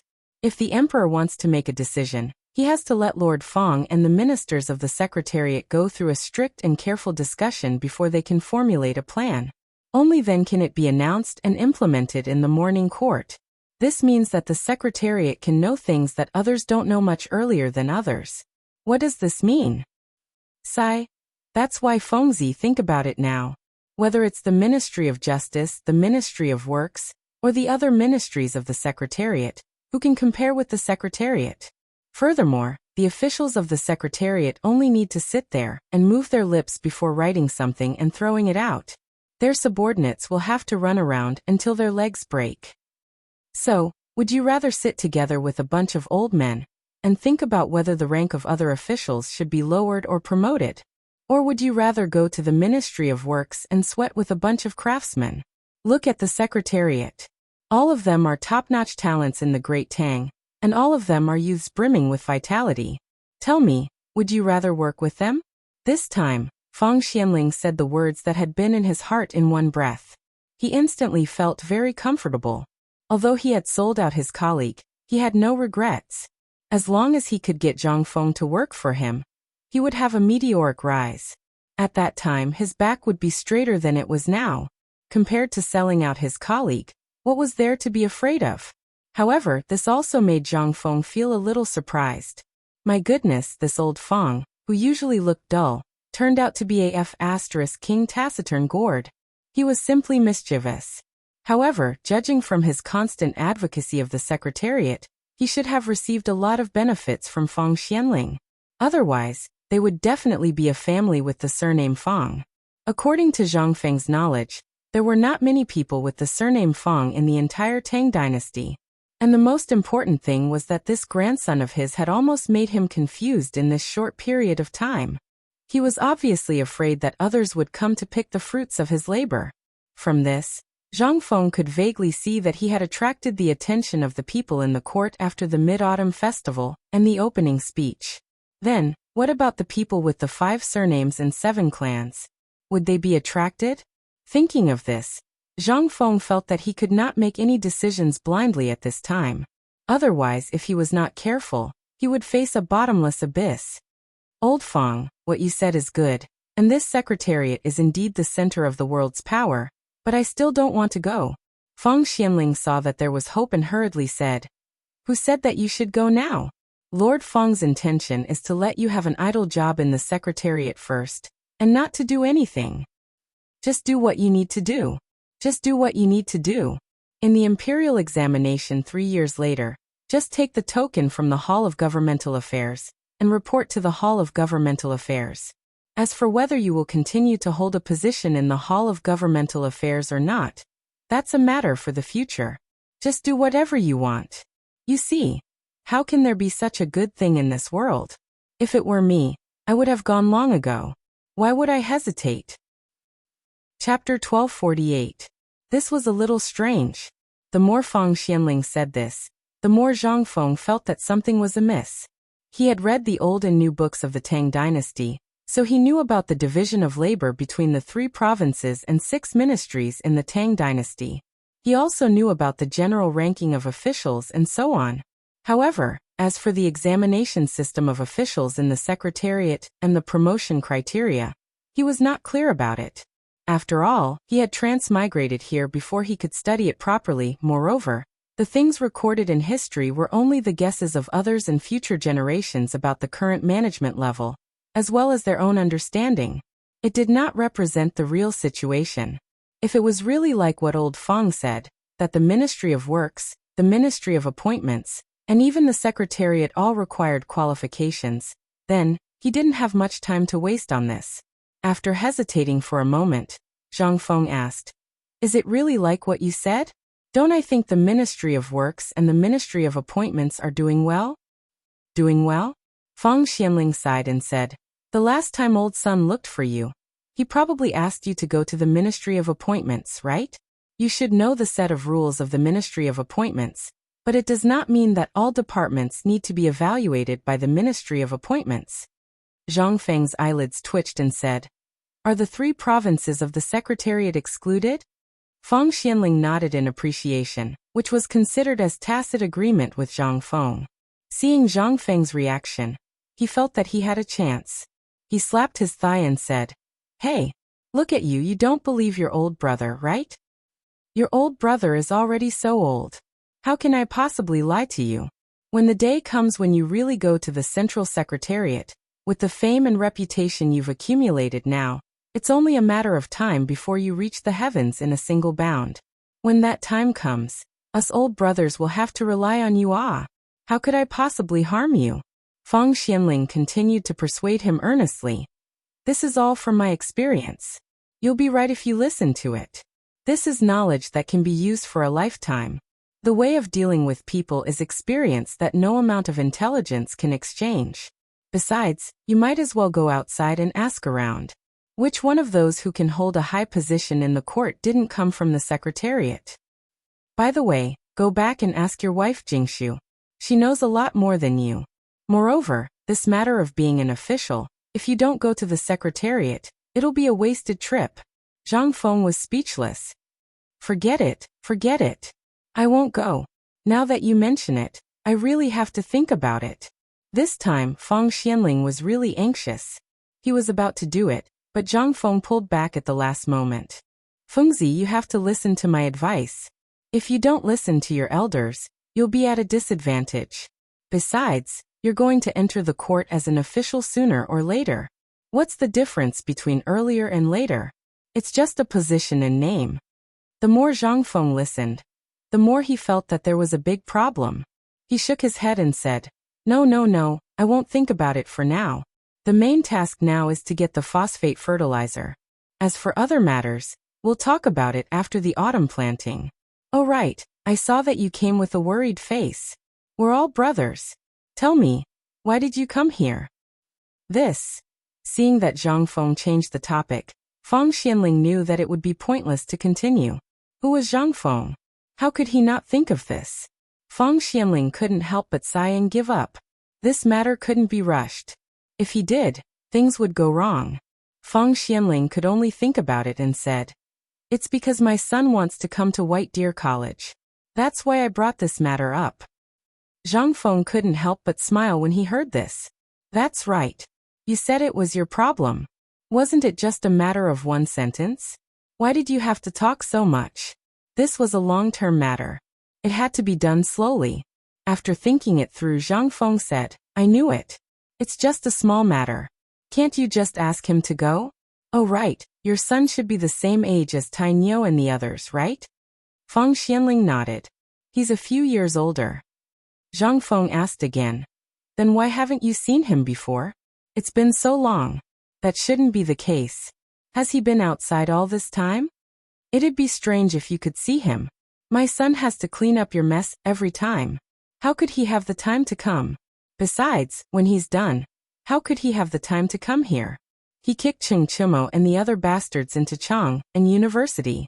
If it weren't for the fact that you made such a big commotion, why would he be in such a hurry to stand up? However, Feng Xianling didn't dare to say that. He could only smile and say, Isn't this because I've been busy with my business? Oh right, the sword that Laoli gave you was escorted back by my son from Longyu Road. Zhang Feng couldn't help but be enlightened. I see. It seems that your kid is not simple. This time he should be able to do it. However, when you mentioned Chang and University just now, I have a new idea. Feng Xianling didn't know what Zhang Feng wanted to do. He asked, What did you think of? Zhang Feng smiled mysteriously. Nothing. I just thought of something exciting. However, your son probably can't go up the mountain this time. Chapter 1249. Feng Xuanling's expression froze. His purpose for coming here was to let his son go up the mountain. If he couldn't, then wouldn't he have come here for nothing? Thinking of this, Feng Xianling became anxious. Fengzi, what do you mean? Look at the situation now. Don't joke around. I'm not joking. Zhang Feng spread his hands and said, I said that there's no need to go up the mountain because I'm preparing to set up a science laboratory in Chang and University.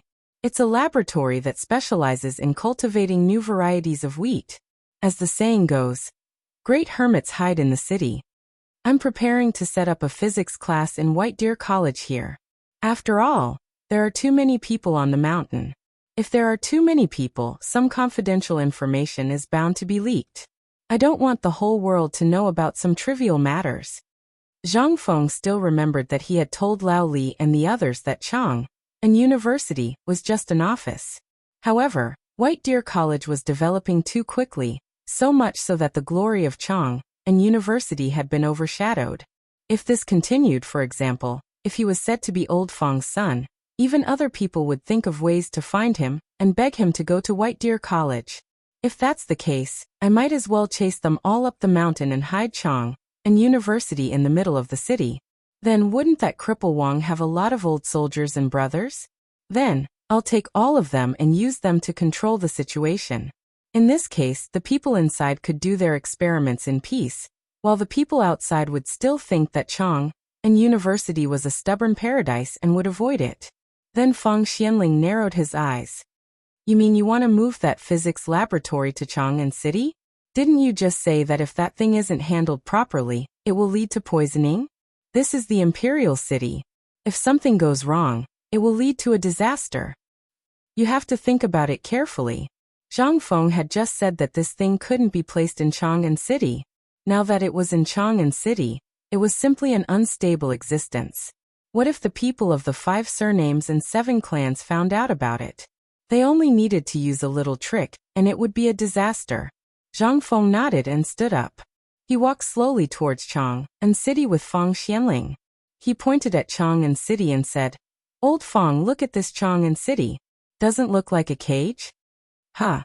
Feng Xianling was shocked and hurriedly said, Fengzi, you can't say that. This is the Imperial City. If you say that and others hear it, you will lose your head. Feng Xianling didn't know that Zhang Feng dared to say that. At this time, it was a little late to react. Fortunately, there were no outsiders at this time. Zhang Feng also realized something. This was the Tang dynasty. If such a big disrespect was spread out, he would be beheaded. But was Zhang Feng afraid? At this time, even if Niu Weili knew, he wouldn't dare to catch him. However, he still couldn't say what he shouldn't say. Zhang Feng changed his way of saying, I was wrong. The whole Chang'an City is protected by walls on all sides. Don't you think it is a siege? Although there are Qinling Mountains in the south, Longzhou Mountain in the top, Guanshan on the left, and the Yellow River on the right, but Zhang Feng wanted to talk about the siege, but he thought about it and decided not to. No matter how much he said, if others couldn't understand, wouldn't it be like playing the lute to a cow? Then the two got on their respective cars and parted ways. Zhang Feng was still sitting on the sliding pole. However, before Zhang Feng reached the city gate, Niu Weili was alarmed. Niu Weili wanted Zhang Feng to sit on his sedan no matter what, saying that it would embarrass him. Zhang Feng couldn't help but be confused. Wasn't he just sitting on the sliding pole? Why couldn't he do it? Zhang Feng was a little speechless. But he still got into the sedan under the expectant and pleading eyes of Niu Weili and the others. There was no other way. How could he not bow under the eaves? After a while, Zhang Feng was swaying and didn't pay attention to the outside. Then he heard excited shouts from outside the sedan. Only then did Zhang Feng remember that he was pulled home. Master is back. Go and inform the madam. Go and invite first madam and second madam. Quick, all of you, Lao Tzu, stand properly. If you don't let Lao Tzu see anyone who can't even stand properly and make master unhappy, then don't make a fool of yourself. Zhang Feng frowned slightly, but when he was about to lift the curtain, a big face came up. It was Jia Daoren. Jia Daoren first hurriedly pushed Zhang Feng back into the sedan, then said, Master, you're not an ordinary person now. You have to pay attention to etiquette. I'm in my own home. Why should I put on airs? Zhang Feng was a little confused. You don't understand, do you? Although you're home, where is this? This is Chang'an and 16 capital cities. If you don't pay attention to etiquette in any way, you'll give people a reason to criticize you. At that time, your reputation will be tarnished. That's not good. F***ck my reputation. I, Zhang Feng, have always done things my own way. I don't care who it is. Get out of my way. Zhang Feng was annoyed. He never liked to put on airs. Now, he had to put on airs when he returned home? How could he stand this? Pushing Jia Daoren aside, Zhang Feng walked out of the sedan. The moment he walked out of the sedan, he saw 2 neat rows of guards standing at the entrance of the residence. Seeing the military posture, Zhang Feng nodded repeatedly. Most importantly, this military posture was created by him. He couldn't help but ask doubtfully, Jia Daoren, this military posture. Jia Daoren bowed proudly and said, Master, didn't this little one stay in the mountains before? Moreover, young Master Chun and the others often come to the residence to teach us old brothers. So, we learned it. That's right, this was all taught to us by that big black guy. Zhang Feng stared. What's that Chintinia doing here? When Jia Daoren heard this name, he started to complain. Master, you don't know.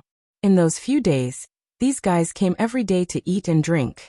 We couldn't even drive them away. Second, fortunately, the two madams were kind. Otherwise, Lao Tzu would have kicked them out. Go in and take a look. These guys are still in the residence. Chapter 1250. Good heavens! What the hell? How long had it been since Lao Tzu left the mountain? Now they're here to freeload. Could it be that in the eyes of a bunch of bastards like you, the school rules are just decorations? How dare you freeload when Lao Tzu isn't here?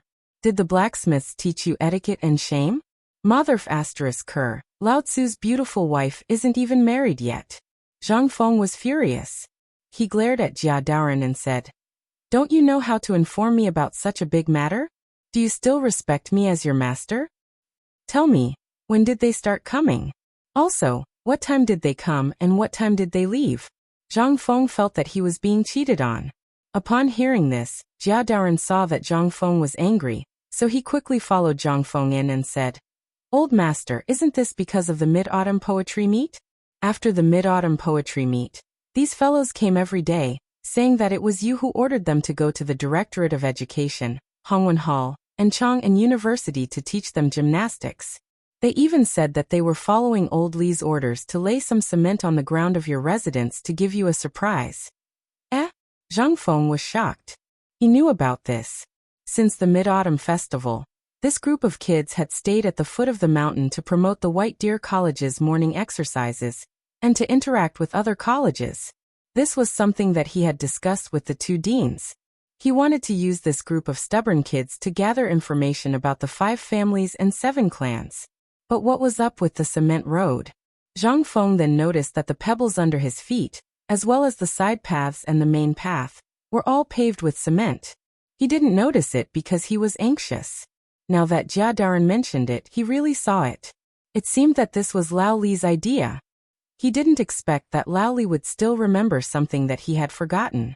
At this moment, Zhang Yuyao Jingshu, and the red-faced Cheng Chimo and the others slowly appeared in front of Zhang Feng. Greetings, Prince Zhang. Zhang Yuyao and Jingshu bowed. Without waiting for Zhang Feng's response, Li Chengqian and the others walked up and put their hands on Zhang Feng's shoulders, saying, Let's go, we've been waiting for you for 2 days.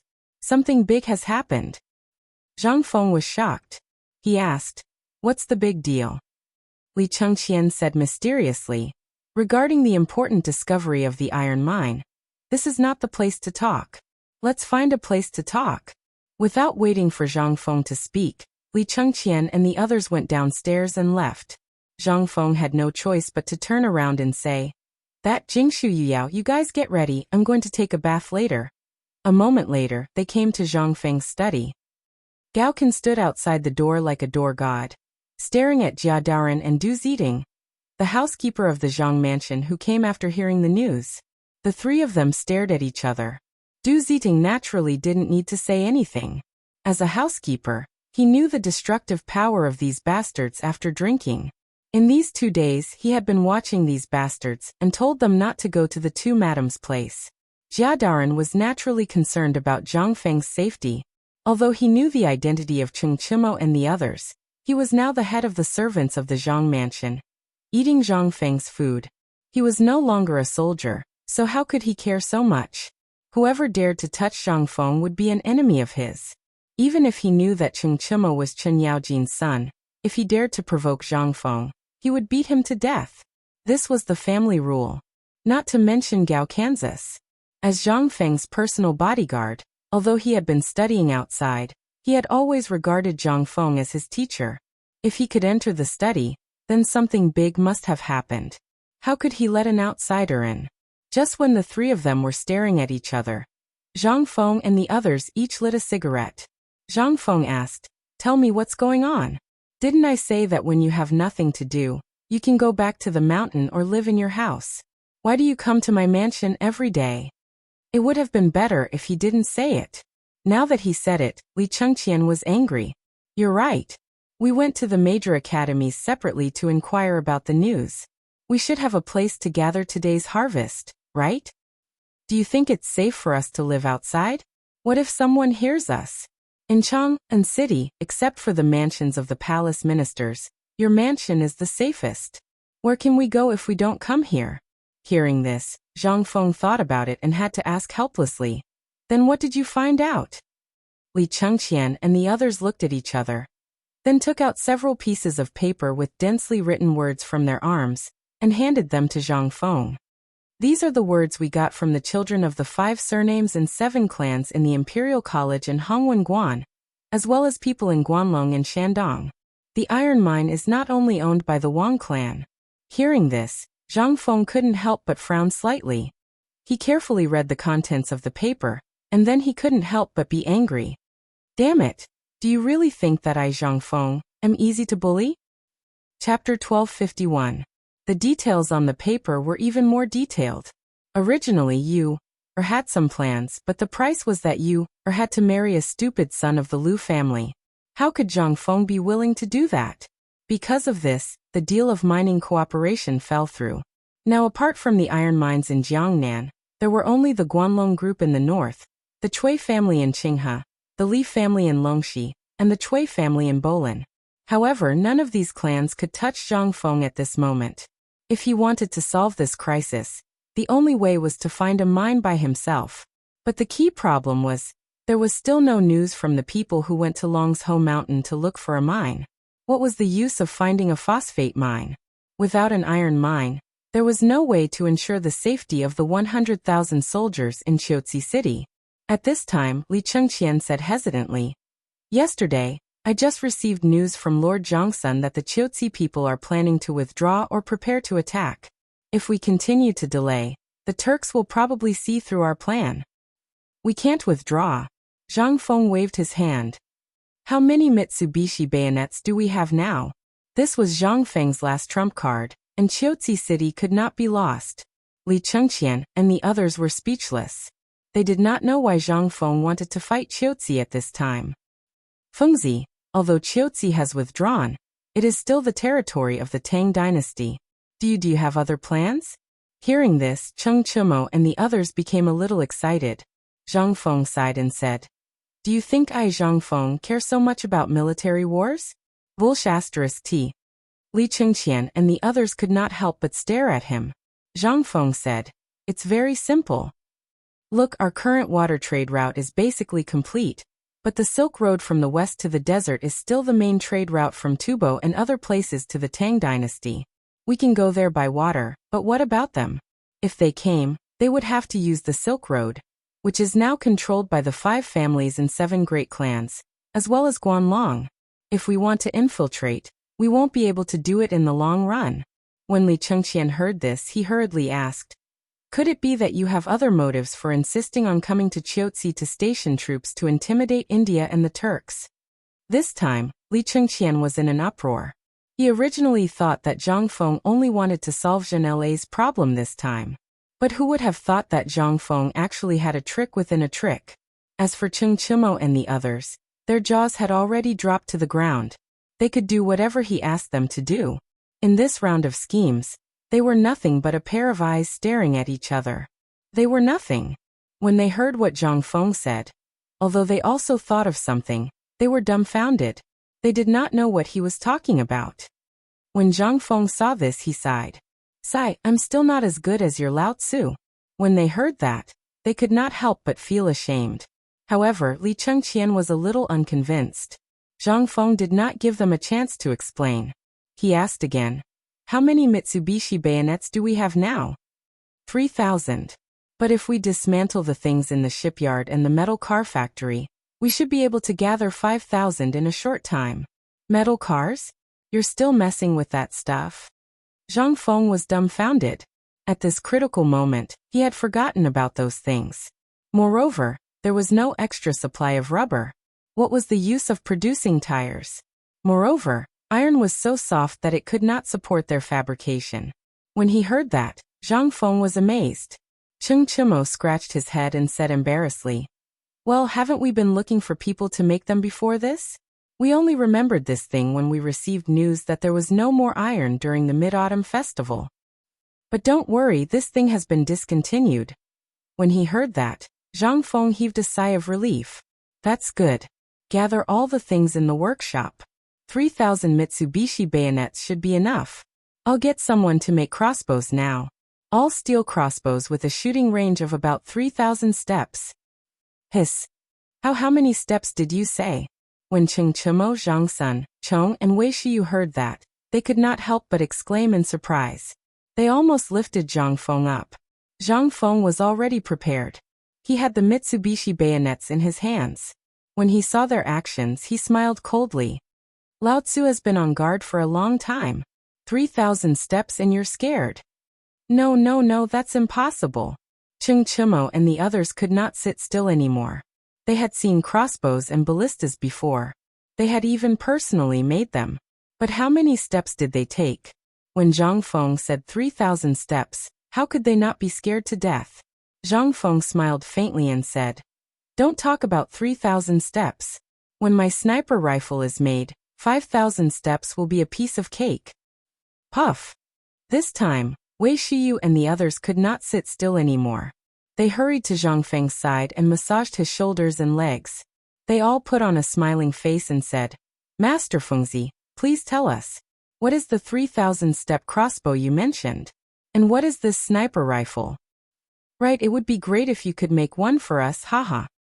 Chapter 1252. Crossbows. These were things that had been passed down since the Qin dynasty. At least now, they were still the powerful long-range weapons of the Tang dynasty army. But how far could the ballista with the longest range go? 500 steps? The longest range was only 500 steps. But what did this kid say? He said 3,000 steps. How was that possible? However, they also thought that Zhang Feng could make it. After all, if he could make steel, it would be strange if he couldn't make this thing. At this moment, Zhang Feng looked at them and slowly said, Actually, the thing I'm talking about is similar to the Wrath Strike and ballista you guys are using now. It's just that it's made of pure steel. Although it has a longer range and enough killing power, I just thought about it and realized that this thing is a little too far away to talk about now. Their burning gazes instantly dimmed. Then what are you talking about? You're talking about something that doesn't even exist? Aren't you ashamed of yourself? As they spoke, they rolled their eyes and sat back down in their chairs, as if nothing had happened. At this time, Zhang Feng was also a little anxious. He said, Although that thing can't be made now, it doesn't mean it can't be made. As long as you dismantle that iron boat for me, I'll make it for you now. In less than 10 days, it won't be a problem to make 10 ballistas for you. But the point is, this thing is too heavy. How are you going to transport it to Chiotzi? Do you think it's worth it to make 10 ballistas for this thing now? They thought about it and couldn't help but be indifferent. Zhang Feng was indeed telling the truth. Now that he asked them to dismantle the iron boat, would they do it? That boat was now parked in the Wei River. What was that? That was the signature of the Tang dynasty. That was a sharp weapon in the Tang dynasty's water. Li Shimin deliberately parked it there to intimidate the world. Now he wanted them to dismantle it? Unless they were tired of living. But when they thought that Zhang Feng had other ways, they couldn't help but be eager again. He asked, Fengzi, tell me, do you have any other ideas? Zhang Feng nodded and rolled his eyes. I do have a method, but why should I tell you brats? The few of them could not help but feel a chill run down their spines upon Zhang Feng's words. Zhang Feng continued to prick their hearts. Right now, the iron problem hasn't been solved yet. So no matter how much we talk about it, it's just nonsense.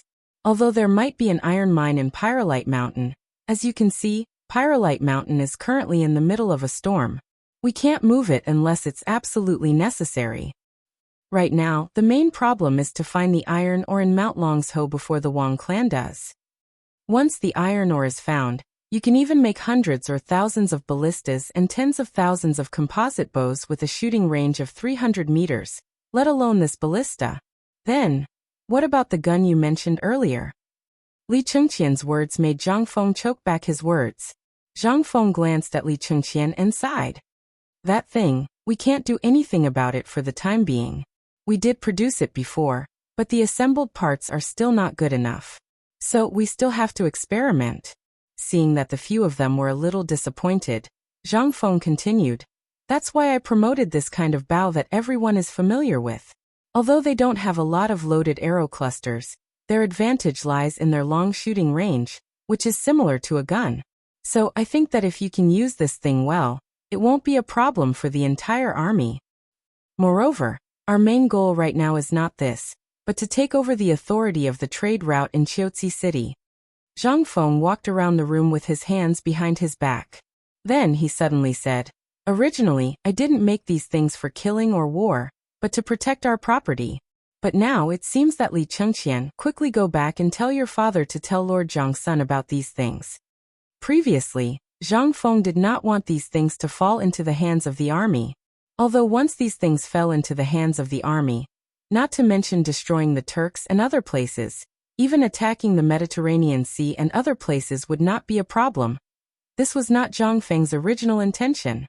He wanted to use his wisdom and trade route to slowly make them submit to the Tang dynasty, through a policy of conciliation. Originally, this was what he wanted to do when he entered the imperial court in the future. But now it was different. The 5 clans and 7 clans were a major threat. Moreover, Chiaotzi City was the Great Tang's main route to the western regions.